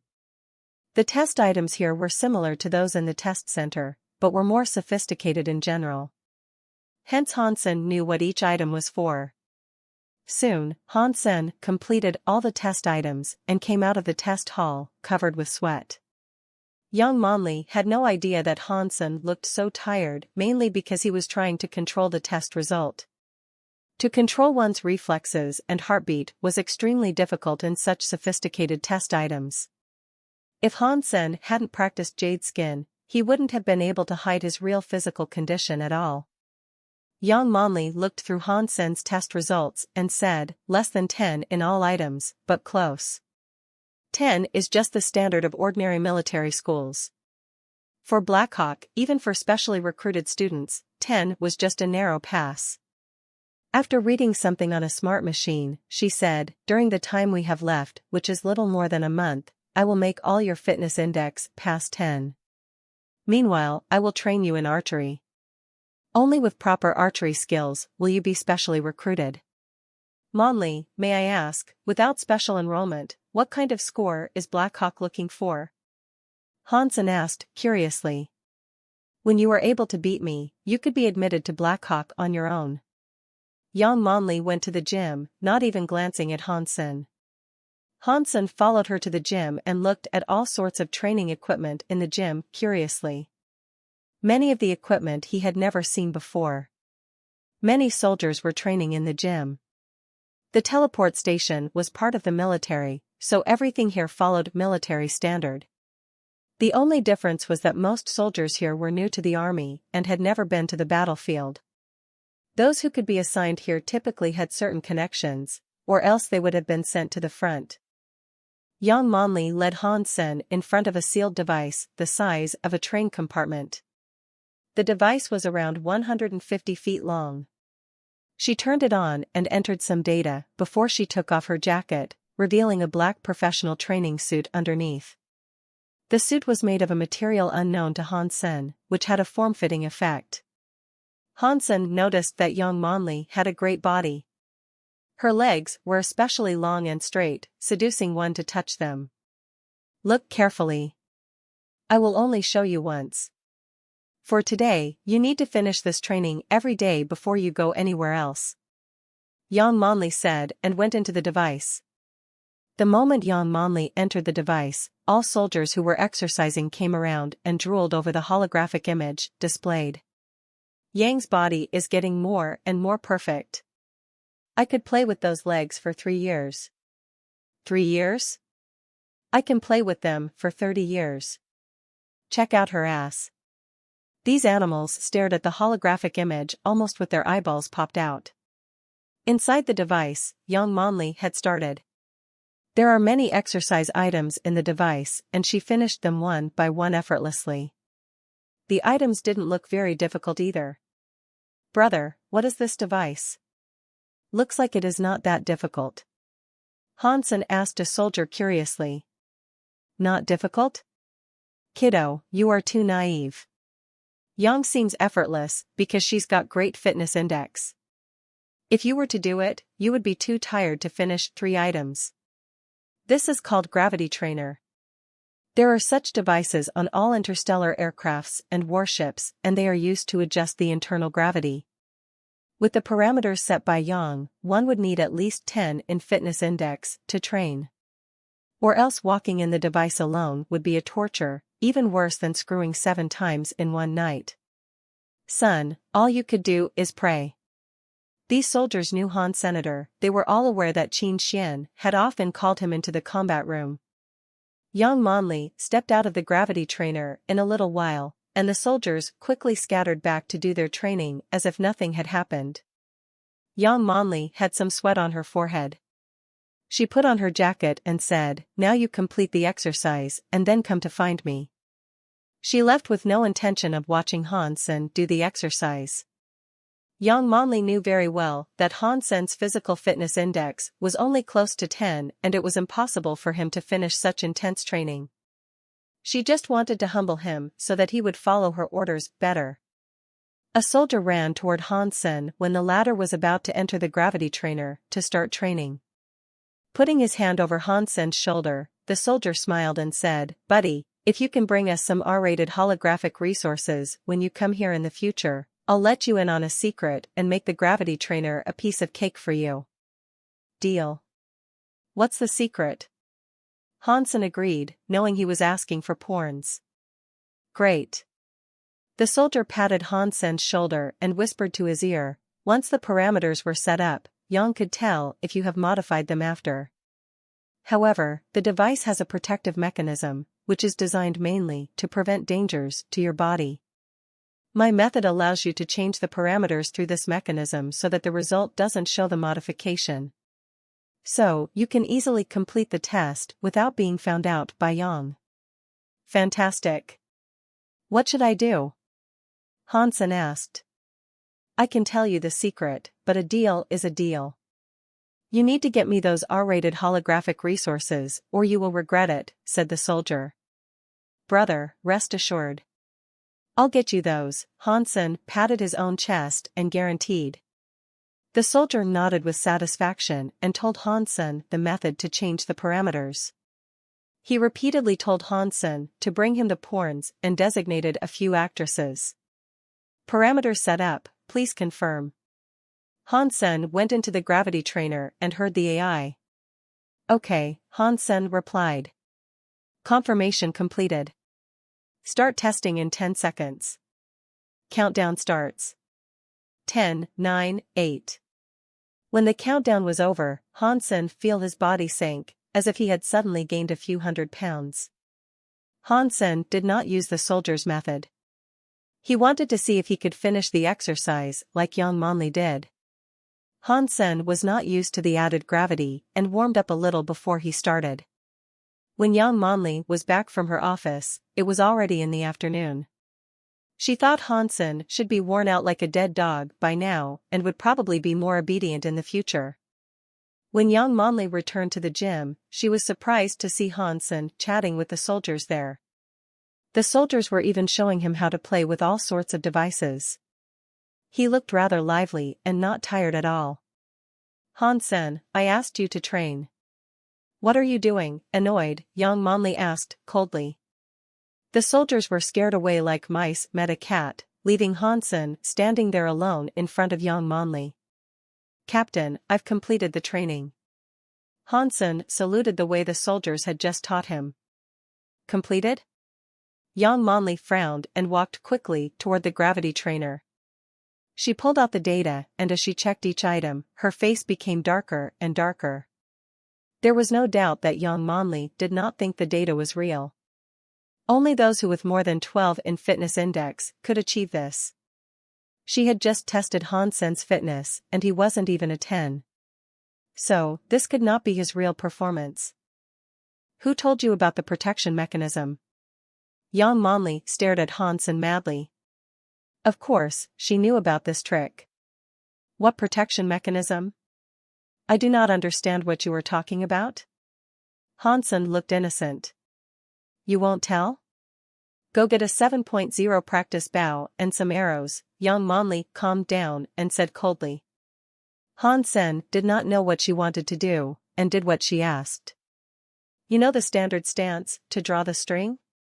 Yang Manli looked at Hansen and asked. Yes. Hansen nodded. Very good, pull the string to the fullest on standard stance, Yang Manli said quietly. Hansen had worked hard on archery, so his stance was perfect and he easily pulled the string to the fullest. Good stance.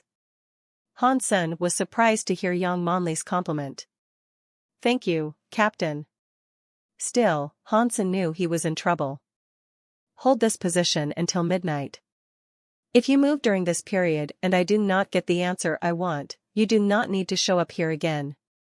Even if the station master came here herself, one of us must go. Yang Manli turned to leave. Seeing Yang going away, the soldiers ran back and the one who told Hansen about the protection mechanism felt guilty and said, Sorry buddy, I did not expect Yang to be onto you. I did you harm instead of good. It's just a few hours. I'll be fine. Hansen said casually. Do not underestimate the standard stance. 20 minutes was all right, but 2 hours is just torture. A 7.0 bow is not a joke, usually we can't even last 2 hours with a 6.0 bow. It's 4 hours until midnight. Yang is really brutal this time. I say let's go apologize. Just tell her we all told him about the loophole. Or else he would probably not be able to use his arms ever again. If we have to. Judging from her look, we would suffer as well. The soldiers complained and sighed. No need. I'll give it a shot. My endurance has always been good. For hours, I think there should be no problem. Hansen called the soldiers who were going to apologize back. It doesn't matter how good your endurance is. It's torture. Hansen smiled, I've seen worse. Don't go yet. If I can't do it, you could go then. Maybe by then Yang Manli will see how miserable I am and lessen the punishment. That is also true. Buddy, you hang in there first. Let us know when it gets bad. We will go and confess. The soldiers were loyal. Hansen nodded and did not speak. Remaining motionless was sometimes even worse than violent movement, especially when he was also drawing a 7.0 bow.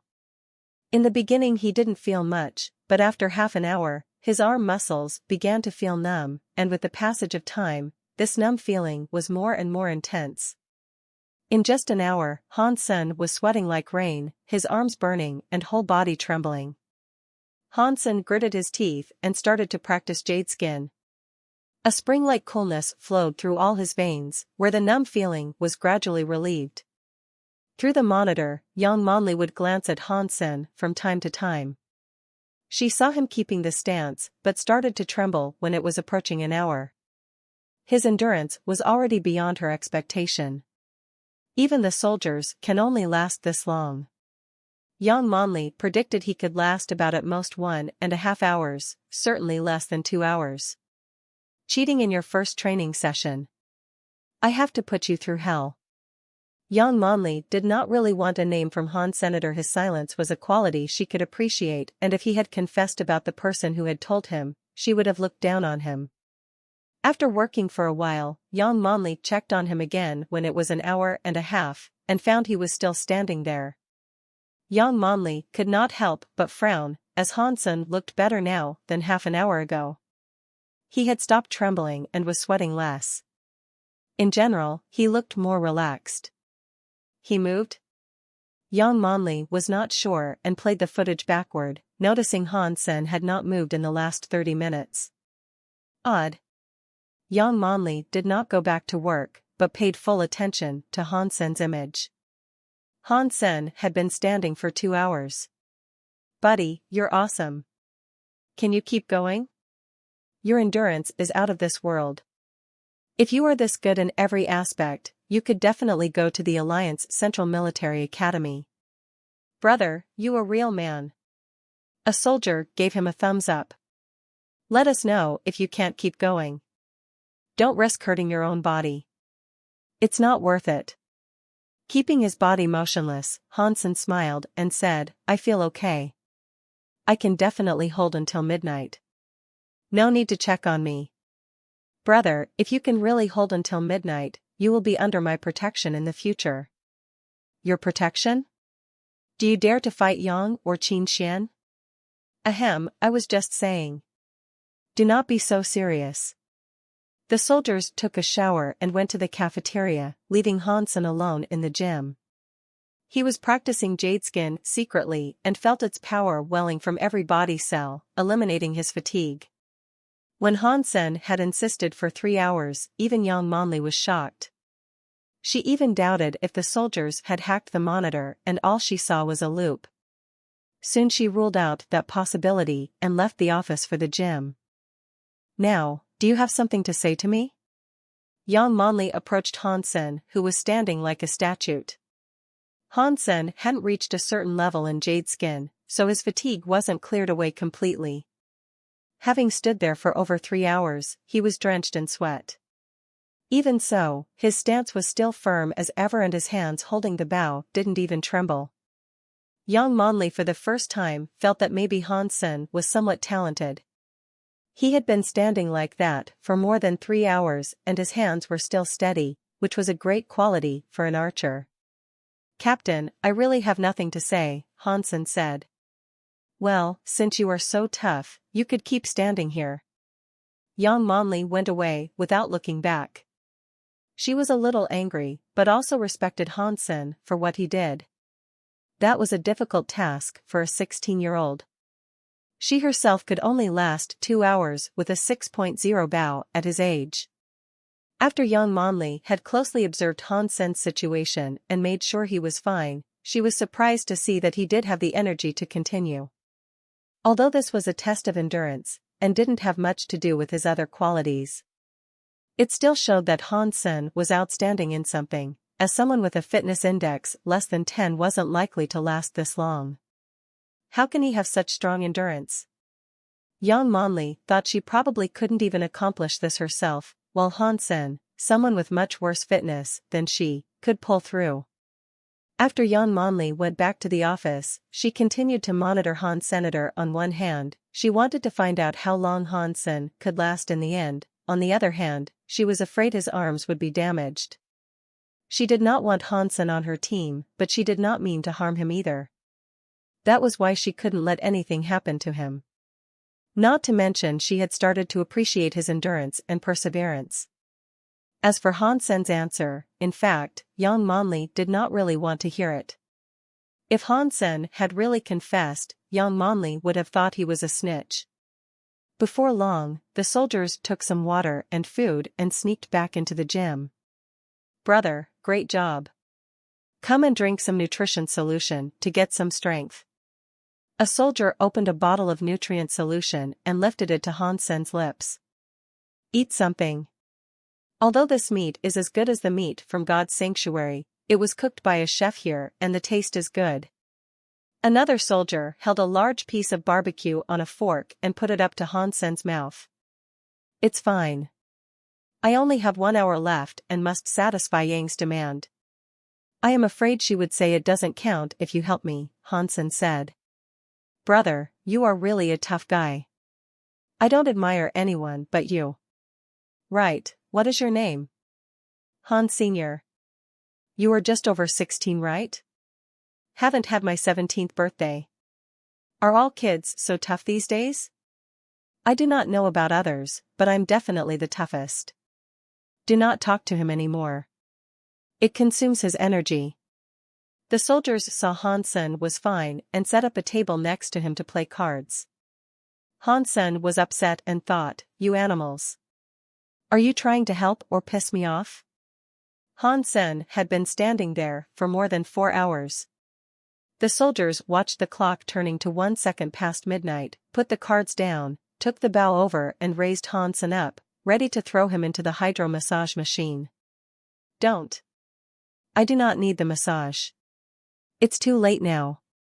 I have to go home. Hansen quickly waved his hands. He had seen this kind of machine before, and it would take at least an hour before he could get out. He did not want to waste his time here. That is not okay. You have been stretching your muscles for too long, which could severely harm your body. You must fully relax through the massage so that your veins and muscles could be revitalized. You have to stay in it for at least 3 hours with the strongest mode on, said a soldier seriously. I'm all right. Hansen couldn't really wait 3 hours. As the soldiers insisted, he used a technique from Ghost Hunt and grabbed a soldier's neck. With a twist, he wiggled free like a snake. Brothers, I'm really okay. I have to go home now. If you don't believe me, I will show you that I still have the energy to perform military boxing, Hansen said and performed the complete set of military boxing. Military boxing was something taught at the integrated compulsory education, and was something as simple as gymnastics. But all the soldiers were dumbfounded by it. They watched Hansen as if they had seen a ghost. *T. Kid, you must be a monster under the human skin, the soldier suddenly shouted when Hansen finished the military boxing. Ashura under the human skin. A perpetual motion machine under the human skin. When Hansen left the teleport station, it was 1 o'clock in the morning. His mother and sister weren't home, so he cooked himself something to fill his stomach and went to bed. Although Hansen's body was fine, he did feel rather tired and almost fell asleep immediately. He didn't get up until it was noon. Hansen stretched and felt very good all over. It was as if all his cells and pores were revitalized. He discovered that he had made great progress in jade skin. Although it was still just a little, it was about the effect of 10 days' practice. So jade skin is practiced more efficiently under extreme conditions? Hansen was surprised. It was worth a shot anyway. If it was true, it would be great for his practice of jade skin. Hansen was not in a hurry. He had lots of time to train in the gravity trainer in the future. If he didn't do it, young Monli would make him anyway. Hansen had carefully thought about his current situation. It would still be a while until he could become an aristocrat, and it was not a bad thing to join Qin Xian's squad to gain protection for his family. As Qin Xian had said, if Son of Heaven wanted to harm his family, there wasn't really much he could do even if he was home. The military's protection was more reliable. Son of Heaven was careful with Qin Xian in God's sanctuary, so Hansen believed that Qin Xian's background would deter Son of Heaven. As long as Son of Heaven didn't know he was Dollar, Hansen didn't think the guy would risk offending the military force for some small conflict. On the next day, Hansen brought porns to the soldier who had asked him for them. The soldier was so happy that he wanted to become sworn brothers with Hansen and said Hansen would be responsible for his happiness from now on. Hansen was covered in sweat. Fortunately, young Monli came fast enough so that Hansen got rid of the soldier successfully. Young Monli spent half an hour to explain some archery knowledge and gave Hansen a few tasks to finish on his own. Hansen had learned basic archery knowledge at school, and what Yang taught him was more practical, which benefited him a lot. Yang was indeed an expert. There were a lot of tasks for him to complete, which included the gravity trainer. Hansen wanted to use the gravity trainer himself. This time he used the protection mechanism to adjust the parameters, not to reduce the gravity, but to increase the gravity a notch so that it suited his real fitness level better. The gym did not seem to be the place where ordinary soldiers trained. Hansen had never seen other soldiers here than the ones he talked to. During lunch break, Hansen was chatting with the soldiers he knew. The soldier who asked Hansen for porns regarded Hansen and asked, "Sen, in addition to bow and arrows, what other weapons do you use?" "Dagger." Hansen showed him the Z-steel dagger. Hansen only knew the nicknames of these soldiers. This guy's name was Gambler. Hansen learned from others that he was greedy and lewd. Gambler took over Hansen's dagger and played with it. The dagger seemed like a living thing in his hand, making dazzling moves like a snake. "Watch this." Gambler held the dagger an inch away from Hansen's eyes. With a simple wave of his hand, the dagger disappeared in front of Hansen and Gambler's hand was empty. **T. Your nickname should be Magician. Hansen looked everywhere and didn't see the dagger. Gambler laughed and shook his hands in front of Hansenator. He curled his fingers and the dagger returned to his hands magically. "How did you do that?" Hansen widened his eyes. "Pretty cool, huh?" Gambler asked proudly. "Yep." Hansen quickly nodded. "Dazzling, no?" Gambler played with the dagger. "For sure." Hansen nodded again. "Want to learn?" Gambler looked at Hansen with a faint smile. "I do." "Do you want to teach me?" Hansen asked. "If you can bring me all my girls' new movies, I will teach you." Gambler said with a smile. "No problem." Hansen agreed, knowing the girls Gambler referred to were certain porn stars. Although it cost some money to buy new movies, Hansen really wanted to learn these tricks. "Come, we will find a place so that I can show you." Gambler took Hansen aside and told him the key to it. Hansen then found out that it was not really magic but finger tricks. Although it was taking advantage of the blind spots, the most important part was one's control of the muscles on the arm. Yes, it was the entire arm instead of just the hand. Gambler told him that this trick was called Heaven in Sleeves, also known as sleeve blade. It was passed down in his family as the foundation of their family business. The dirk Gambler used was specially made. Thin and sharp, it had a crescent-like double-edged blade but no hilt.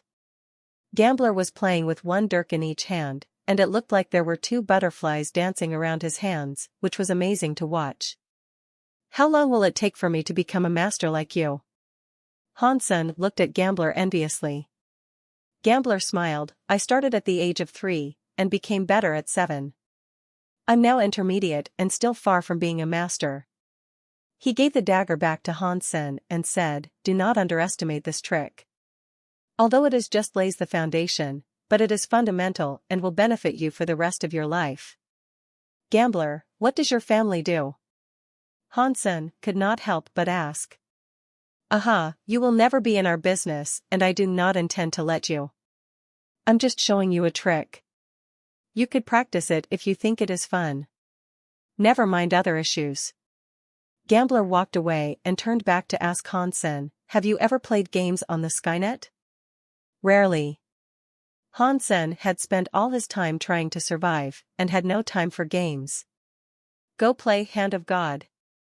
It will help you learn this trick. If you can level up in that game, you will be getting somewhere with this trick." Gambler pointed to the holographic training machine. Hansen was very interested in Sleeve Blade, so he went to check out Hand of God on the holographic training machine. Soon he understood why Gambler asked him to play this game. This was a holographic game. Its idea was like whack-a-mole, but instead of using fingers alone, the spots to touch could appear everywhere around one's arms. One must use all muscles rationally to hit all the spots to pass a level. It was highly demanding for one's dexterity and accuracy. In addition to the beginner level, the game was divided into 3 levels: Evolver, Surpass and Demigod. The intention of the classification was obviously to correspond with the 3 phases of God's sanctuary, and to guide players to choose the right level. Hansen first chose the beginner level. Actually, when Gambler said level up, he meant to clear the beginner level. As for which level Gambler himself was in, Hansen had no way of knowing. Soon, Hansen was hooked.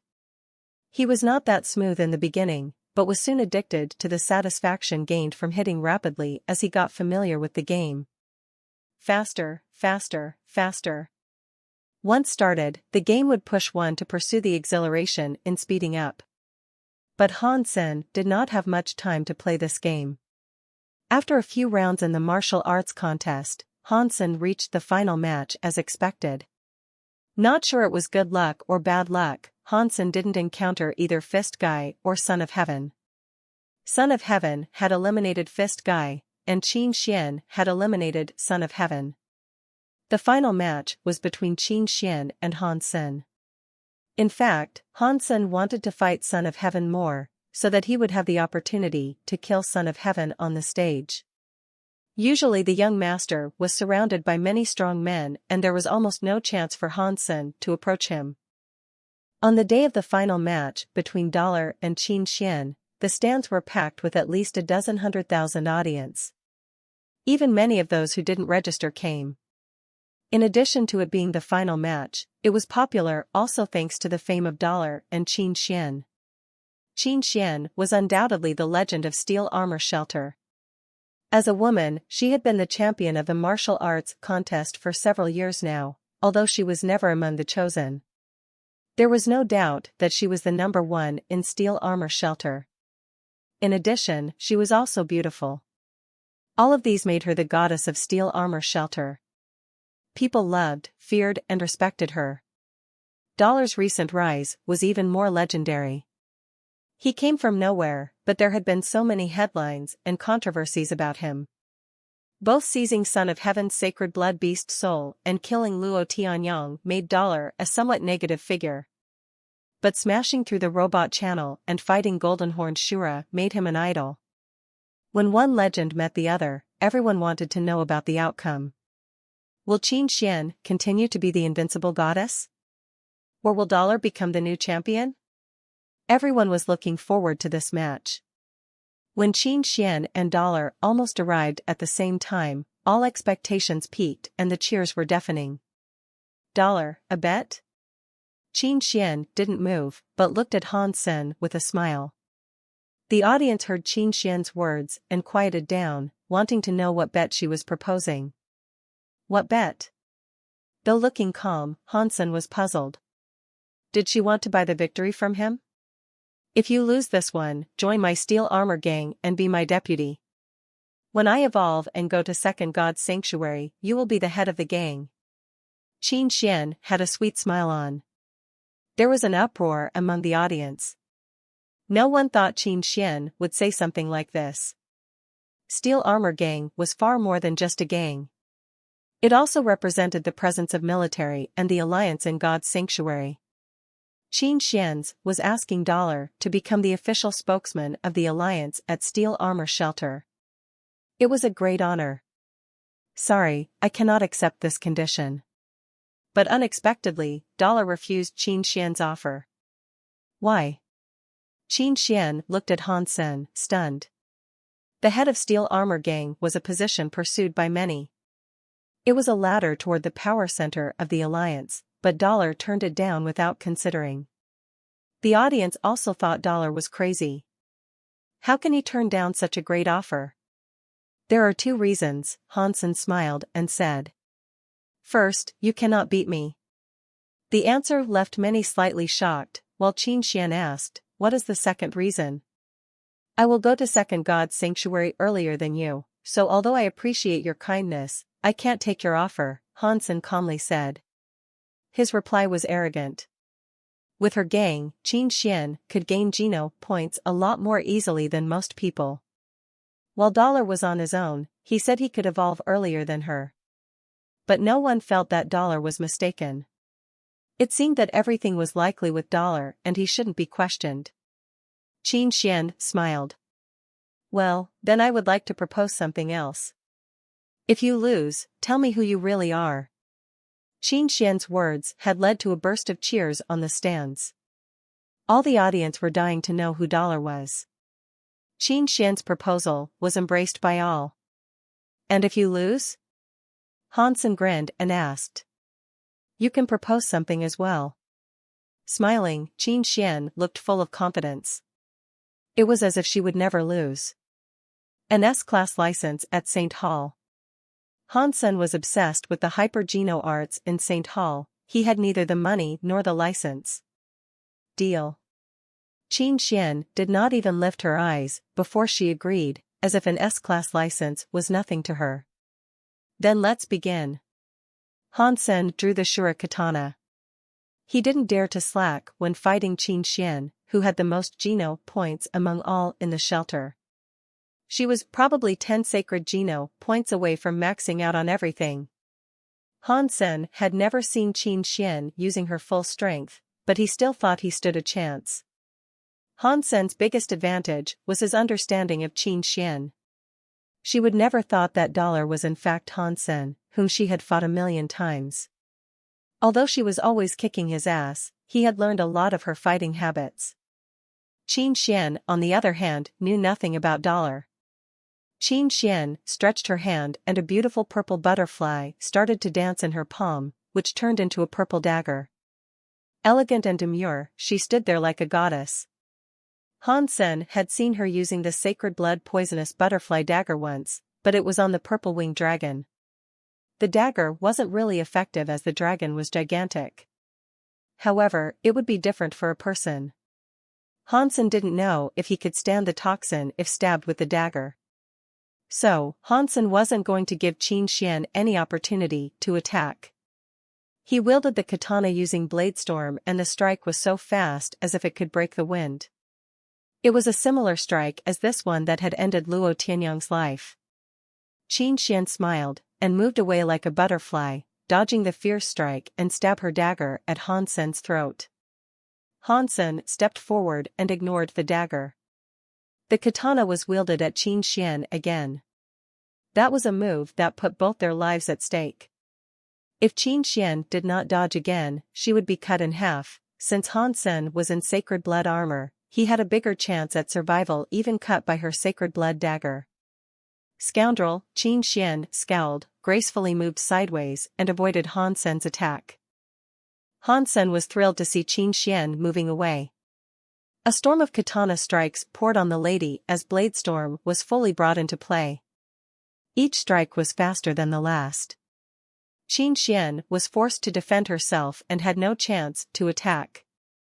Hansen knew well that Qin Xian was nimble.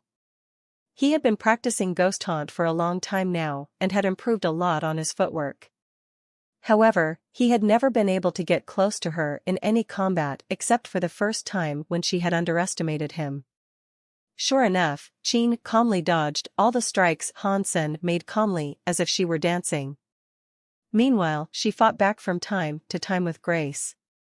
None of it mattered to Hansen. He hacked the katana at her regardless and worked both Bladestorm and Jade Skin to the maximum.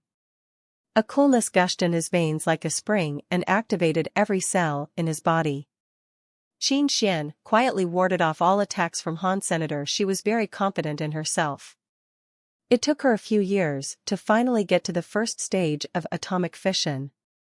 With her current geno points and beast souls, Qin Xian believed that she could become the chosen this year and even the first place was not impossible. Atomic fission was an advanced hyper-geno art, which could fortify all body parts. As suggested by its name, it was close to the root of all hyper-geno arts and could produce long-lasting power that improved one's physique significantly. It would be the perfect hyper-geno art if it wasn't so difficult to get started. Qin Xian had started to practice atomic fission under her family members' guidance since she was a toddler, but her progress had been slow. Now she had practiced it for 2 decades and she just got to the first stage a few months ago. Yes, just the first stage. But she had made a leap in her strength already with the first stage. 20 years of practice did not go wasted. Once she got somewhere, her improvement was skyrocketing. Even Son of Heaven, who was on the same level as she, was easily defeated by her this year. It wasn't that Son of Heaven was weak, but that she had become too strong after getting to the first stage of atomic fission. Qin Xian believed that she could definitely reach the top this year and dollar wouldn't be an issue.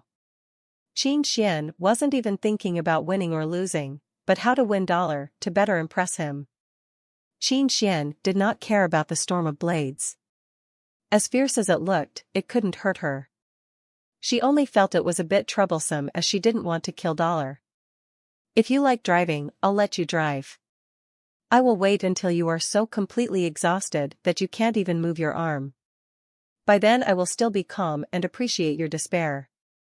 Qin Xian smiled and dodged another strike, thinking, as long as you lose to me this way, you will think I am invincible and never dare to fight me again. Qin Xian intended to burn Han Sen out. The way Han Sen wielded his katana would consume his strength fast. Each strike brought all his potentials out at the cost of his stamina. For Qin Xian's atomic fission, stamina was one of its key strengths. A metaphor would be that a nuclear power plant was much more efficient than a coal-fired power plant. As Qin Xian kept avoiding Han Sen's attacks, she was patiently waiting for him to be worn down. The blood of the audience were set afire. Han Sen's katana was swift and fierce, and Qin Xian's dancing was ethereal and elegant. Their movements were so fast that they became a blur. It was indeed a great match. And in the eyes of ordinary people, Han Sen was chasing Qin Xian and seemed to have the upper hand. Cheers of dollar could be heard from time to time. It seems that the champion in steel armor shelter would be someone else this year. Of course, dollar is absolutely invincible. Haha, men are the master of this world. Tremble, women. Yang Monli curled her lips with disdain, looking like a goddess who didn't deign to argue with the mortals. Son of Heaven was even more scornful. He had experienced how strong Qin Xian was. He had always known about atomic fission. If he had wanted to learn it, he could have. But as it took at least 2 decades for someone talented to get to the first stage, he chose not to. Indeed, everyone knew that this was a great hyper-geno art, but few dared to practice it. No one wanted to put 2 decades into a higher geno art that they didn't know would work or not. If one failed, one would not even have a chance to start over with a different hyper-geno art. Son of Heaven hadn't had the courage to practice atomic fission, and regretted it now that he saw how well Qin Xian was doing. Son of Heaven, it looks like Qin Xian was in trouble. She was continuously under attack, a young man in Son of Heaven's gang said nervously. Son of Heaven twitched his mouth and replied, "What do you know? Qin Xian has got to the first stage of atomic fission and she is basically impossible to beat. Although dollar was attacking, he will soon lose his strength to even lift the katana. His loss would be miserable. So that's what it is. How experienced and knowledgeable you are." The young man quickly kissed up to him. But next to them, another young man commented abruptly, "Keep silent if you don't understand it. Don't you have any common sense? Men are simply stronger than women, and it will be Qin Xian who is worn down first." Son of Heaven was provoked to wrath, but he paused when he saw the young man's face. It was the young master named Qing who had once hired Han Sen as his bodyguard. Yuan and the rest of the group were also there. Qing, Son of Heaven, gave a hollow laugh and explained, "There are differences between men and women. But those differences were negligible. Dollar's stamina is far worse than that of Qin Xian who had reached the first stage in atomic fission. I believe in half an hour, dollar wouldn't even be able to wield his katana." "How come I can't see that?" Qing was not convinced and said. "My father told me that women are inferior to men. I know that dollar will win and that woman will definitely lose." Son of Heaven smiled with confidence. "Qing, no need to debate. We will see what happens in half an hour. You will find out who is right at that time." But half an hour later, Son of Heaven's face became a bit stiff as Han Sen was still fiercely brandishing the katana at the same speed. "Son of Heaven, didn't you say that dollar would be worn out in half an hour? I'm telling you my dad was right. Men are better than women," Qing said proudly. Looking at Son of Heaven's grim face, Yuan smiled and did not speak.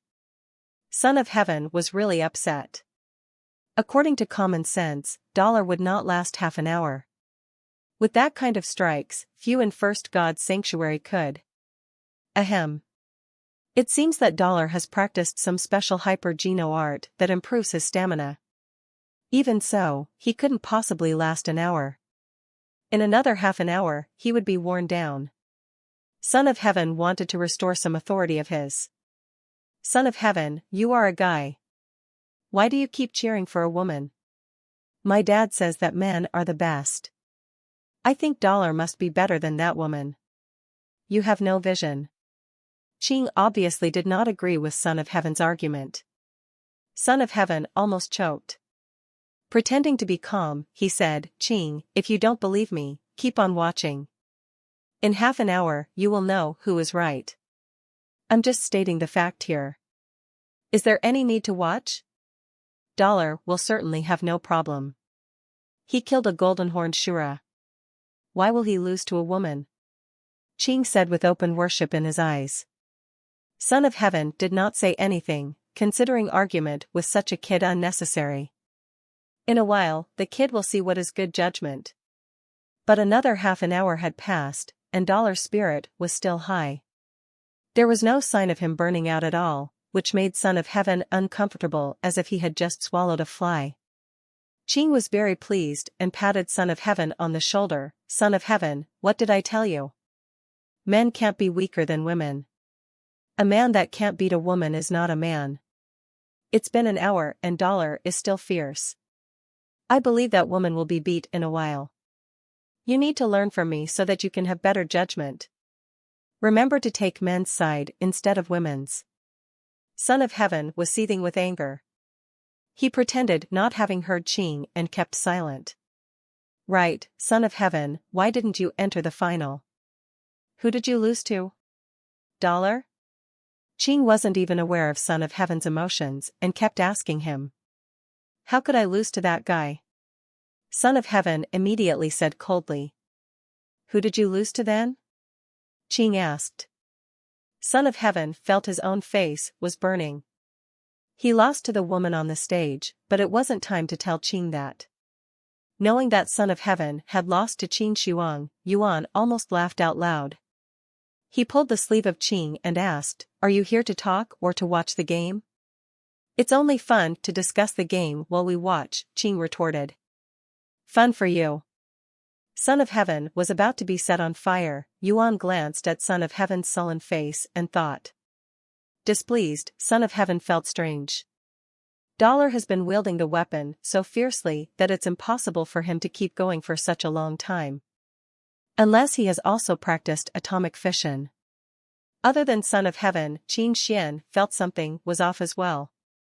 Attacking at such a high speed, Dollar had sustained way longer than she had expected, making her alarmed and surprised.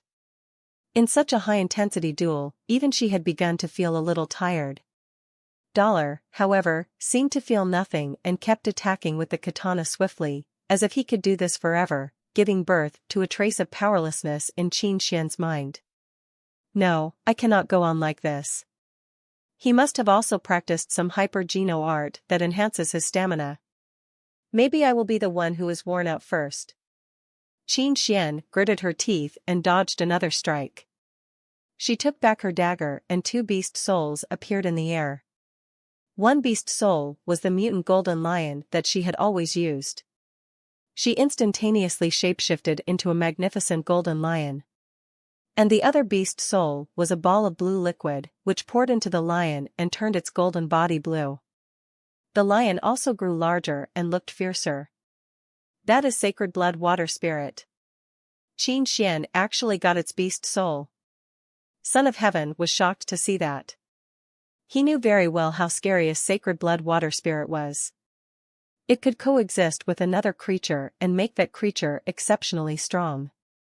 Qin Xian made the final attack to the water spirit when she was hunting it with Son of Heaven, who did not know she got the beast soul. It seemed that the beast soul had the same power as the creature it once belonged to. With the help of water spirit beast soul, the mutant golden lion had become stronger than normal sacred blood creatures. Qin Xian could then fully display the power of atomic fission. Son of Heaven was surprised. Qin Xian has become so strong. It seems that this year she could be among top 3 of the chosen. Han Sen knew Qin Xian really well. He glanced at her expression and knew something was off. Just before she summoned the water spirit beast soul, he summoned his wings and flew up high. Everyone was stunned, including Qin Xian. Who could have thought Dollar, who looked like he was going for mutual destruction, had flown away the minute Qin Xian shapeshifted? Qin Xian, who had shapeshifted, did not know what to do. These 2 beast souls were fierce enough for sure. Even Dollar used a sacred blood shapeshifting beast soul, she could beat him. She chose the moment when Han Sen was making the most powerful strikes to shapeshift so that he wouldn't disengage himself. She didn't have sacred blood wings, so she wanted to end the match as soon as possible. What she did not think of was that Dollar, who was chasing her, just flew away faster than rabbits. Qin Xian suddenly felt very embarrassed. As fierce as she was right now, she could not fly, and as a lion, she could no longer use weapons, so she couldn't even throw things at Han Sen. Flying in the air, Han Sen summoned the mutant sawfish spear and cast it down at Qin Xian like how a fisherman would use a harpoon. The lion that Qin Xian had turned into reached out a claw and hit the spear hard. The spear, as thick as an arm, bent and bounced off. Fortunately, the spear was tough enough so that it wasn't broken under her claw. Han Sen took back his mutant sawfish spear and watched her from above, not intending to attack again or to land. Everyone suddenly came to understand that Dollar was trying to consume Qin Xian's shapeshifting time. Shapeshifting beast souls required a lot of energy to use. Even Qin Xian couldn't stay like this for very long, or it would hurt her body. So shameless. Do you call yourself a man? What do you know? It's tactics. If she could fly as well, then good for her. There was suddenly a chaos on the stands. Some supported Dollar and some Qin Xian. Qin Xian simply could not reach Han Senator. She quickly dismissed the shapeshifting beast soul. But the moment she did that, Han Sen flew down and slashed his katana at her. Qin Xian had met a lot of strong enemies, but she had never been as depressed as she was at this moment. Once she shapeshifted, Han Sen would immediately fly into the sky. When she turned into herself, Han Sen would then rush down. She became sullen as she couldn't make use of her own strength. Haha, Dollar is just great. He is fighting like a gorilla. He is bullying her. Qin Xian is almost crying. Shameless scum. How can a man be so brazen? Unabashed, Han Sen believed it did not matter how he won as long as he won. If he could go to the contest among the champions of all the shelters and rank top 10, he would be rewarded a sacred blood beast soul.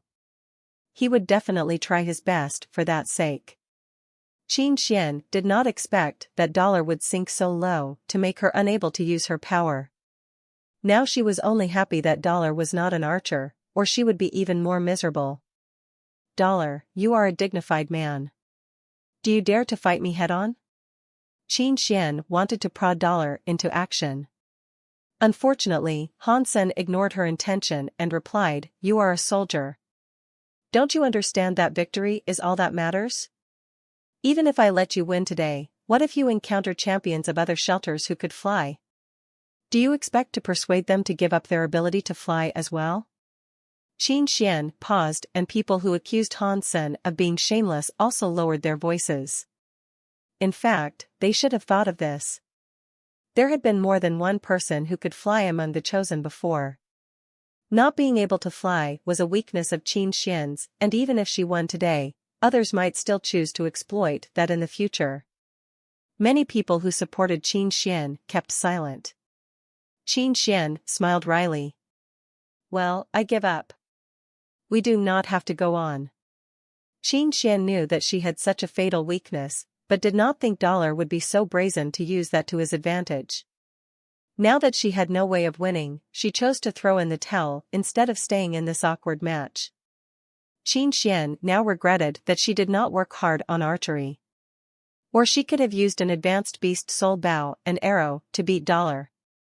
You can pick up the S-Class license of St. Hall at Steel Armor Gang. Qin Xian said and left the martial ring, which made Hansen this year's champion of Steel Armor Shelter.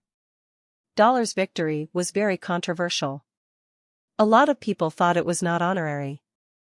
But Hansen didn't mind his reputation as long as he could win the sacred blood beast soul given to the chosen. Qin Xian left in good grace, but she had also set Hansen up. If he went to pick up the S-Class license at Steel Armor Gang, she might be ready to ambush him.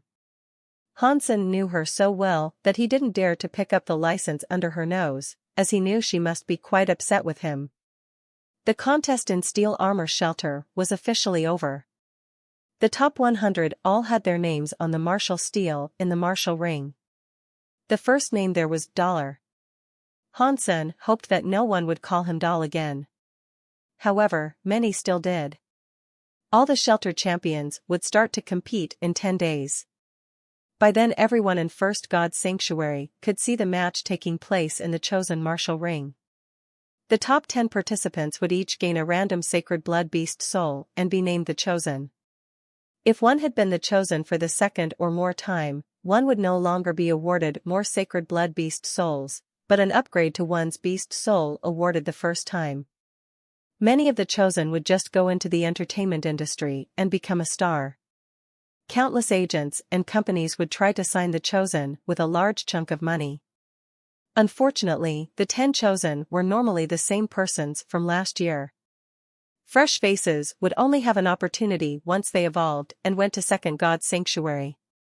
Hansen didn't care for the entertainment industry, but he would spare no effort in gaining the reward of a sacred blood beast soul. Legend has it that as the chosen's reward, someone had once gained a beast soul in the shape of a beauty woman. Some rich guy offered more than $1 billion and even an interstellar warship for it. No one knew if the deal was made, but no one had seen that beast soul again. It must be collected by some rich beast soul lover. Hansen naturally wanted to be assigned a beast soul in the shape of a beauty and become rich overnight. But he would first have to become the chosen. Only 10 days to go until he started competing with other champions. There was no time for him to hunt for more Geno points. Hansen decided to use the time to train himself in the teleport station. The gravity trainer was indeed a wonderful training device which had helped Hansen a lot. He could push himself really far in a short amount of time inside it and practice jade skin much more efficiently. He would then complete the training tasks assigned by Yang Monli and use the rest of the time to play Hand of God. Hansen was not sure what Gambler meant by pass. He thought he had to clear all levels, but in fact what Gambler meant was just to pass the beginner level. That was why Hansen felt terrible that he still hadn't been able to pass the beginner level in so long. This game is so demanding on my dexterity of the entire arm and my control of muscles and bones. If I use jade skin when I play, I should be able to improve my score greatly. Hansen tried it, and his scores indeed boomed. On the 6th day, he was able to level up for the first time. Hansen was still vexed with the fact that it took him so long to pass the beginner level and he even had to use jade skin. However, if Gambler knew Hansen had already passed beginner level, he would be so shocked that his chin should fall to the ground. Because of the misunderstanding, Hansen continued to challenge the evolver level of Hand of God, but he was making little progress even when using jade skin. Recently, Yang Monli was satisfied with Hansen's performance. He had finished all the tasks she assigned him and the data of the gravity trainer became normal again. She thought it was because he had stopped exploiting the loophole, but little did she know that he was actually increasing the difficulty so that his result could look normal. It was almost midnight and Hansen was the only one left in the gym, playing Hand of God. He had discovered that the game was almost designed for him. Since he started practicing jade skin, he had gained exceptional control of his bones and muscles, and he had also become much more flexible. This game could help improve his reflexes and agility, which was a great for his progress with Sleep Blade and other skills that required handwork. Qin Xian teleported out of God's sanctuary to look for Yang Monli, who chanced not to be in the teleport station. When passing by the gym, Qin Xian saw the light in the gym was still on and knew someone was still in there. She curiously took a look and saw Han Sen was playing Hand of God. Qin Xian felt nostalgic as she played this game a lot when she was in military school, putting a lot effort in it as well. Although autonomous vehicles had been the mainstream in the Alliance for a long time, manual control was still needed when one was operating a warframe. In an interstellar war, warframes were fundamental as it would be hardly profitable to destroy a planet with weapons of mass destruction. Warframe, as an individual combat tool, played a vital role in wars these days. All military schools were training their students to operate warframes, which was one of the basic skills of a soldier. Hand of God was one of the best ways to improve one's speed and control, which were relevant to warframe operation. Qin Xian felt that she should teach Han Sen some tricks of the game. As he was handpicked by her, she would like to make him better. Let's see how you are doing first. Qin Xian approached Han Sen and watched carefully. She was a bit far from him just now, so all she could see was that he kept failing, and that was why she wanted to teach him. But when Qin Xian got closer, she suddenly felt that the holographic spots were disappearing too fast, which was why he kept making mistakes. Which level did he choose? Qin Xian checked the data on the screen. Evolver 3? Qin Xian could not help but frown. She thought that Han Sen was too ambitious. The Evolver level was designed for Evolvers, as the name suggested. The unevolved could sometimes pass the Evolver level, but that was very rare. Even for Qin Xian with her current abilities, she could only pass Evolver 2 occasionally, which was already incredible for an unevolved. After all, the unevolved weren't the target players here. But Han Sen was challenging Evolver 3. And he was just aiming too high. Biting off more than you can chew will get you nowhere, she thought, while she did not interrupt Han Sen but watched him starting over again and again. She wanted to teach him a lesson when he chose to give up. Having watched for a while, Qin Xian became serious, then surprised, and eventually shocked. Han Sen was failing again and again. But in this process, he was making less and less mistakes and improving at a shocking rate. As someone who had worked hard on this game, Qin Xian knew that once you had reached your limit in the game, you could hardly improve again even with months' effort. A limit is a limit. And no practice could bring you over your limit. Unless your strength had improved significantly, no exercise could raise your score. The purpose of playing Hand of God was to show one's potential. But one couldn't improve one's potential by playing the game over and over again. Now Han Sen's improvement could only mean one thing: Evolver 3 was not yet his limit. That was why he could still reduce his mistakes and get better. Evolver 3 is not his limit. Is his talent in this area so great? Qin Xian did see great things in him, but did not expect he would be so good at this game. When she was in military school, the champion of the Military Academy League was just able to pass Evolver 3. And that guy was top 10 in the Warframe contest of the league. He was known for his swiftness and accuracy, and even had a nickname, Lighting Hand. Han Sen reached the same level without any professional training, which was why she felt shocked. Can he pass Evolver 3? Qin Xian stood aside, watching Han Sen with a complicated expression on her face. Han Sen did not notice the arrival of Qin Xian at all. Now, all his attention was focused on hitting the spots appearing everywhere. Jadeskin was fully employed. Faster, I can go faster. Han Sen's arms kept making swift and odd moves, twisted like serpents from time to time. Using all the muscles in his fingers and arms, he kept hitting all the spots appearing from nowhere. After the completion of Evolver 2, Han Sen had experienced countless failures adapting himself to the difficulty of Evolver 3. He felt easier and easier to keep going and started to feel that he could definitely pass this time. Qin Xian felt suffocated as she almost stopped breathing when she saw Han Sen's hands dancing madly. Halfway through Eviler 3, Han Sen had made no mistake yet.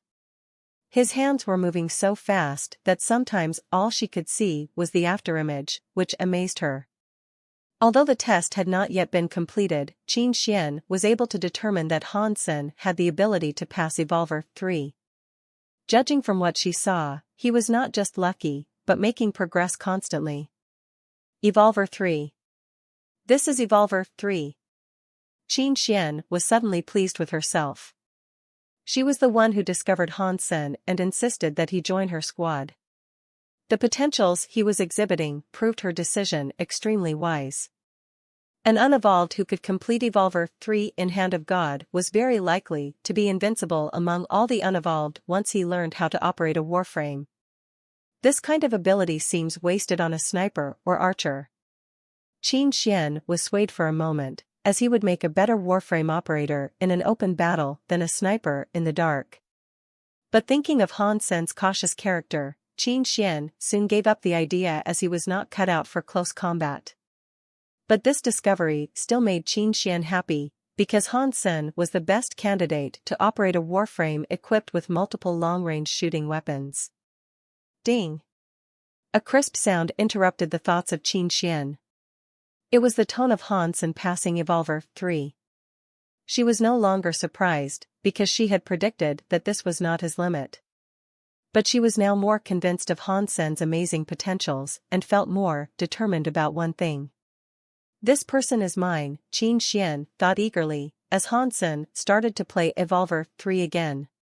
Even Qin Xian herself could not have foreseen that she would have such high hopes for this guy who mistook her for a creature and stabbed her in her butt the first time they met. Evolver 3, if he got more Geno points and became an Evolver, how great could he be then? Qin Xian was slightly excited. She quietly watched Han Sen practice for a long time before she went out of the gym. Maybe I could raise the bar for him, Qin Xian thought with a smile that would make Han Sen shudder. 10 days had soon passed.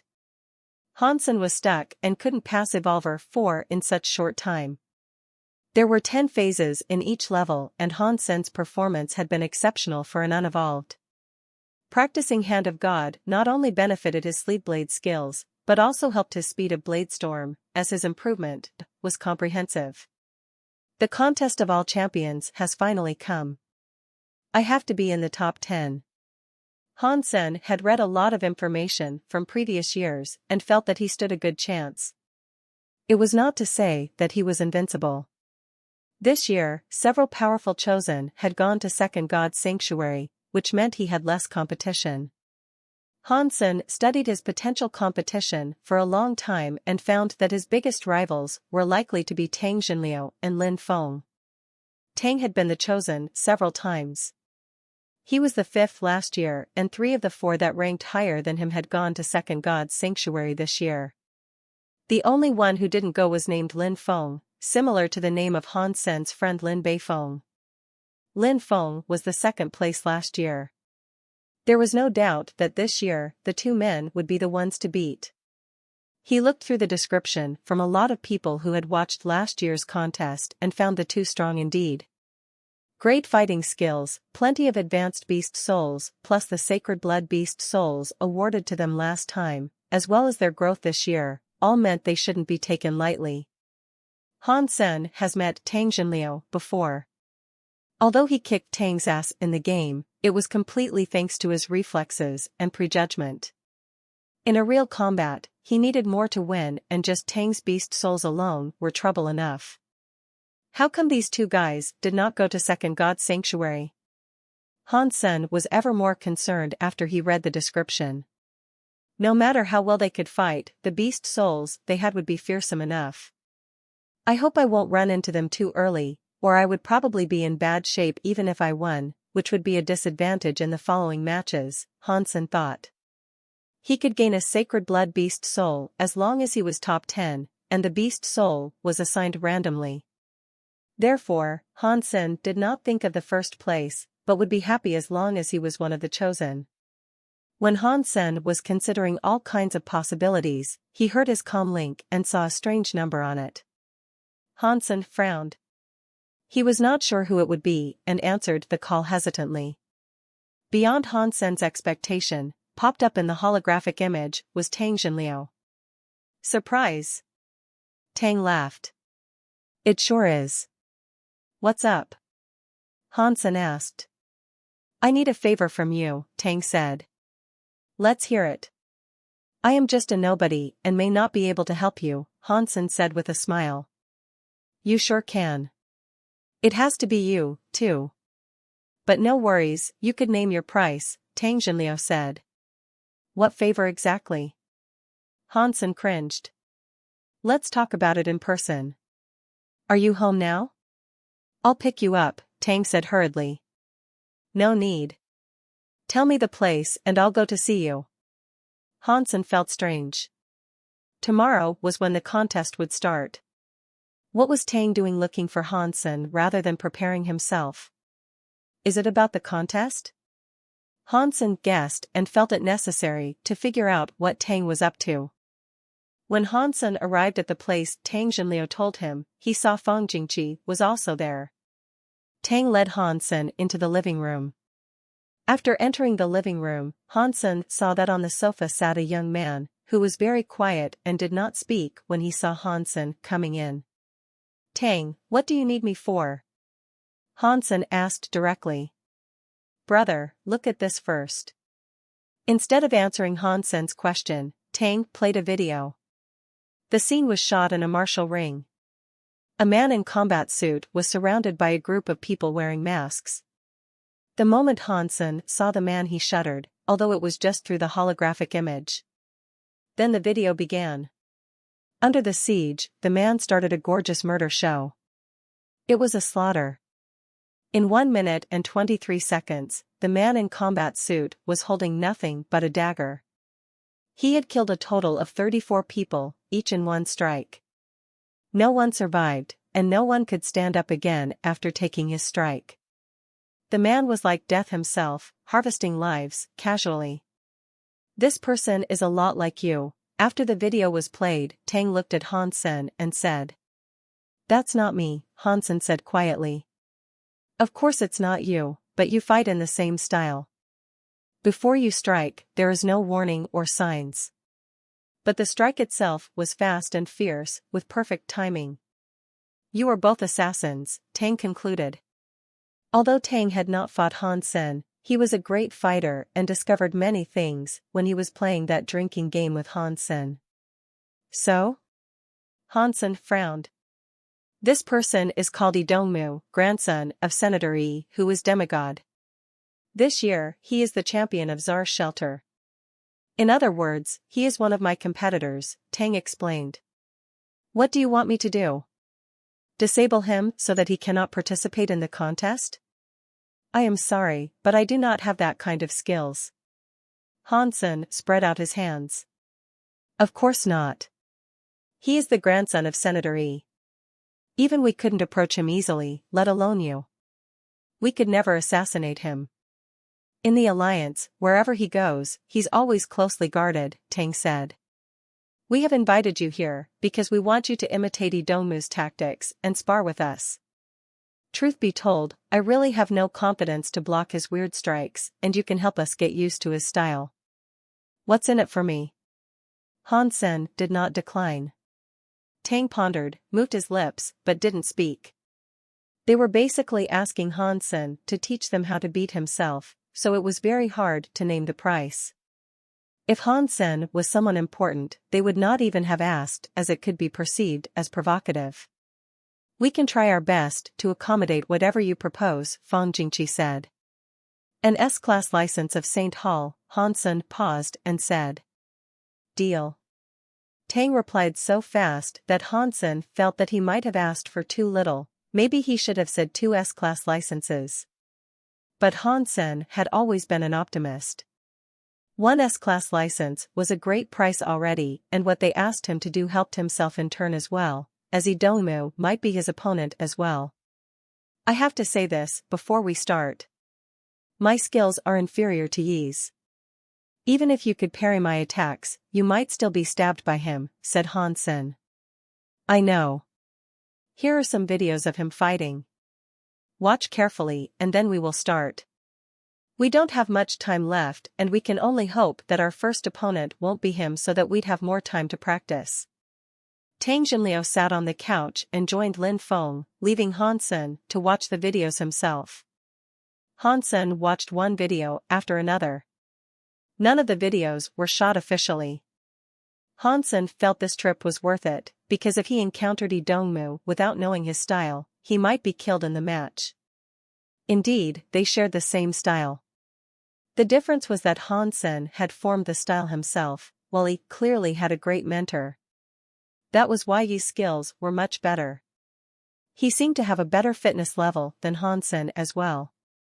As for beast souls, Han Sen was sure that he had better ones than his as well. As the grandson of a demigod and senator, his grandfather would manage to get him nice stuff no matter which shelter he was in.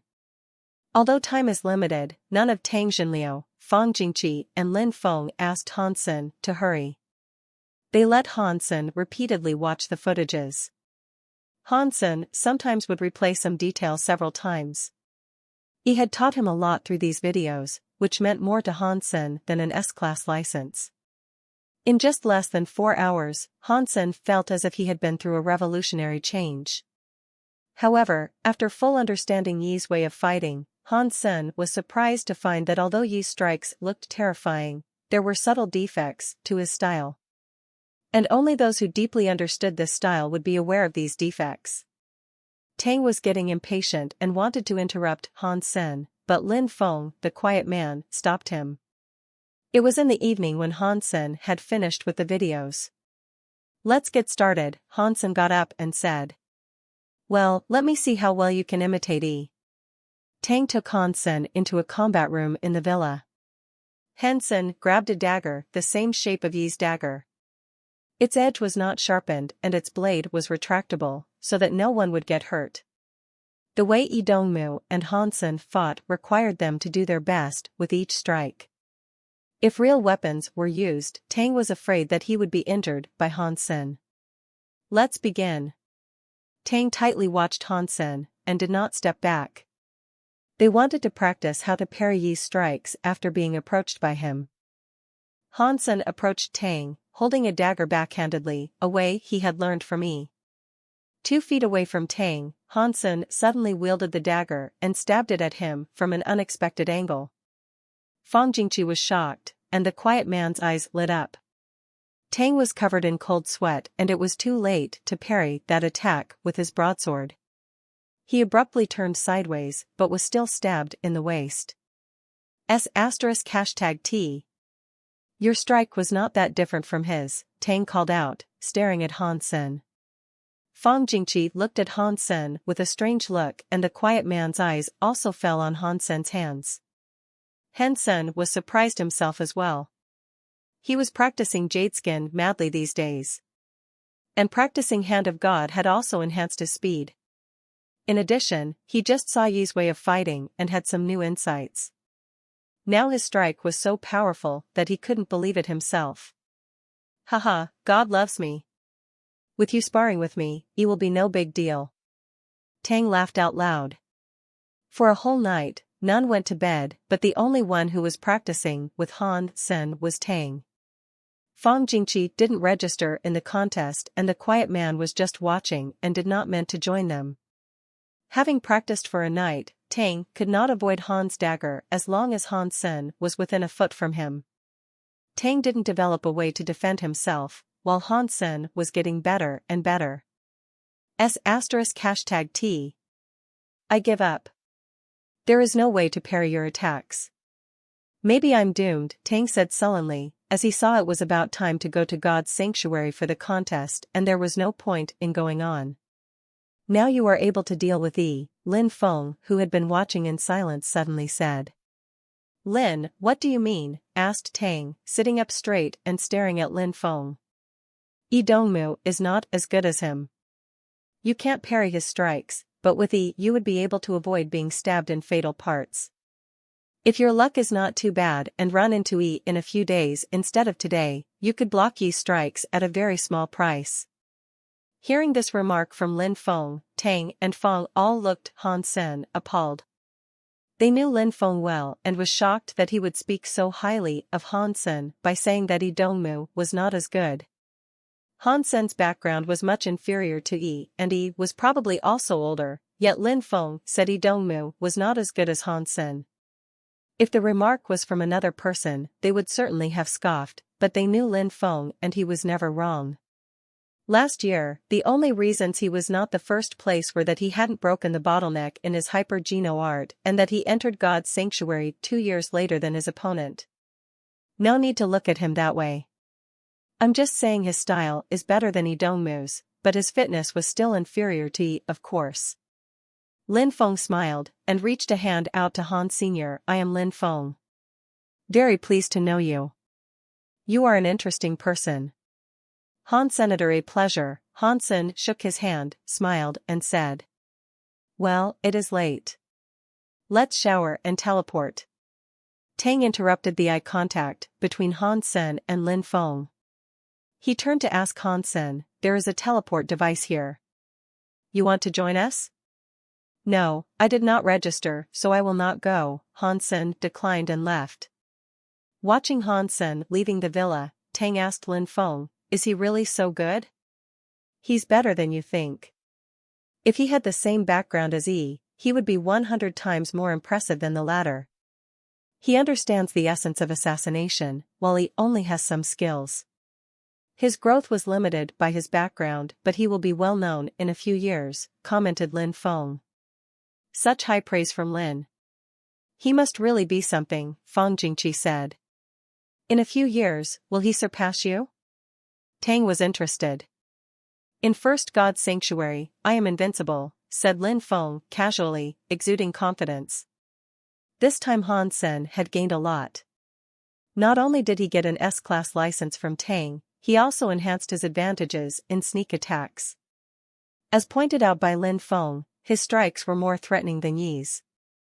But no matter how powerful his strikes were, he had to first get close to his opponent, which was not easy. In practice, he started from the proximity of Tang, who would never let him get so close in a real match. After all, the art of assassination was better used in the dark. He had practiced a kind of footwork that allowed him to easily approach others even from the front, but Han Sen had never learned it, so it was hard for him to get close. That footwork was also a hyper-geno art and involved special techniques. Han Sen was never good at footwork and could not imitate from watching the videos. Even if he tried, he couldn't get the essence of it. Therefore, it was essential that he should learn his own footwork. Maybe I should consider using this on my footwork. Han Sen squeezed the S-class license in his pocket. But now he had no time for that. Practicing a new hyper-geno art took time. Han Sen went to the teleport station, entered God's sanctuary, dressed himself as Dollar and entered the martial ring. In the middle of the martial ring erected a giant sacred stele that was 100 times more magnificent than the martial stele. Under the watch of people from Steel Armor Shelter, Han Sen marched into the sacred stele and was teleported to a huge martial ring, chosen martial ring. In all the shelters of God's sanctuary, there was a similar sacred stele from which the image of chosen martial ring was projected. At this moment, champions from all the shelters were entering chosen martial ring from the sacred stele. Han Sen realized how large the population of the alliance was and how large first God's sanctuary was when he entered chosen martial ring. Every shelter had about 100,000 people like Steel Armor Shelter. And everyone in chosen martial ring now was the champion of their own shelter. The stands were almost filled with at least 100,000 champions, which meant there were at least 100,000 shelters in first God's sanctuary. It was a dizzying figure indeed. After humans entered the interstellar era, they had conquered lots of habitable planets and had been thriving. Now the humankind was so huge that only Shuras could compete. Among the champions of all shelters, Dollar was the most famous one, in addition to the chosen from last year. That video of Dollar fighting Goldenhorned Shura was so viral that all mainstream media had covered it, so Dollar had become a household name in the alliance. Many people were curiously looking at Han Sen, as they wondered how Dollar really was. But it was mostly just curiosity.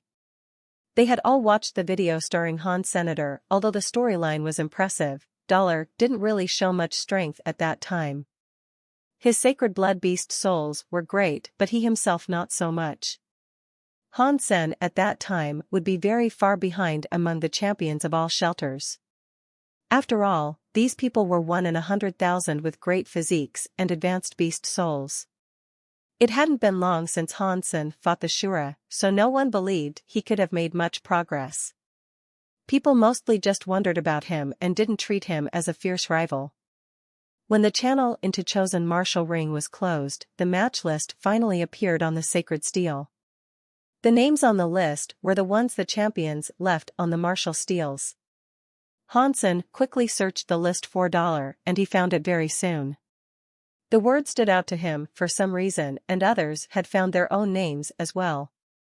In this contest among the champions, a one-on-one model was adopted and the winner of the two would enter the next round, so the list was like a pyramid. Han Sen was relieved to see both Tang Jinliu and Lin Feng were arranged far from him and there was no chance they would meet before top 10. Han Sen scanned the list again and another name caught his eye. Yi Dongmu, he used his real name? Han Sen saw the name Yi Dongmu and followed his path. He was suddenly startled. If Yi and he could both win all the way, they would fight for the chance to become the chosen. So in order for Han Sen to gain the sacred blood beast soul, he must beat Yi. Tang Jinliu was afraid of Yi, while I was the one who met him. Yi Dongmu, your luck is no good. If Tang didn't come to me, I might lose to you. But now it's different. Maybe I am chosen, Han Sen thought happily. Perhaps others would be afraid of Yi, but he was confident he could beat Yi after watching the videos. Chosen Martial Ring was divided into 1,000 stages stacked on top of one another. Each time 1,000 pairs could fight at the same time. Han Sen was in a late match, so he went to see other matches first, especially the one he was in. He had to know how much better Yi was getting compared to his performance in the videos. Yi Dongmu's match in this round was also rather late. Han Sen watched a few matches and was surprised as no one was to be taken lightly in this contest. He also watched Tang Jinliu's first match. His opponent stood no chance under his fierce broadsword skills. After Tang shapeshifted, his opponent was barely fighting back. Tang's techniques and strength were both outstanding in the contest. Lin Feng, whom Han Sen was paying even more attention to, also won his match, while Han Sen didn't really understand the way he won.